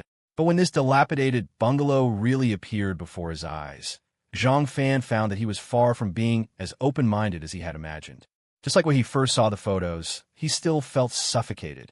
He was thinking, should he knock calmly, or kick the door open in a rage? The door opened, and a thin figure holding a plastic basin appeared in the doorway. A pair of hemp shorts, a black short-sleeve shirt, a gray coat draped over his shoulders, and plastic slippers on his feet. It's you? Why? Are you here? Their eyes met, and the last bit of luck in Zhang Fan's heart disappeared. It was the man in the photos. Although he was still wearing a mask, Zhang Fan wouldn't mistake those deep-set eyes and sickly look even if they were turned to ashes. While stopping for gas on the highway, Zhang Fan had compared the photos Wu Rue had given him. The man in the hotel hadn't been photographed face-on, but comparing them with the photos in his hand, Zhang Fan was certain that the man was him. So, that night Shen Qiao didn't come home. She was actually with him. Shen Qiao's underwear was left at his place. The person she met at the hotel was him. The person who sent him the underwear was him. The person who sent him the photos was also him. The child was also his. Zhang Fan's fists clenched tighter and tighter, staring at the man in front of him. But what made him strange was that when the man saw him suddenly appear, after the initial shock, he actually showed a look of relief and a trace of reluctance. In Tu Yinlan's view, Zhang Fan's appearance must mean that Shen Qiao had listened to what he said that day, thought it through, and notified Zhang Fan to pick her up. To be able to appear here before dawn, it seemed they still had feelings for each other. What's wrong? Who's there? A voice asked from inside the house, and then the light came on. Hearing the familiar voice, the last bit of luck in Zhang Fan's heart completely shattered. Something he had always held on to, always clung to, always deceived himself about, completely dissipated and drifted away in the night breeze of the mountains. The door opened completely, and Shen Qiao, who was folding a worn-out quilt, appeared at the door. Still in her simple attire, she might have just gotten up, and her hair was still a little messy. But when Shen Qiao saw Zhang Fan standing at the door, her whole body seemed to be struck by lightning. Is this the life you wanted? Zhang Fan spoke slowly, his voice unusually hoarse. The moment he saw Shen Qiao, he suddenly calmed down. Perhaps this was the best outcome for him, finally free. Shen Qiao didn't answer, still with a look of disbelief. Is this the life you wanted?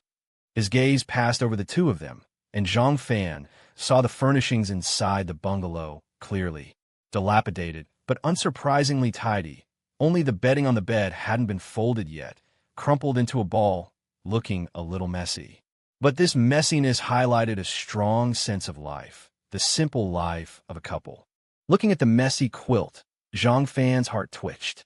Heartache? He could still feel heartache? Perhaps it was because Zhang Fan's second sentence was louder. Shen Qiao came back to her senses, and a flicker of evasion appeared in her astonished eyes. "Come back with me," Zhang Fan said word by word, his gaze lingering briefly on Shen Qiao's belly. Just like in the photo, it was already slightly bulging. Shen Qiao's pupils dilated slightly, and tears welled up. She had a lot to say, but couldn't say anything. "Get the paperwork done." Zhang Fan's tone was icy, without a trace of emotion. Shen Qiao's eyes trembled again, and the tears were forced back. "Okay, wait for me to pack up," Shen Qiao replied in a low voice, calmly turning back to the house. "Qiao Qiao." Tu Yinlan finally realized something was wrong. "Yinlan," Shen Qiao interrupted him and gave him a pleading look. Tu Yinlan's words stuck in his throat, and he silently followed her into the house. Yinlan, was that his name?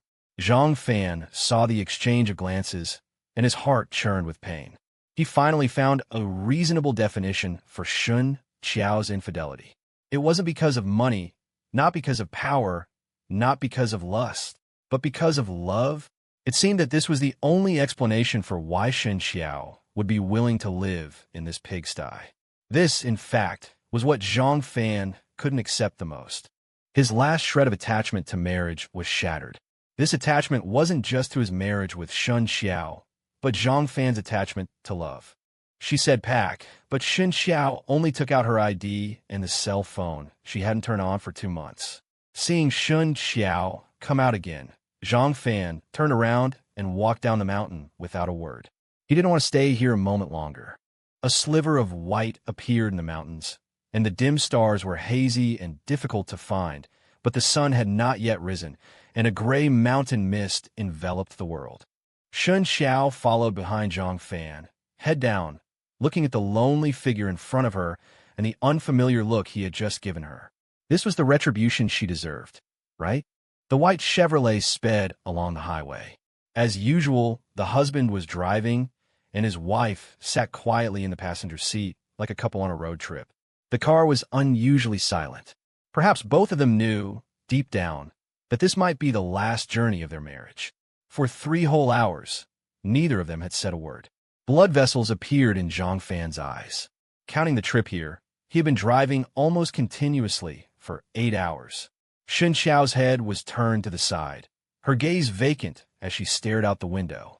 Daylight had broken, and the highway was getting busier. Watching the cars being overtaken one by one, Shen Qiao finally realized that Zhang Fan was driving too fast. "Slow down, there's no rush," Shen Qiao said, glancing at the speedometer. It was close to 140 kilometers per hour. She instinctively covered her stomach. But Zhang Fan seemed not to hear, his gaze still fixed woodenly ahead, his hands gripping the steering wheel tightly. Zhang Fan's heart was in turmoil. He had thought this would be a release, but once they were on the highway, all he could think of were the moments he and Shen Qiao had shared, though the person was sitting right beside him. The past surged like a river bursting its banks, but strangely, those images that should have been filled with warmth brought Zhang Fan no comfort. Instead, he felt as if he were in an ice cave, chilled to the bone. The surging river churned, and dark whirlpools formed on the surface. Zhang Fan didn't want to look, but those whirlpools seemed to possess a strange magic, pulling his thoughts in bit by bit.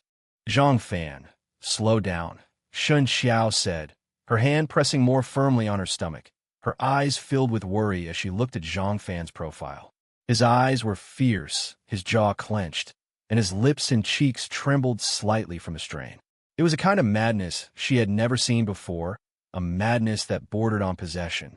Zhang Fan remained oblivious, the image of Shen Qiao's crazed posture becoming clearer in his mind. "Zhang Fan, slow down. I'm pregnant," Shen Qiao's voice was pleading. But those words, instead of making Zhang Fan slow down, made him press the accelerator even harder. The car sped up. This Chevrolet Cruze was the car they had bought when they got married. It cost less than 130,000 yuan, a very ordinary car for daily use. 140 kilometers per hour was far beyond its capacity. The car began to shake, and the engine emitted a hoarse groan. Zhang Fan, Shen Qiao pleaded loudly. The child, Zhang Fan, turned his head coldly, casting a venomous glance at Shen Qiao. That single look made Shen Qiao's tense body freeze. The look was so venomous, so unfamiliar. Shen Qiao opened her mouth. The words of explanation stuck in her throat. You kept saying you loved me, you loved this family. And I fucking believed you. On the way here, I even had a sliver of hope. How long are you going to play me for? What do you take me for? Shen Qiao's silence. Zhang Fan's understanding is acquiescence, which makes him completely crazy. He suddenly hysterically roared. The child is yours. I've never done anything to betray you. Shen Qiao turned her head, her gaze dull, staring blankly at her stomach. It's not about expecting rain because of the rainbow, but expecting a rainbow when the storm comes, right? Zhang Fan suddenly laughed maniacally, a hideous laugh. Shen Qiao's face was filled with astonishment, looking at Zhang Fan in disbelief. So it was you? Haha. But that wasn't your account. It was your husband's, right? No. All right, you also said that if I went over, you'd have your husband pick me up. Sorry, I came so abruptly. I hope I didn't disturb you too. Shen Qiao stared blankly at Zhang Fan. She really hadn't expected things to be so coincidental. She wanted to explain. She said that was just to show a strange man deliberately. Never betrayed me. Ha. Then fucking tell me, what's the deal with the AIDS? Living with someone with AIDS for 2 months, and you fucking say you've never done anything to betray me? Zhang Fan lost all control, turning his head to glare viciously at Shen Qiao, the flames in his eyes seeming to want to devour her. Hearing the word AIDS, Shen Qiao's face could no longer hide her emotions. She really hadn't expected Zhang Fan to know about this too. Shen Qiao started to explain, but the car suddenly swerved. The excessive speed, combined with Zhang Fan's loss of control, caused the car to veer slightly, which was fatal for a car traveling at high speed. The front of the car scraped against the guardrail. Zhang Fan, startled, tried to regain control of the steering, but the speed was too high, and Zhang Fan couldn't hold the steering wheel. The white Chevrolet, after hitting the left guardrail, swerved towards the other side due to Zhang Fan's sharp turn and then began to spin in the middle of the road. After 4 collisions, the car finally came to a stop, wedged against the right guardrail. Fortunately, the car didn't flip over. Zhang Fan lifted his head from the airbag, clutching his forehead. There was a slight abrasion on his forehead where he had hit the side window. He steadied himself and instinctively looked at Shen Qiao. She was pressing her stomach, her face filled with terror, and blood was slowly seeping out from under the passenger seat. Sue Xin leaned against the hospital bed, lost in thought. Her assistant had blocked all visitors at the door, and the phone in her hand hadn't rung since yesterday. The medication had eased the pain in her stomach, but the burning sensation from not eating for so long was still intense. She had a slight fever, probably because the inflammation hadn't subsided yet. Sister Xin, would you like some kanji? The assistant sat down obediently by the bed, holding the thermos she had just bought. Sue Xin nodded expressionlessly. While the assistant poured out the kanji, her eyes drifted vacantly again. It was like this back then, wasn't it? Yesterday, she had wisely refrained from asking Zhang Fan about the news regarding Shen Qiao. Could she be back? She desperately wanted to call and ask, but she knew she couldn't. The more critical the moment, the further away she needed to stay. At this juncture, excessive interference could influence Zhang Fan's decision. He was a man extremely fixated on feelings, on love. She didn't want to be the reason Zhang Fan made a decision he would regret. What she wanted was a clean, unburdened Zhang Fan. A Zhang Fan without any entanglements, who could wholeheartedly commit to a new relationship. She hoped things would unfold as she envisioned. She refused her assistant's offer to feed her and took the bowl, taking a small sip. Just as she put the bowl down, her phone rang. Sue Xion's brow furrowed, and she quickly put down the bowl. But when she picked up the phone, she saw that it was Xiao Wan for the tea house calling. What's wrong? Sue Xion asked, a hint of disappointment in her voice. Sister Xin, the boss. The boss had a car accident. Xiao Wan's voice was hesitant, wavering, but mostly filled with concern. What? Sue Xin sat up straight. The boss just called me, asking me to transfer the funds from the tea house account to him. You know, the tea house has rules. Get to the point. Sue Xin interrupted impatiently. The tea house was now a partnership between her and Zhang Fan, and to avoid unnecessary disputes, Zhang Fan had insisted that Xiao Wan handle the finances, recording and managing all income and expenses. He just called and said he had a car accident and needed money. Xiao Wan replied succinctly, sensing Sue Xin's anxiety. Did you transfer the money? What happened?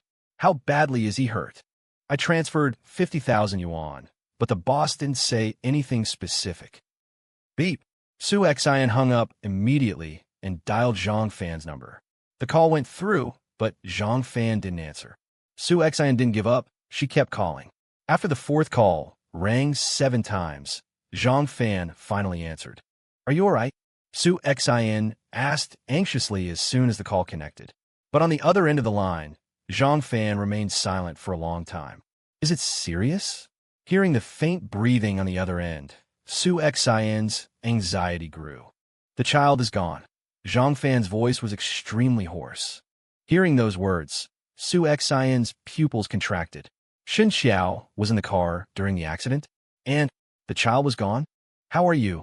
Are you badly hurt? What about her? How is she? The adult is fine, just the seatbelt pressed on her stomach. Is the money enough? If it's not enough, I can lend you some right away. Hearing that the adult was fine, Sue Xin felt slightly relieved. It's enough. Zhang Fan's voice was still very low.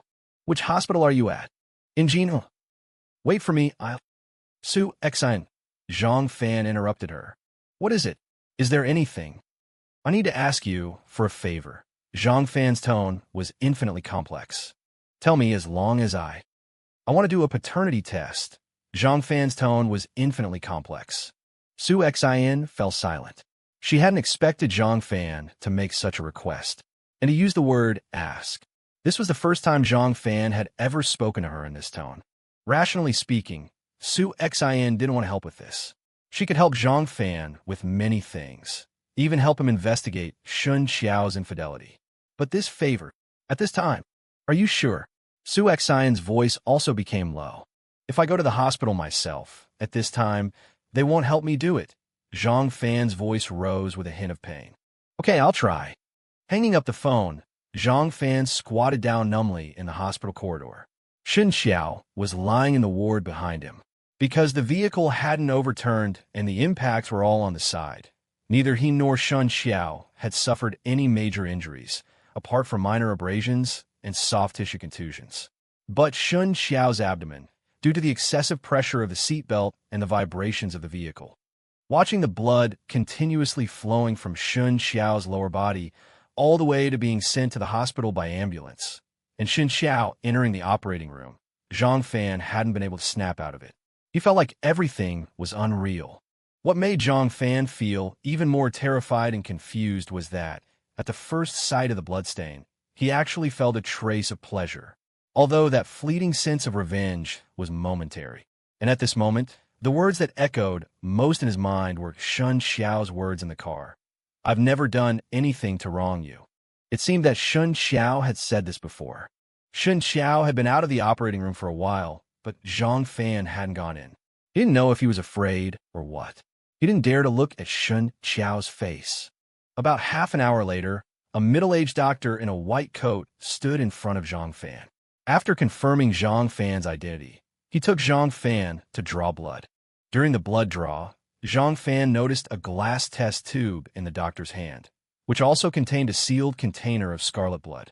Zhang Fan knew that what he was holding was the child. The results will be available in 3 hours at the earliest, the doctor said, giving Zhang Fan a complicated look before turning and silently leaving. At 8 o'clock in the evening, Sue Xin appeared in the hospital corridor. Seeing Zhang Fan sitting blankly on a bench in the corridor, she carefully checked him for any obvious injuries, then silently sat down beside him. Zhang Fan continued to stare numbly at the ground, his eyes empty, completely unaware of the person who had suddenly sat down beside him. Zhang Fan, Sue Xin called softly, trying to place her hand on his shoulder to comfort him, but she hesitated and pulled her hand back. Zhang Fan seemed not to hear, still staring blankly at the ground. After calling out twice, Zhang Fan was like a wooden statue, showing no reaction to anything around him. Sue Xin raised her hand and placed her slender hand on Zhang Fan's shoulder. The sudden added weight finally elicited a slight reaction from Zhang Fan. He turned his head numbly and saw the person sitting beside him. Her cool face had an undeniable pallor and fatigue, but her eyes revealed a deep concern and complexity. "The child is mine," Zhang Fan said mechanically, his voice sounding like the tearing of metal. Sue Xin's eyes trembled slightly, and she opened her mouth, but she couldn't say anything. She had expected this result, and for some reason, she had never doubted Shen Qiao on this point.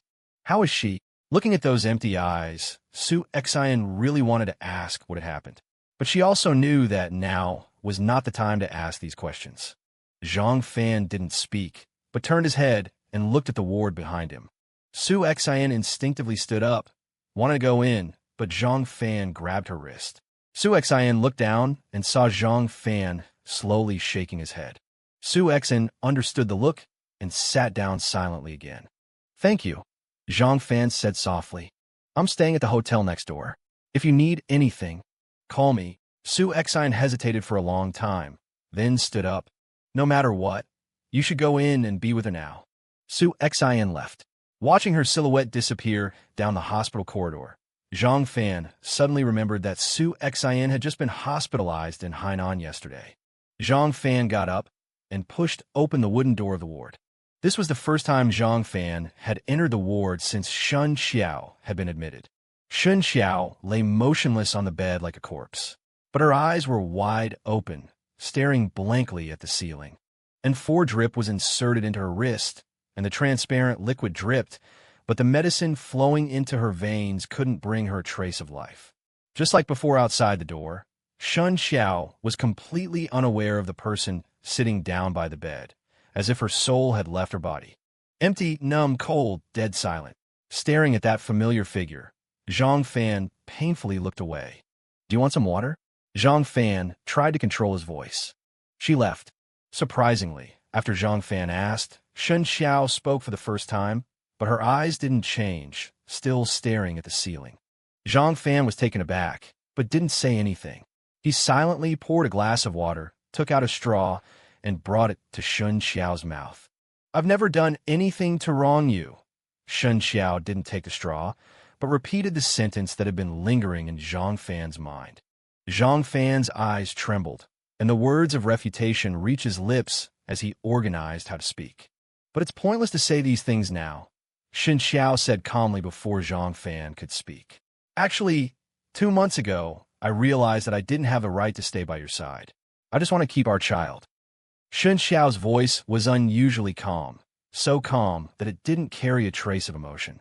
As she spoke these cold words, 2 lines of hot tears flowed from Shen Qiao's empty eyes. Zhang Fan opened his mouth, but the questions he wanted to ask were once again blocked by those 2 lines of desperate tears. Now was really not the time for an argument. Silently putting down the glass, Zhang Fan sat blankly on the accompanying chair, staring straight at Shen Qiao. They were originally in love, originally happy, originally living a warm and fulfilling life. Shen Qiao had almost fulfilled all of Zhang Fan's fantasies about love and marriage. But why had it turned out like this? "Yaman, is that his name? Tell me, what's going on between you two? Since you keep saying you haven't wronged me, then explain what your relationship is. And why did you leave your beloved family, your beloved husband, and while pregnant, go and live with an AIDS patient?" But unexpectedly, Shen Qiao didn't answer. After that, no matter what Zhang Fan said, asked, or did, she seemed to have closed herself off. It was like a phone that had lost its signal, neither receiving nor giving any feedback. Zhang Fan bought food, and Shen Qiao mechanically took it and ate it like a puppet. Throughout the entire process, she still didn't have any communication with Zhang Fan. It was a long night, so long that Zhang Fan recalled his life and marriage twice. And Shen Qiao, from beginning to end, just stared straight at the ceiling, seemingly without even blinking. The next morning, Shen Qiao's mother, Zhang Fan's mother-in-law, arrived at the hospital. Zhang Fan didn't know when Shen Qiao had notified her. After she entered the ward, she kept complaining that the two of them were being irresponsible, not contacting the family for so long, and even more so, being so careless about such a big matter as pregnancy. But after saying a few words, she noticed the emotional state of the two of them and silently closed her mouth. In her mother-in-law's opinion, the two had just lost their child, and now was indeed not the time for criticism. Zhang Fan walked out of the ward and silently took out his phone. "How is she?" The call was answered almost instantly. Sue Xin's voice was laced with exhaustion, yet tinged with concern. "Can you lend me a car?" Zhang Fan's tone was complex.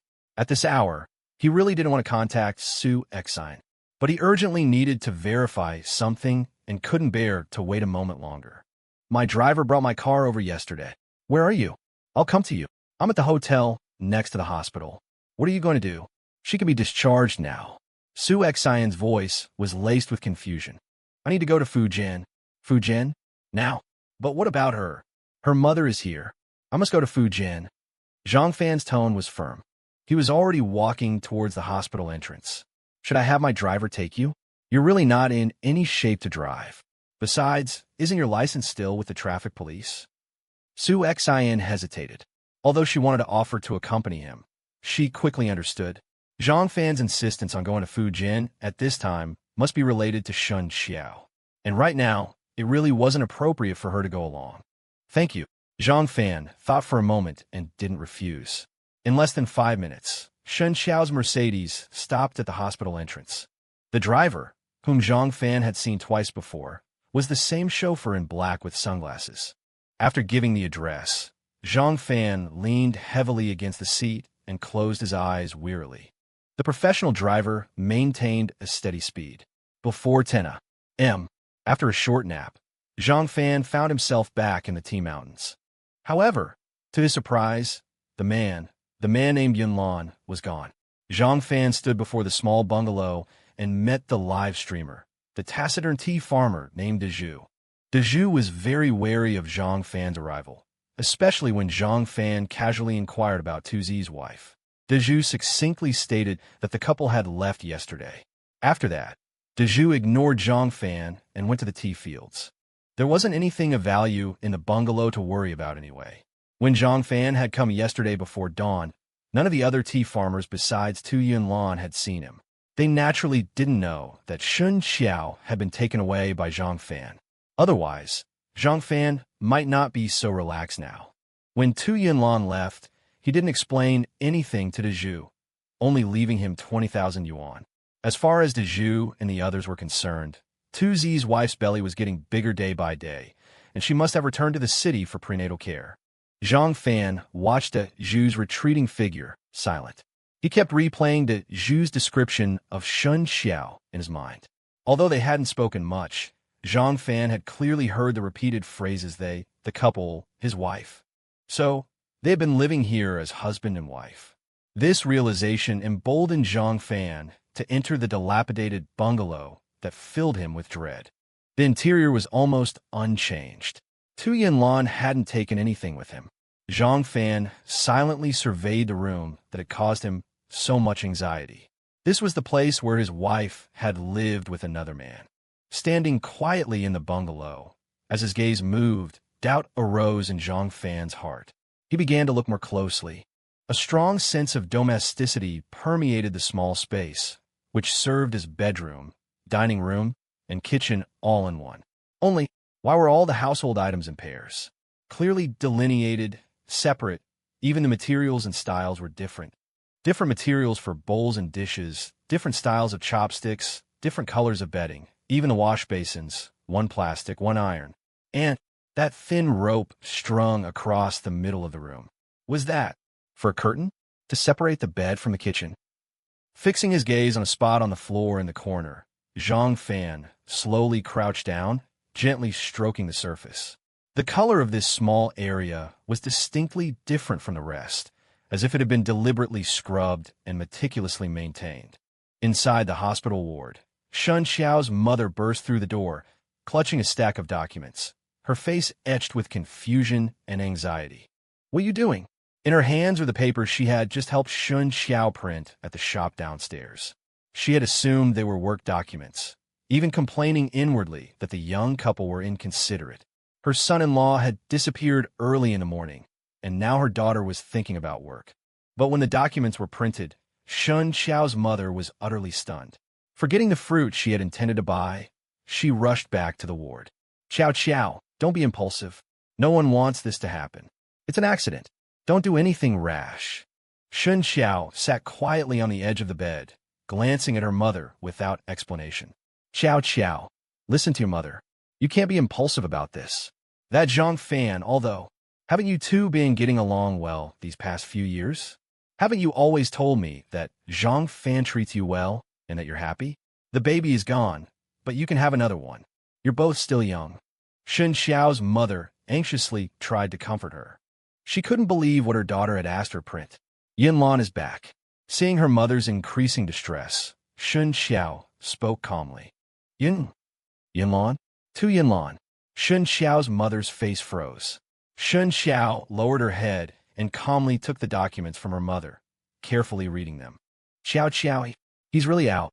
Shen Qiao's mother's expression shifted rapidly. Surprise, worry, fear, a complex mix of emotions. "Qiao Qiao, you're married now. Isn't all that in the past? Yinlan, weren't you asking why I haven't contacted home these past 2 months?" Shen Qiao slowly raised her head, looking directly into her mother's eyes. "I've been with Yinlan these past 2 months." Shen Qiao's mother's eyes widened, staring at her daughter in disbelief. Zhang Fan returned to Jinhua at 4 p.m. After thanking Sue Xian's driver at the hospital entrance, Zhang Fan didn't call Sue Xian but walked heavily towards the ward. His trip to Fujin hadn't provided the answers he sought. Instead, his doubts had only multiplied. Pushing open the ward door, a look of surprise flashed across Zhang Fan's face. Shen Qiao wasn't lying in bed. She sat quietly with her back to the door, her hospital gown replaced by her own clothes. His mother-in-law seemed to be packing something. Seeing Zhang Fan, she froze, her expression complex, her gaze evasive. Zhang Fan looked suspiciously at the two of them, then at the neatly made bed. "You." Before Zhang Fan could finish, Shen Qiao turned calmly, her eyes meeting his. "I've been discharged. I waited to give you this." Shen Qiao calmly handed him some documents. Zhang Fan hesitantly took them. As he saw the contents, his eyes flickered. A divorce agreement. Stepping out of the ward, Zhang Fan's steps felt unsteady, as if he were treading on cotton or wading through water at the seaside. The hospital corridor was clearly flat, yet Zhang Fan felt like he was on surging waves, as if they could capsize him at any moment. Zhang Fan had signed the agreement, and they hadn't even exchanged a word. The agreement was prepared by Shen Qiao, and its contents were very simple. Both parties in the divorce would manage their own existing cash. The house would belong to the woman, and the car and other assets, the tea house, would belong to the man. Zhang Fan didn't dwell on the division of property. He simply signed, and when he pressed his fingerprint, he looked up at Shen Qiao. He saw a completely unfamiliar Shen Qiao, her face cold, her eyes indifferent, and a strange detachment emanating from her entire being. Even the sickly pallor after the miscarriage was well concealed by her. Yes, detachment. It seemed that ever since he saw Shen Qiao again in the hospital bed, this aura had permeated her, as if everything around her was no longer related to her. Who exactly is that man? When he finished signing, Zhang Fan, unwilling to give up, asked again. However, Shen Qiao remained as unresponsive as ever, just quietly putting away the divorce agreement. Zhang Fan took a slight breath and thought, yes, now that he had signed, it had nothing to do with him anymore. He turned to leave, but didn't dare to look at his mother-in-law's face. After Zhang Fan left, soft sobbing sounds came from inside the ward. It was Shen Qiao's mother, looking at her daughter with heartache. She seemed to have a lot to say, but her slightly open mouth only produced weeping sounds. Shen Qiao tightly gripped the agreement signed by Zhang Fan. Still sitting emotionlessly on the edge of the bed, her starry eyes widened somewhat deliberately. 2 lines of clear tears slid down without warning. But Shen Qiao's expression did not change in the slightest. Walking out of the hospital, Zhang Fan squatted by the roadside for a long time, feeling empty inside, his mind also blank. He couldn't quite describe the feeling. Was it relief? It didn't seem quite like it, but it seemed like he finally didn't need to agonize over it anymore. How is she? Is she better? Can you come back today? Hearing Sue Xin's concerned voice, Zhang Fan's inner feelings were complex. I'm just staying at the hotel. I won't go to the hospital. No, that's not what I meant. I wanted to ask, if you can leave today, I'd like to get a ride. What? You're leaving? Not staying at the hospital with her? She just had a miss. She should be discharged today. Then, are you two coming back together in my car? No, I'm asking you. Is your old studio apartment still available? The place from the last filming. Yes, why? If it is, could I borrow it for a few days? Of course, I can pay rent. Zhang Fan took a deep breath and subconsciously lit another cigarette. What do you mean? Are you moving out again? The house was given to her. I have to move out before she goes back. As Zhang Fan spoke, he suddenly squatted down again in pain, the burning sensation in his chest becoming more intense. Sue Xin finally understood, and for a moment, she didn't know what her mood was. Just feeling the breath coming through the phone, she understood that Zhang Fan's divorce was really different from hers. Are you still at the hospital? After a long silence, Sue Xin tentatively asked. At the hospital entrance. Wait for me, I'll be right there. 10 minutes later, the black Mercedes found Zhang Fan curled up at the base of a tree. Sue Xin got out of the car to help him up. Zhang Fan numbly grabbed her hand and got into the car.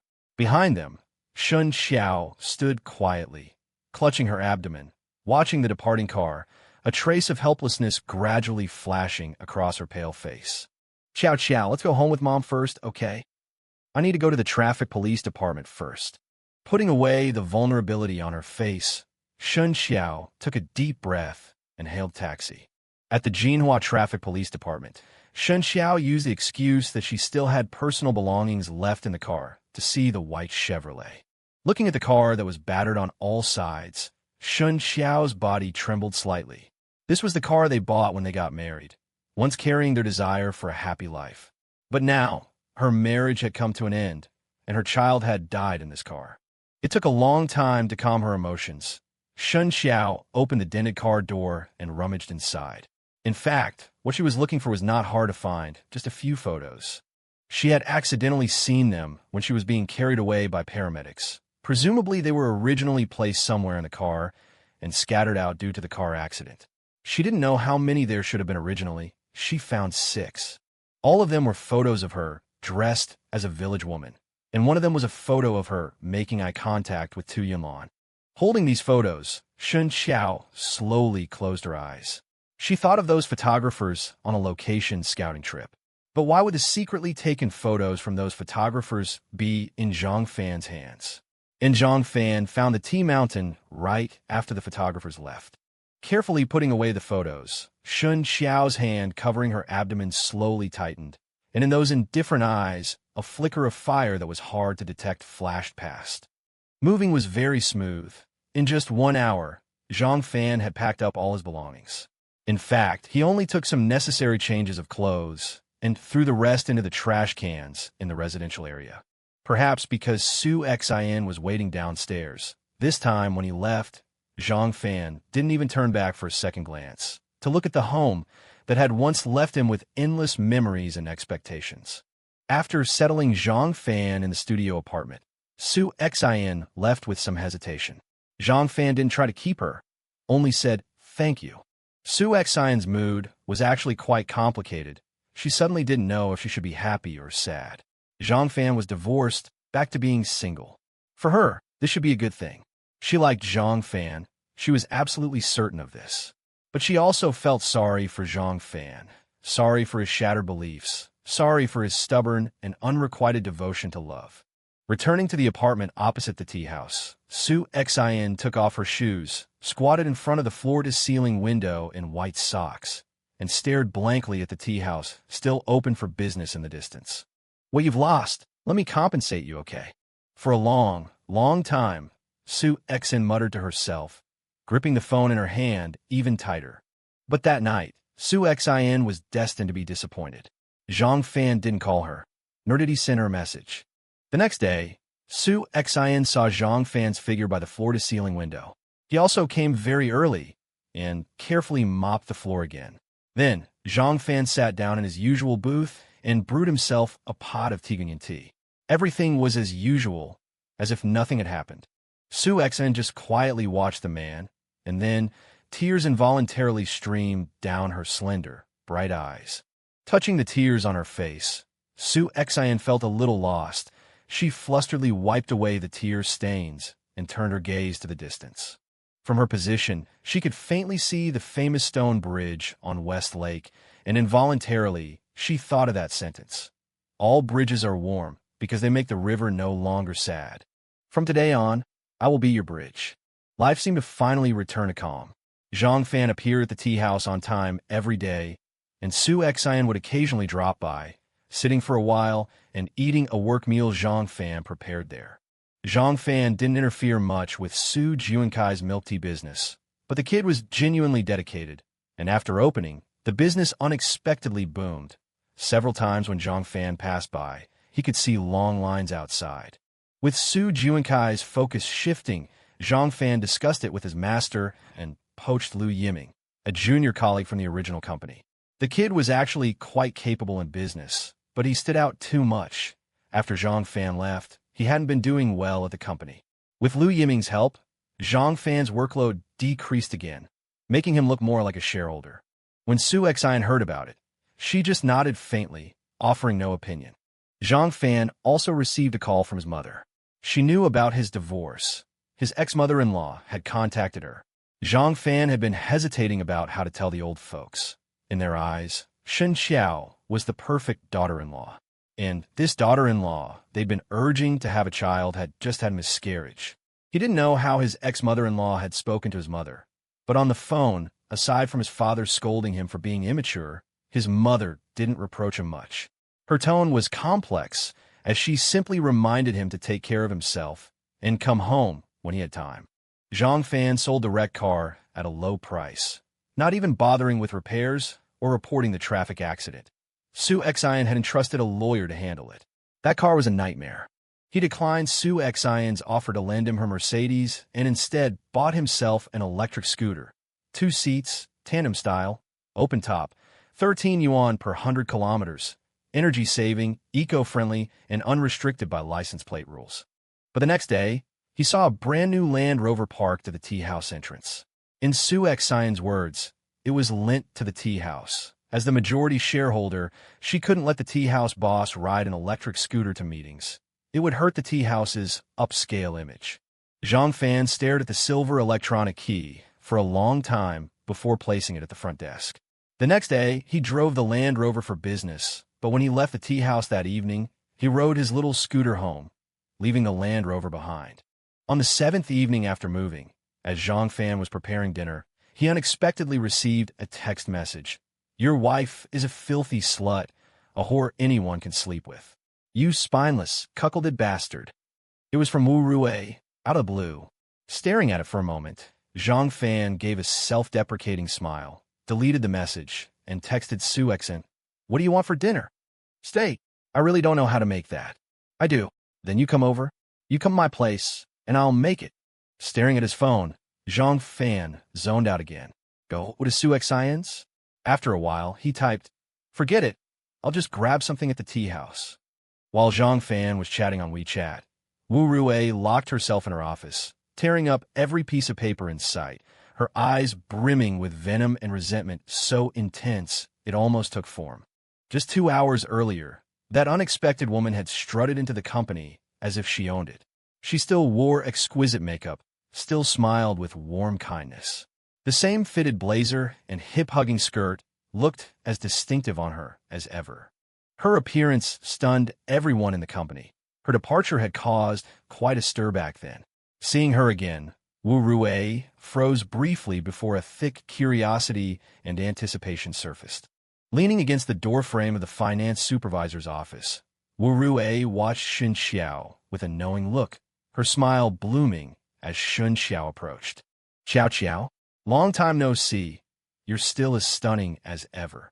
Shen Qiao walked closer, and Wu Rui greeted her with an indescribable smile. Shen Qiao kept a smile on her face, but didn't glance at Wu Rui even once. She stopped at the finance office door, looking at He Jiang inside. He Jiang's eyes lit up when he saw Shen Qiao. Though puzzled, a flurry of thoughts arose in him. "Come here for a sec," Shen Qiao said to He Jiang lightly, her tone the same as when she'd been his supervisor and he her subordinate. With that, she bypassed Wu Rui and headed straight for Wang Zichuan's office, never once looking at Wu Rui. He Jiang's brow twitched, a strange smile crossing his face. Though his mind harbored doubts, he stood and followed her immediately. Ignored, Wu Rui shot He Jiang an irritated glare before twisting her hips and trailing behind. In Wang Zichuan's office, Shen Qiao sat quietly, legs crossed, spine straight, making her neck appear even more delicate and fair from behind. He Jiang suddenly realized that this reappeared Shen Qiao seemed more captivating, less fragile, with an indefinable new aura. "Xiao Shen, I'm not trying to criticize, but your sudden resignation caused the company quite a bit of trouble," Wang Zichuan said, testing her, his gaze fixed on her intently. "Didn't I come back?" Shen Qiao replied calmly. "Huh, you're not seriously thinking of working here again, are you?" Wu Rui froze, then mocked her with a smirk. Shen Qiao said nothing, pulling a voice recorder from her bag and placing it gently on the table. Seeing this, Wang Zichuan's brow rose, and He Jiang's expression darkened. Sensing the shift in the room, Wu Rui wisely shut her mouth. "What's this supposed to mean?" Wang Zichuan glanced at He Jiang, who gave no sign, and pressed on gruffly. "To work here again," Shen Qiao answered, eyes level, face expressionless. Silence fell over the office once more. "Shen Qiao, let me tell you, this company isn't some revolving door you can waltz in and out of. Who do you think you are?" Seeing Wang Zichuan and He Jiang's serious faces, Wu Rui couldn't hold back. Shen Qiao sat there quietly, unmoved by Wu Rui's words. "Your reason? Just this recorder." He Jiang suddenly flashed an odd smile. "Do you think this company can last long with those two? Or are you really that confident in their clumsy little tricks? Can they read financial statements? Can they handle audits?" Shen Qiao turned faintly, pointing first at Wang Zichuan, then at Wu Rui. Wu Rui felt the insult in that gesture, but He Jiang stopped her. Wang Zichuan frowned deeply, looking at Shen Qiao with complexity. "Your skills are solid, but we don't need a finance person," He Jiang said, his interest fully piqued. He realized he'd misjudged Shen Qiao before. A faint smile curved Shen Qiao's lips, subtle but enough to make He Jiang's heart skip. That was the vibe. Before he could savor it, Shen Qiao pulled a sheet of paper from her bag, held it casually between two fingers, and handed it to him. "I wrote this last night." An A4 sheet, folded twice. He Jiang unfolded it and skimmed it, but soon the contents drew him in. He slowed down, reading more carefully. "Great. Starting now, you're the finance supervisor again. Haha, welcome back, Supervisor Shen." After a good 10 minutes, He Jiang's eyes gleamed with excitement as he stood from the sofa. "He Jiang? You?" Wu Rui's face paled. "Shut up." He Jiang snapped viciously, his demeanor flipping instantly with Wu Rui. "She's the finance supervisor. Then what about me?" Cowed by He Jiang's glare, Wu Rui's tone turned pleading as fear rose again. "You go back to HR. But HR already has someone." "Then go to PR," He Jiang said impatiently, waving her off, his eager eyes locked on Shen Qiao, who sat still as jade. Different, truly different now. "PR? He Jiang, you bastard. All this time I've been sleeping with old men for you. And now this bitch shows up and you toss me aside?" Slap. A sharp smack landed on Wu Rui's face. "You know that's all you're good for, right? Sending you to PR is letting you play to your strengths," He Jiang said darkly, glaring at her fiercely. "Please, Supervisor Wu, clear out the office soon.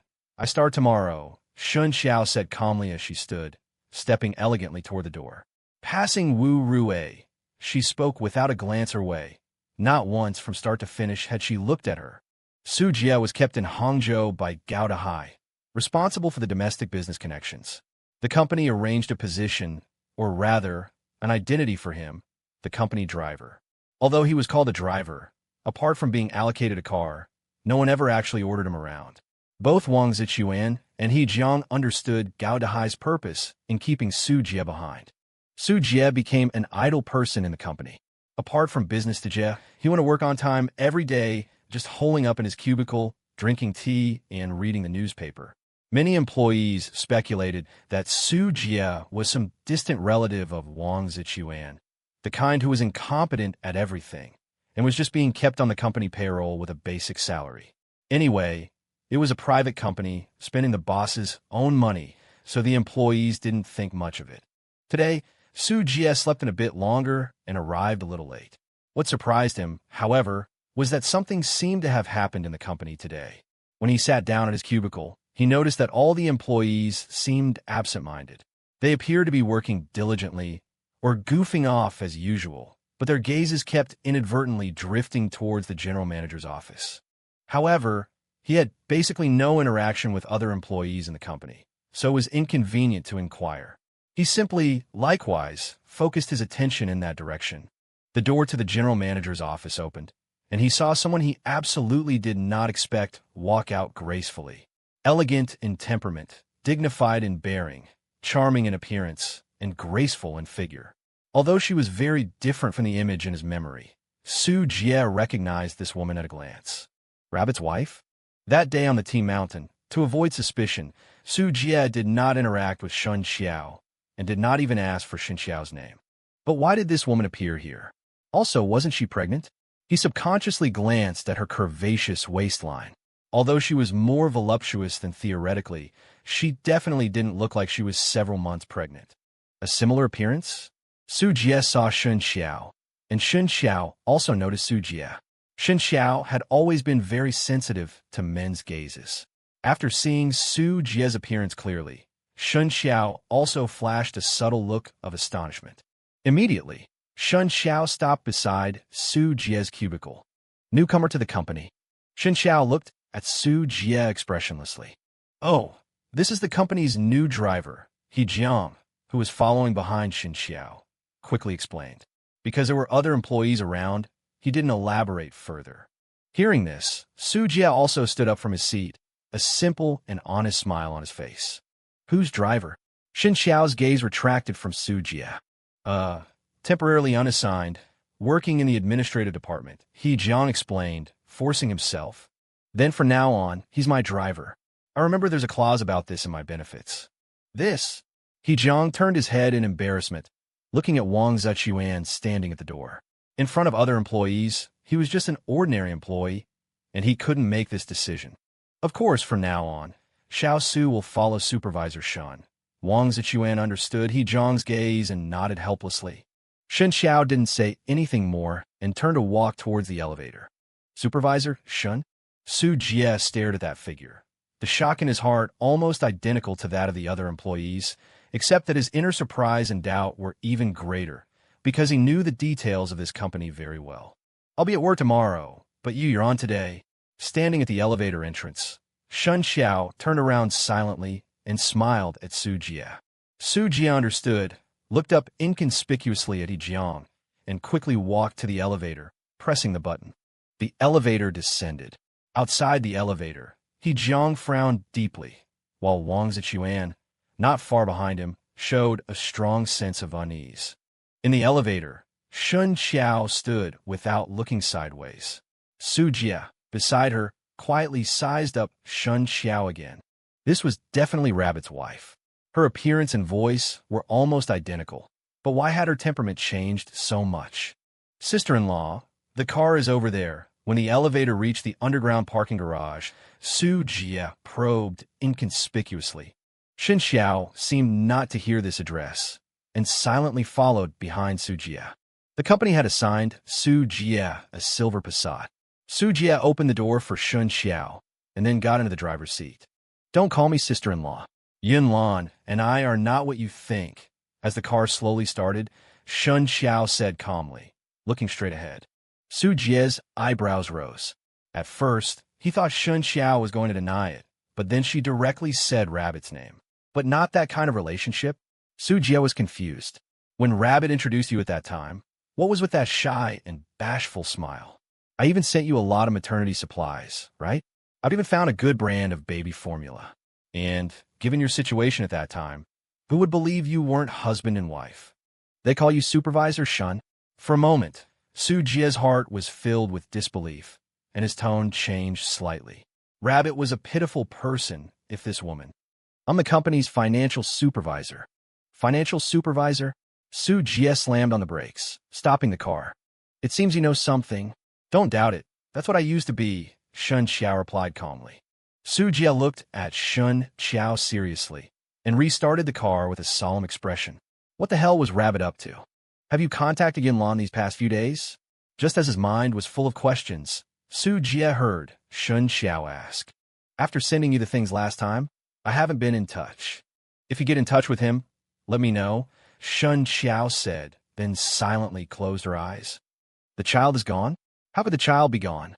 On the rocking chair, the white-haired old man listened to the short-haired woman's report, his expression complex. I had someone check the scene. The car accident was indeed an accident.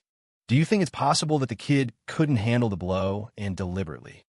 Loss of emotional control should be the main cause of the accident, but based on our previous understanding of Zhang Fan, he's not that kind of person, the short-haired woman evaluated objectively.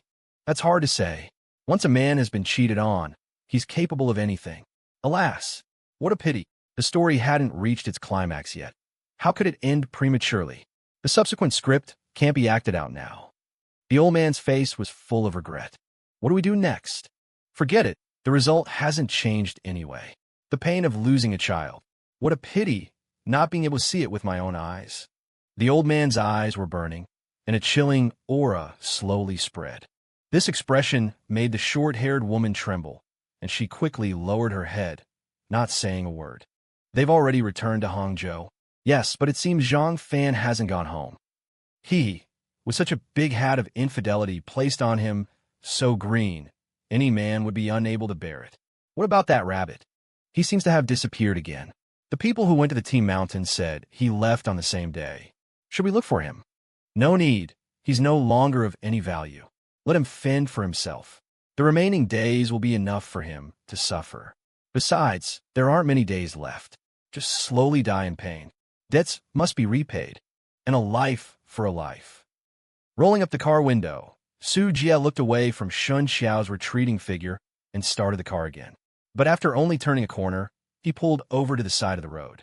He lit a cigarette and pulled out his phone, dialing Rabbit's number. As expected, the call couldn't get through. Frowning, he took a few drags of his cigarette and dialed another number. Daju? Yeah, it's me.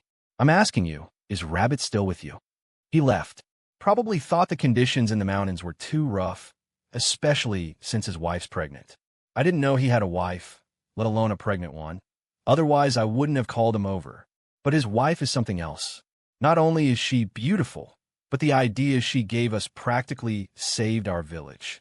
To be honest, I thought I'd be helping him out, but it turns out I'm the one who benefited. Daju sounded excited to hear from Sue Jia.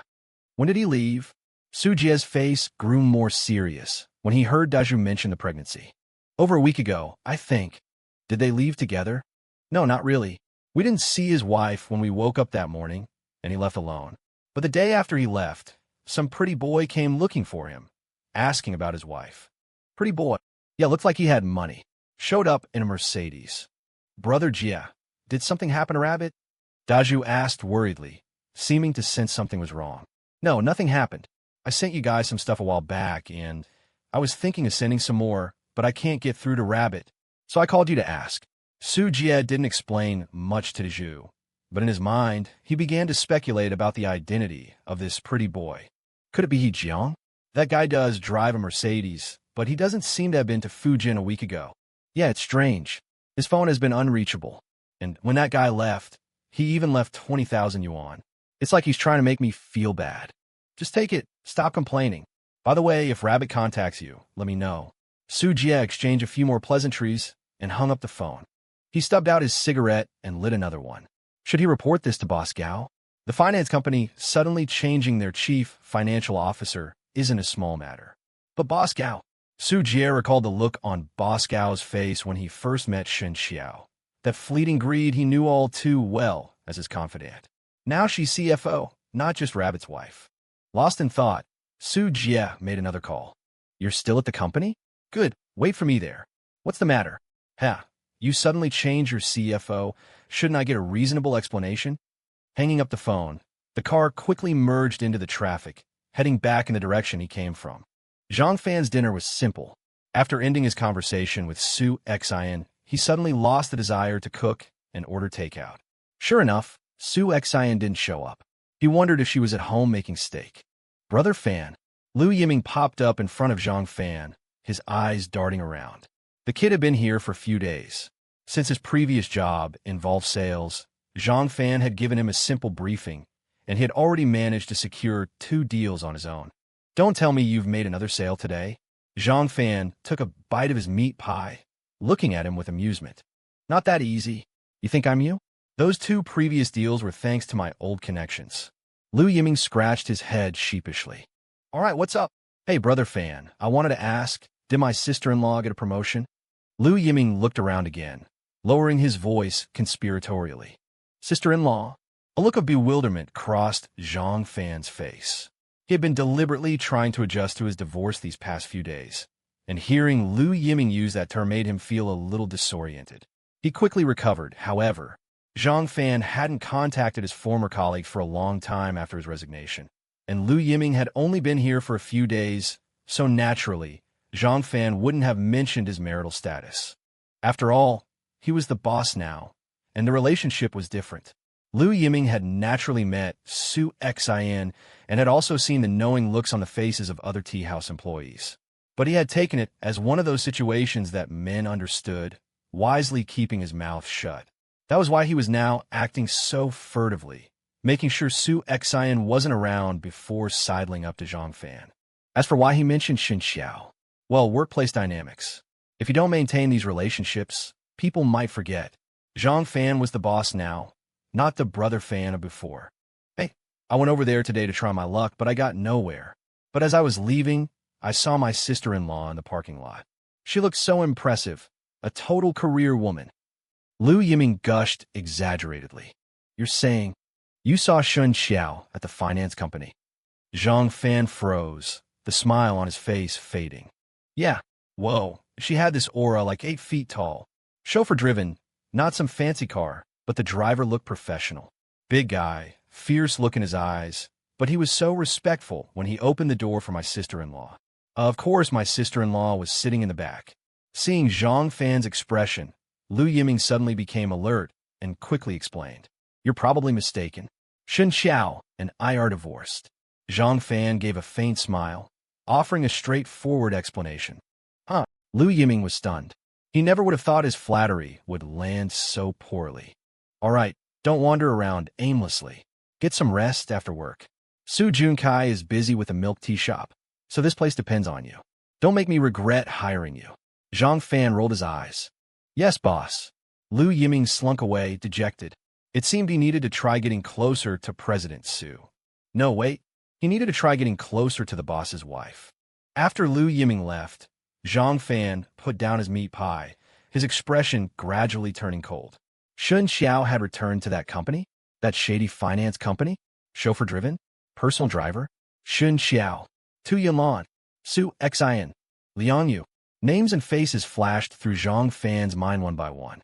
His face grew increasingly calm, but the emotions flickering in his eyes became more and more complex. He sat there the entire evening, without refilling his tea or lighting a cigarette. The tea house staff were used to this. Their boss was good in every way, except for his tendency to zone out, and when he did, no one would dare disturb him.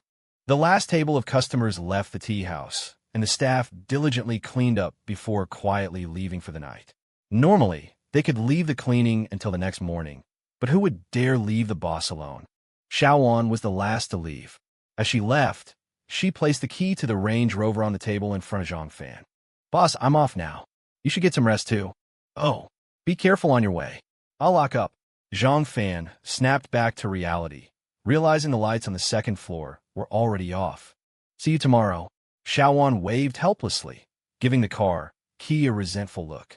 It's almost 2 a.m., and you're telling me, a young girl, to be careful. You clueless man. Sister Xin is blind to have chosen you. Zhang Fan's gaze shifted from Xiaowan's retreating figure to the dark red wooden tabletop. He dipped his ring finger in the cold tea and slowly wrote 4 characters on the table. Man, woman. At that moment, the emotions he had deliberately sealed away, the high walls he had painstakingly built in his heart, finally crumbled. Man, women. Gently stroking the Land Rover key, he glanced at the electronic clock on the wall. 1:52 M. He took out his phone and dialed Su Junkai. Boss. The phone was answered after only 1 ring. Su Junkai's voice was laced with confusion, but he was clearly awake, probably playing on his phone. Not sleeping yet. Nope, what are your orders? Excitement tinged Su Junkai's voice. Since the milk tea shop opened, business had been booming every day. He felt his career taking off, thanks, of course, to the enticing prospects Zhang Fan had painted for him. How were the sales at the milk tea shop today? I thought you didn't care. Today was even better than yesterday. We sold almost 400 cups. What about the stall? Zhang Fan noted the number and continued his questioning. The milk tea stall had actually opened a few days earlier than the shop, but due to stricter regulations on street vendors near Westlake, it wasn't as bustling as the shop. Around 70 cups, but the shop got so busy tonight that I had Qiao close the stall and come help out at the shop. By the way, boss, we need to hire more people. We're really short-handed now. There's a long line at the door. Also, when are we going to get on Matewan and Aleem? Lots of customers are asking. We'll stop running the stall tomorrow. It was just a trial run. You can handle the hiring yourself. As for Matewan, let's wait. I called you because I have something for you to do. Write this down. Okay, boss. Rustling sounds came from the other end of the phone. Su Junkai was obviously looking for a pen and paper. First, starting tomorrow, limit the milk tea shop's sales to 300 cups a day. Don't sell any more than that.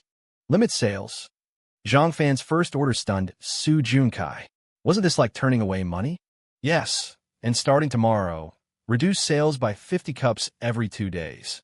By next Wednesday, bring sales down to 150 cups a day. Zhang Fan's next words shocked Su Junkai even more. This sounded like a plan to ruin the milk tea shop. Had Boss Zhang and Ms. Su fallen out? Holding the phone, Su Junkai mourned his newly soaring career. Boss, so, when customers come, we just say we're sold out? As a salesman, Su Junkai was naturally aware of scarcity marketing, but who would use it for a milk tea shop? We're not short on supplies. We're improving the quality of our product. You're brewing the black tea in a big pot in the back kitchen, right? Right. Tomorrow, get ready to rearrange the counter. Replace the big pot with small teapots and brew the tea directly on the counter. Customers need to see the brewing process, and each pot of tea can only be used to make 3 cups of milk tea. After 3 cups, change the tea leaves. Zhang Fan pondered, voicing his thoughts. Boss, are we raising the price? Su Junkai silently calculated in his mind. Reduce sales, improve quality. And the subsequent arrangements didn't sound random. If they did, as Zhang Fan said, there would be no need to deliberately control sales, because the time to brew a cup of milk tea would be greatly extended. They might not even be able to make 150 cups a day. But this would increase the time cost, material cost, and labor cost. How much would they have to raise the price to maintain the current profit? Keep the price the same. Boss, don't worry about the rest. I'll explain the details later. Just follow these instructions tomorrow. That night, Su Junkai tossed and turned, his mind filled with soap opera scenarios, all about the love-hate relationship between Zhang Fan and Su Xian. Early the next morning, as soon as the milk tea shop opened, Su Junkai saw Zhang Fan. He hurried over to greet him, hoping that Zhang Fan had just had a bad night's sleep and a muddled mind and would change his mind today. But Zhang Fan simply gestured for him to follow yesterday's instructions, then sat down on a bench not far from the shop, staring intently at it. Business was indeed good, although it was only 10 a.m. On a weekday, with less foot traffic, there was still a steady stream of customers coming to buy milk tea. Zhang Fan estimated that they had sold more than 20 cups in an hour. And this was just the morning. At noon, Su Junkai brought back a box of glass teaware, but Zhang Fan took one look and told Su Junkai to return them. He personally went to a tea house and selected several sets of exquisite tea sets. Then, he went to an advertising agency and had a sign made explaining the product upgrade. The general content was that the milk tea shop, Man Jiang Hong, was upgrading its products to give back to its customers, etc. Underneath the sign, he added a line of prominent text. Enjoy a refined life. 1 tea, 1 brew, 1 cup. And the original 3 brews per pot was changed to 1 brew per cup. That evening, Su Junkai operated according to the new model, and the results were astonishing. Sales dropped by 2/3 compared to the previous day. Boss, this isn't going to work. The idea is novel, but the output is just too low. In today's revenue, Su Junkai couldn't bear to see his hard work go to waste. So he plucked up the courage to persuade Zhang Fan. I understand what you're saying. The process is more complicated, so the output is low, and with low output, the waiting time for customers increases. Milk tea is a fast food beverage. Customers waiting like this at the door. Won't the line just get longer? Zhang Fan interrupted Su Junkai, calmly looking at him. Yes, the line will get longer, but that's not due to increased customer flow. If customers can't buy milk tea, that's what I want. I want them to get annoyed by the long lines. Zhang Fan interrupted again. The harder it is to get, the more they'll want it. That's human nature. When most people can't buy it, and a few can, Man Jianghong milk tea will become a rare commodity, and there will always be a line at the door. Besides, it's not that we're deliberately slow. It's that our milk tea is refined, meticulously crafted, and the process simply takes time. We only have this much per day. But what if there's no line? Not every customer has the patience to wait when they see a long line. Su Junkai was speechless. Yes, it sounded reasonable, but upon closer examination, it was full of holes. Then we'll pay people to queue. Zhang Fan's words were shocking, completely overturning Su Junkai's way of thinking.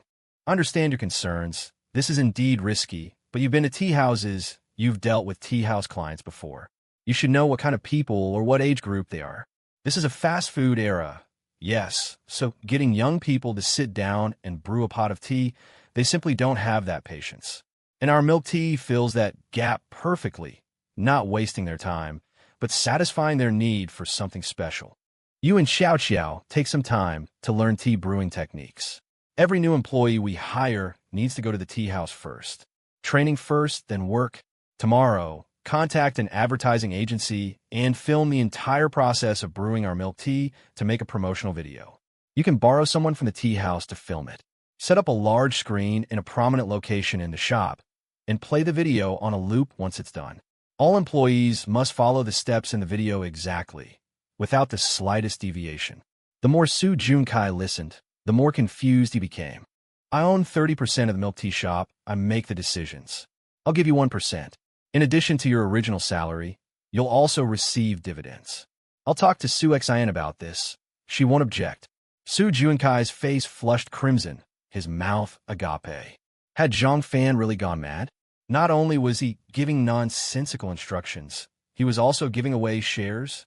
I've just looked at the shop's accounts. Sales have been good these past few days. The money should be enough for now. If it's not, let me know. Also, go to the university town and look for a new location.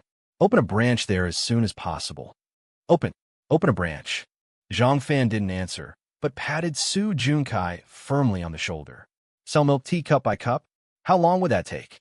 Although Su Junkai was inwardly reluctant, he meticulously carried out the boss's instructions. Soon, Man Jianghong, the milk tea shop located by the West Lake, underwent a major operational overhaul. Employees traded their bright, clean work aprons for short-sleeve hanfu. A large display screen at the entrance played promotional videos filmed in the style of a bite of China. The counter was rearranged. Exquisite tea sets were brought to the front, and a deep, ancient sandalwood fragrance perpetually filled the shop. The originally single-flavor menu expanded to include 3 new options: Dahong Pao, Zhengshan Xiaozhong, and Jin Junmei. The milk tea packaging also changed. Different flavors corresponded to different cups, all undeniably imbued with a strong Chinese aesthetic. At first glance, the shop's classiness had indeed increased significantly, instantly attracting more customers. Of course, Su Junkai's worries persisted. Product upgrades, store renovations, staff training, and advertising had cost a lot of money. The line at the door grew longer and longer, but the turnover was dropping day by day. Crucially, the originally good reputation began to decline amidst complaints. Su Junkai sought out Zhang Fan twice more, but Zhang Fan ignored him, only telling him to focus on setting up the branch. On the 5th day of the reforms, Su Junkai noticed fewer people queuing at the door. The 6th day saw even fewer, with gaps appearing even during the evening rush. But on the 7th day, the crowds returned, staring at the customers quietly playing with their phones in line without a single complaint. Su Junkai suddenly realized these were plants hired by Zhang Fan. After much hesitation, Su Junkai took out his phone and made a call. That evening, Su Xin arrived at the tea house. New waitresses? Su Xin asked with a smile, looking at the two young girls learning from the tea house's tea master. Yes, but not for the tea house, for the milk tea shop, Zhang Fan explained, smiling back at Su Xin. The milk tea shop's business is very good. I saw a long queue when I passed by earlier. Did that kid Junkai contact you? Zhang Fan calmly raised his head, the smile in his eyes undiminished. He did call me this afternoon, Su Xin admitted, carefully observing Zhang Fan's expression. Do you trust me? When have I ever doubted you? Su Xin raised an eyebrow. All right, don't worry about this. I have it under control. As a matter of fact, I have something to discuss with you. Su Xin's answer pleased Zhang Fan. Being with Su Xin always felt like a gentle spring breeze, warm and comforting. This feeling made Zhang Fan pinch his thigh under the table. Hearing Zhang Fan's words, Su Xin raised her eyebrows, sipping her tea and waiting for him to continue. I'm planning to separate the tea house and the milk tea shop. That is, to make the milk tea shop independent. Zhang Fan composed himself and spoke seriously. Su Xin's expression changed slightly. She inconspicuously took another sip of tea. Oh, it's just establishing a separate brand company under the name Man Jianghong, separating the milk tea shop from the tea house. The shareholding structure of the new company will remain the same. Zhang Fan didn't miss the fleeting unnaturalness on Su Xin's face. He sighed inwardly and quickly explained, I certainly have no objections. I don't interfere with the tea house's operations. It's in the contract. Besides, the tea house's profits have far exceeded expectations, Su Xin said, raising her head again, her eyes sparkling. Good. Then I'll start the process tomorrow. By the way, I promised Junkai a 1% share of the profits, just dividends, of course. So, I plan to give him 1% for my shares. You're giving him dividends, too? Su Xin's smile widened. I'm not as stingy as you think. His call made me even more optimistic about him. A good manager needs more than just execution. They also need risk aversion. I didn't say you were stingy. I was just worried you'd be unhappy. Since the milk tea shop is our partnership, it doesn't make sense for only you to contribute shares. How about 0? 5% each? Or, proportionally, 0. 7% from me and 0. 3% from you. That won't do. The shares are my promise, not the company's. Besides, I didn't consult with you before making the decision. It's my personal decision. I can't touch your shares, Zhang Fan said with sudden seriousness. Suit yourself. Su Xin pouted helplessly, sighing inwardly. He's still so stubborn. The Man Jianghong milk tea shop was successfully separated from the tea house and established as an independent brand. Su Junkai, under Zhang Fan's insistence, continued to strictly implement his instructions. However, after Zhang Fan approached him with the dividend agreement, he put aside all his dissatisfaction. He had originally thought that phone call would change Zhang Fan's attitude towards him. On the 11th day of the reforms, Su Junkai spotted figures holding selfie sticks among the queue. Many people had taken photos and posted them on their moments before, but today's crowd was clearly different. Besides taking photos, they were mostly talking to the camera. Live streaming? Internet celebrities? He recognized one of the girls. She was a minor local internet celebrity in Hangzhou. Since she was local, Su Junkai had seen her live streams before. He did a quick search on his phone, and, sure enough, he found her live stream. She wasn't promoting the milk tea shop, just complaining about the long queue. But after listening for a while, Su Junkai was certain this was another of Zhang Fan's schemes. Because although the internet celebrity appeared to be complaining, there was no real resentment, but rather a sense of anticipation. That evening, short video platforms saw an increase in traffic, all related to the milk tea shop's queues. On the 13th day of the reforms, Su Junkai noticed copycat streamers appearing. Why were they copycats?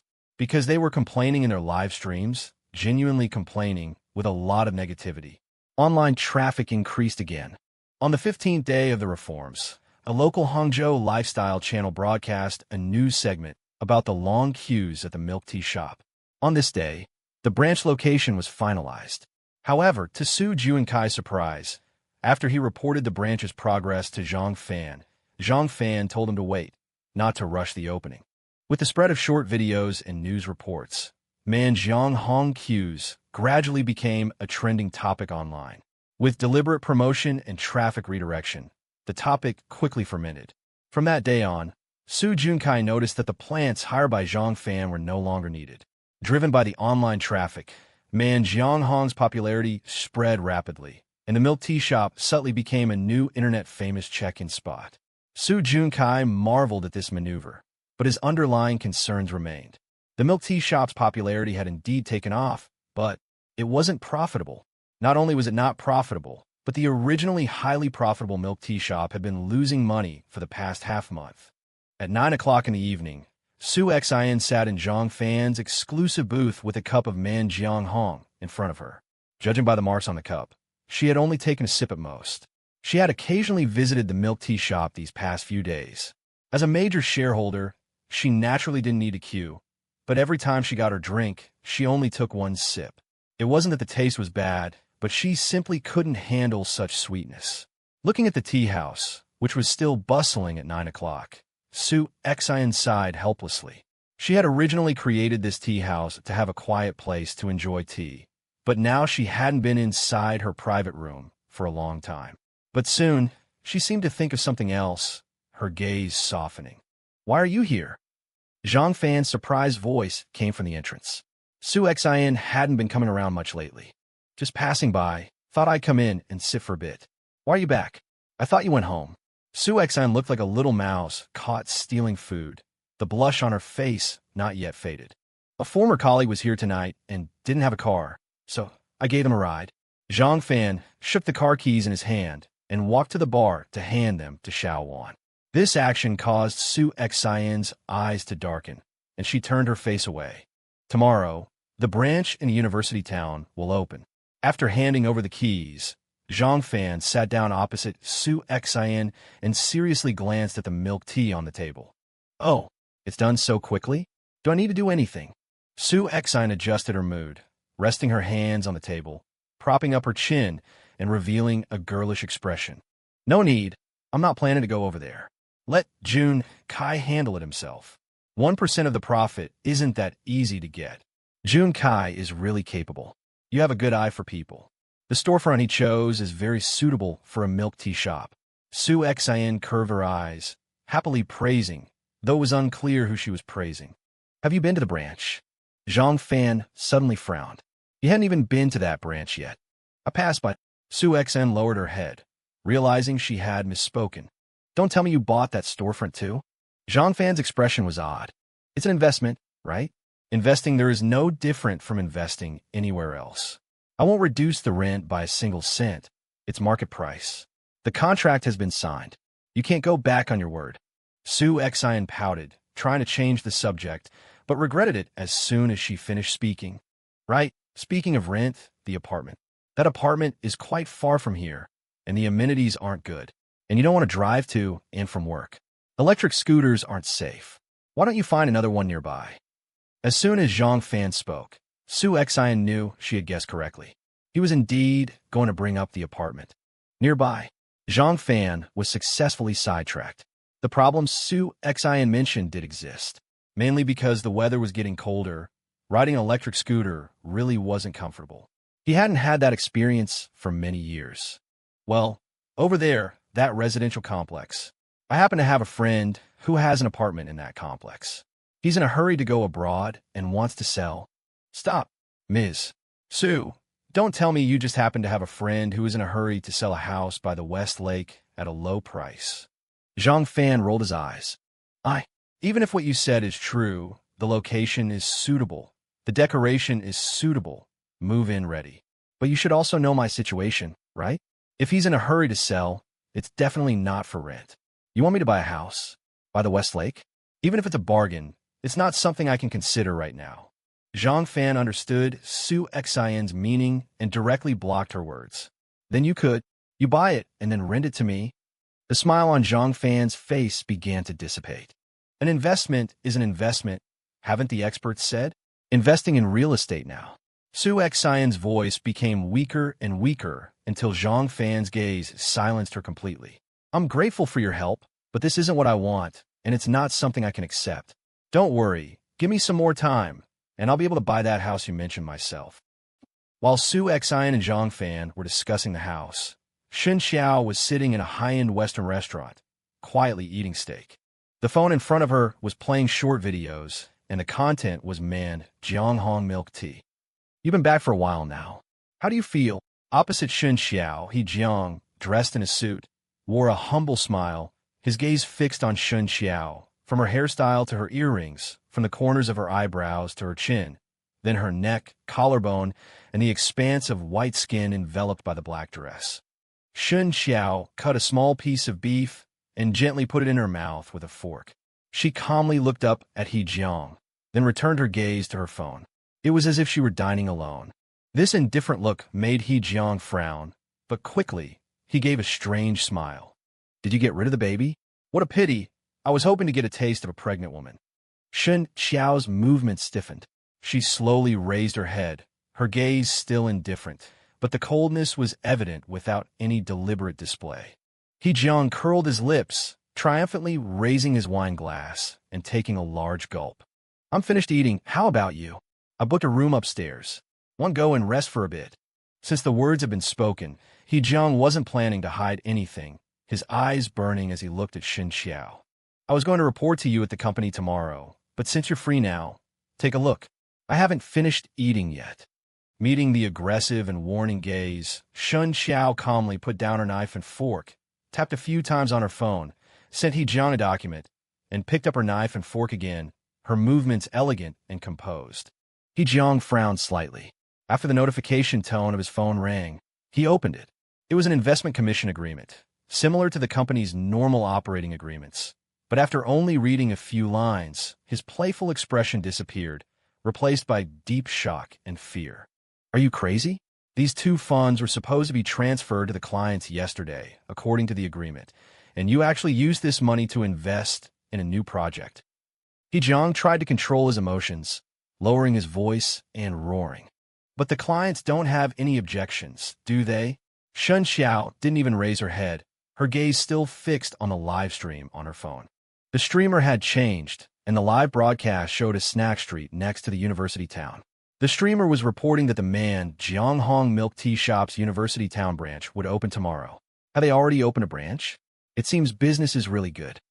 Did you contact the clients? He Jiang was taken aback. Keep reading. Shen Qiao put down her fork and took a sip from the wine glass on the table. You actually bypassed me, bypassed the company, and made private deals with the clients? He Jiang quickly scanned the document, the shock and anger on his face becoming more and more obvious. To be precise, I bypassed you. Your uncle knows about this. What? Didn't he tell you? Shen Qiao finally raised her head and calmly looked at He Jiang. No, impossible. My uncle would never trust you, let alone give you the authority. He wouldn't let you mess around. He Jiang instantly realized that Shen Qiao couldn't have done this deal alone. Even if she had contacted the clients, they wouldn't have trusted her. I've been back for less than 20 days, and the profit I've brought to the company has exceeded your past 3 months. Do you think he trusts me or not? I'm very curious. The clients give you 10, you return 5 to them, and you still charge a handling fee. How do you even do business? What the hell are you trying to do? He Jiang was truly stunned. Make money.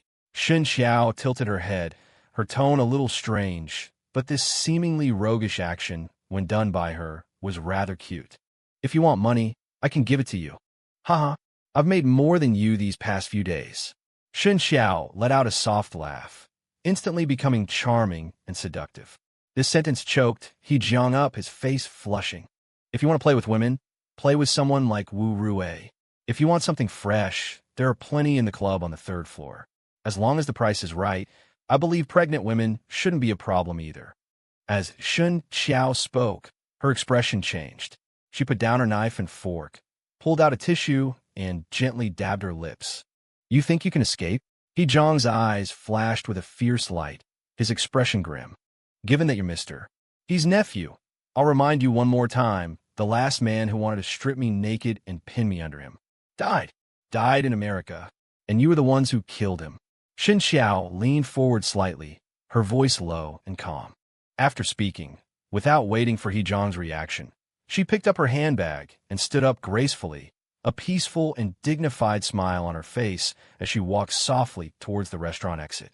Outside the restaurant, in the parking lot, Su Jie dutifully played the role of chauffeur, as if he truly were Shen Qiao's exclusive driver. Watching her elegant figure approach, Su Jie's face was a mixture of emotions. Over the past few days, he'd naturally investigated Shen Qiao's background. He hadn't expected that she wasn't actually 2Z's wife. Strictly speaking, 2Z was the other man. What surprised him even more was that Shen Qiao's husband, or rather ex-husband, was Su Xin's boyfriend. City folks sure knew how to play the game. Su Jie really wanted to see the look on Gao Laoda's face when he heard this news. Thinking of Gao Laoda, Su Jie's expression became even more complex. Whether they were married or not, 2Z's love and care for Shen Qiao were undeniable. That day, at the tea plantation, they hadn't interacted with Shen Qiao at all. Aside from his own deliberate avoidance, wasn't it also 2Z's way of protecting Shen Qiao? Otherwise, it made no sense that a friend would come visit from so far away, and his wife wouldn't even show up to greet them. The car door opened, and Shen Qiao gracefully settled into the back seat. Su Jie glanced at the restaurant entrance again, not seeing He Jiang's figure, and sighed softly, starting the car and driving away. Gao Laoda will be here in a few days. He wants to see you. After driving for a while, Su Jie hesitated for a moment, then slowly spoke. Shen Qiao's brows furrowed almost imperceptibly, but she remained silent. When you contacted him, you should have expected him to come. Seeing Shen Qiao's silence, Su Jie couldn't help but add another sentence. He really couldn't understand this woman, and he felt sorry for 2Z. When he arrives, or rather, when you've made arrangements, just let me know. Shen Qiao spoke indifferently, taking out her compact and carefully wiping off her lipstick. Silence fell over the car again as Shen Qiao picked up her phone and resumed watching a live stream. Lately, she'd been watching live streams almost every free moment she had. That shop is just around the corner. Want to get a drink? Su Jie also heard the sound from her phone, making small talk. Shen Qiao paused. Get a drink? She was tempted. Forget it, the line is probably too long. Shen Qiao shook her head. You wait in the car. I'll go in queue. I want to try this milk tea. It's all the rage online. And at this hour, the line shouldn't be too long. Su Jie, who had been watching the rearview mirror, caught that flicker of interest in Shen Qiao's eyes. No matter what, at least for now, in his eyes, Shen Qiao was still 2Z's wife. Thank you. Still no contact with Yinlan. Shen Qiao gave Su Jie a grateful look, inevitably thinking of that thin figure. She naturally knew where Su Jie's goodwill came from. I've asked many of his cellmates, and they all say they don't know where he is. Su Jie sighed. Shen Qiao hadn't hidden what happened. Zhang Fan had found the tea plantation. She left with him. There was a car accident, and the baby was lost. After that, 2Z disappeared without a word. Su Jie had verified the story. It was mostly accurate. So, in Su Jie's understanding, the child was 2Z's. That explained 2Z's sudden departure. 2Z was also a stubborn person, a simple kind of stubborn. Otherwise, in prison, after experiencing all those things, he wouldn't have been able to maintain that mentality. Su Jie just didn't understand. If they were going to divorce, why not divorce earlier? You might not believe this, but this milk tea might be made with the tea leaves grown by Dezhu and the others. Shen Qiao seemed to think of something else and mentioned it. Fate was truly a mysterious thing. She just didn't know if, After all these things, the milk tea shop would still buy tea leaves from them. No way. Sue Jia was completely dumbfounded. He knew who the owner of the milk tea shop was. Calling her Miss wouldn't be an exaggeration. Gao Laoda had repeatedly told him that he considered Sue Xin like his own daughter. Their lives were too intertwined. It would be good to try it, to see how Zhu and the others' tea leaves are. Shen Qiao's tone changed, as if speaking to Sue Jia, and also as if convincing herself. The car stopped in a parking space along the street. Sue Jia called out and walked directly towards the milk tea shop. Shen Qiao sat quietly in the car, her gaze involuntarily drifting towards the front and to the side. Walking in that direction, about 20 minutes should get you to the tea house. Suddenly, her eyes widened and her body stiffened. She saw that figure that she recognized even in the night, even from a distance, even in a jacket she'd never seen before, even after so long. The figure she loved so much, the figure she once thought she could love forever. He just appeared so abruptly at the familiar street corner. Only there was someone beside him. Was that the jacket she bought him? The style was youthful, but the brown color made him look a little older. Why hadn't she thought of letting him try this style before? If it were this style, navy blue would probably suit him best. She really was a little taller than him. When he wore sneakers, he only reached her ears. When they kissed, standing up, she always had to stand on tiptoe. If it were her, she probably wouldn't have to. The moonlight was cool, the streetlights warm. The two slender figures were like a nocturne, moving along the lake road with the alternating light and shadow of the street lamps, one by one. What were they talking about? His smile was gentle, but hers was bright. They walked side by side, bathed in moonlight, stepping on light. They confided in each other, gazing at the lake, listening to the wind. Shen Qiao instinctively shrank back, hiding behind the car seat. She was afraid of disturbing this quiet intimacy. They were very close, so close that if she opened the car window, she could hear their conversation. So close that if she opened the car door, she could smell his scent. She had such a lively side, too. Every step was like a dance, light and airy, her two lotus root-like arms swaying back and forth with her brisk pace. Swaying, always inadvertently brushing against the arm beside her. Again and again and again, like plucking a string, or like a willow branch skimming the surface of a lake. Even through the car window, she could feel the youthful stirrings. Because once she had done the same. Suddenly, Shen Qiao's slightly moist eyes froze, staring in astonishment at the two figures. No, they shouldn't be like this.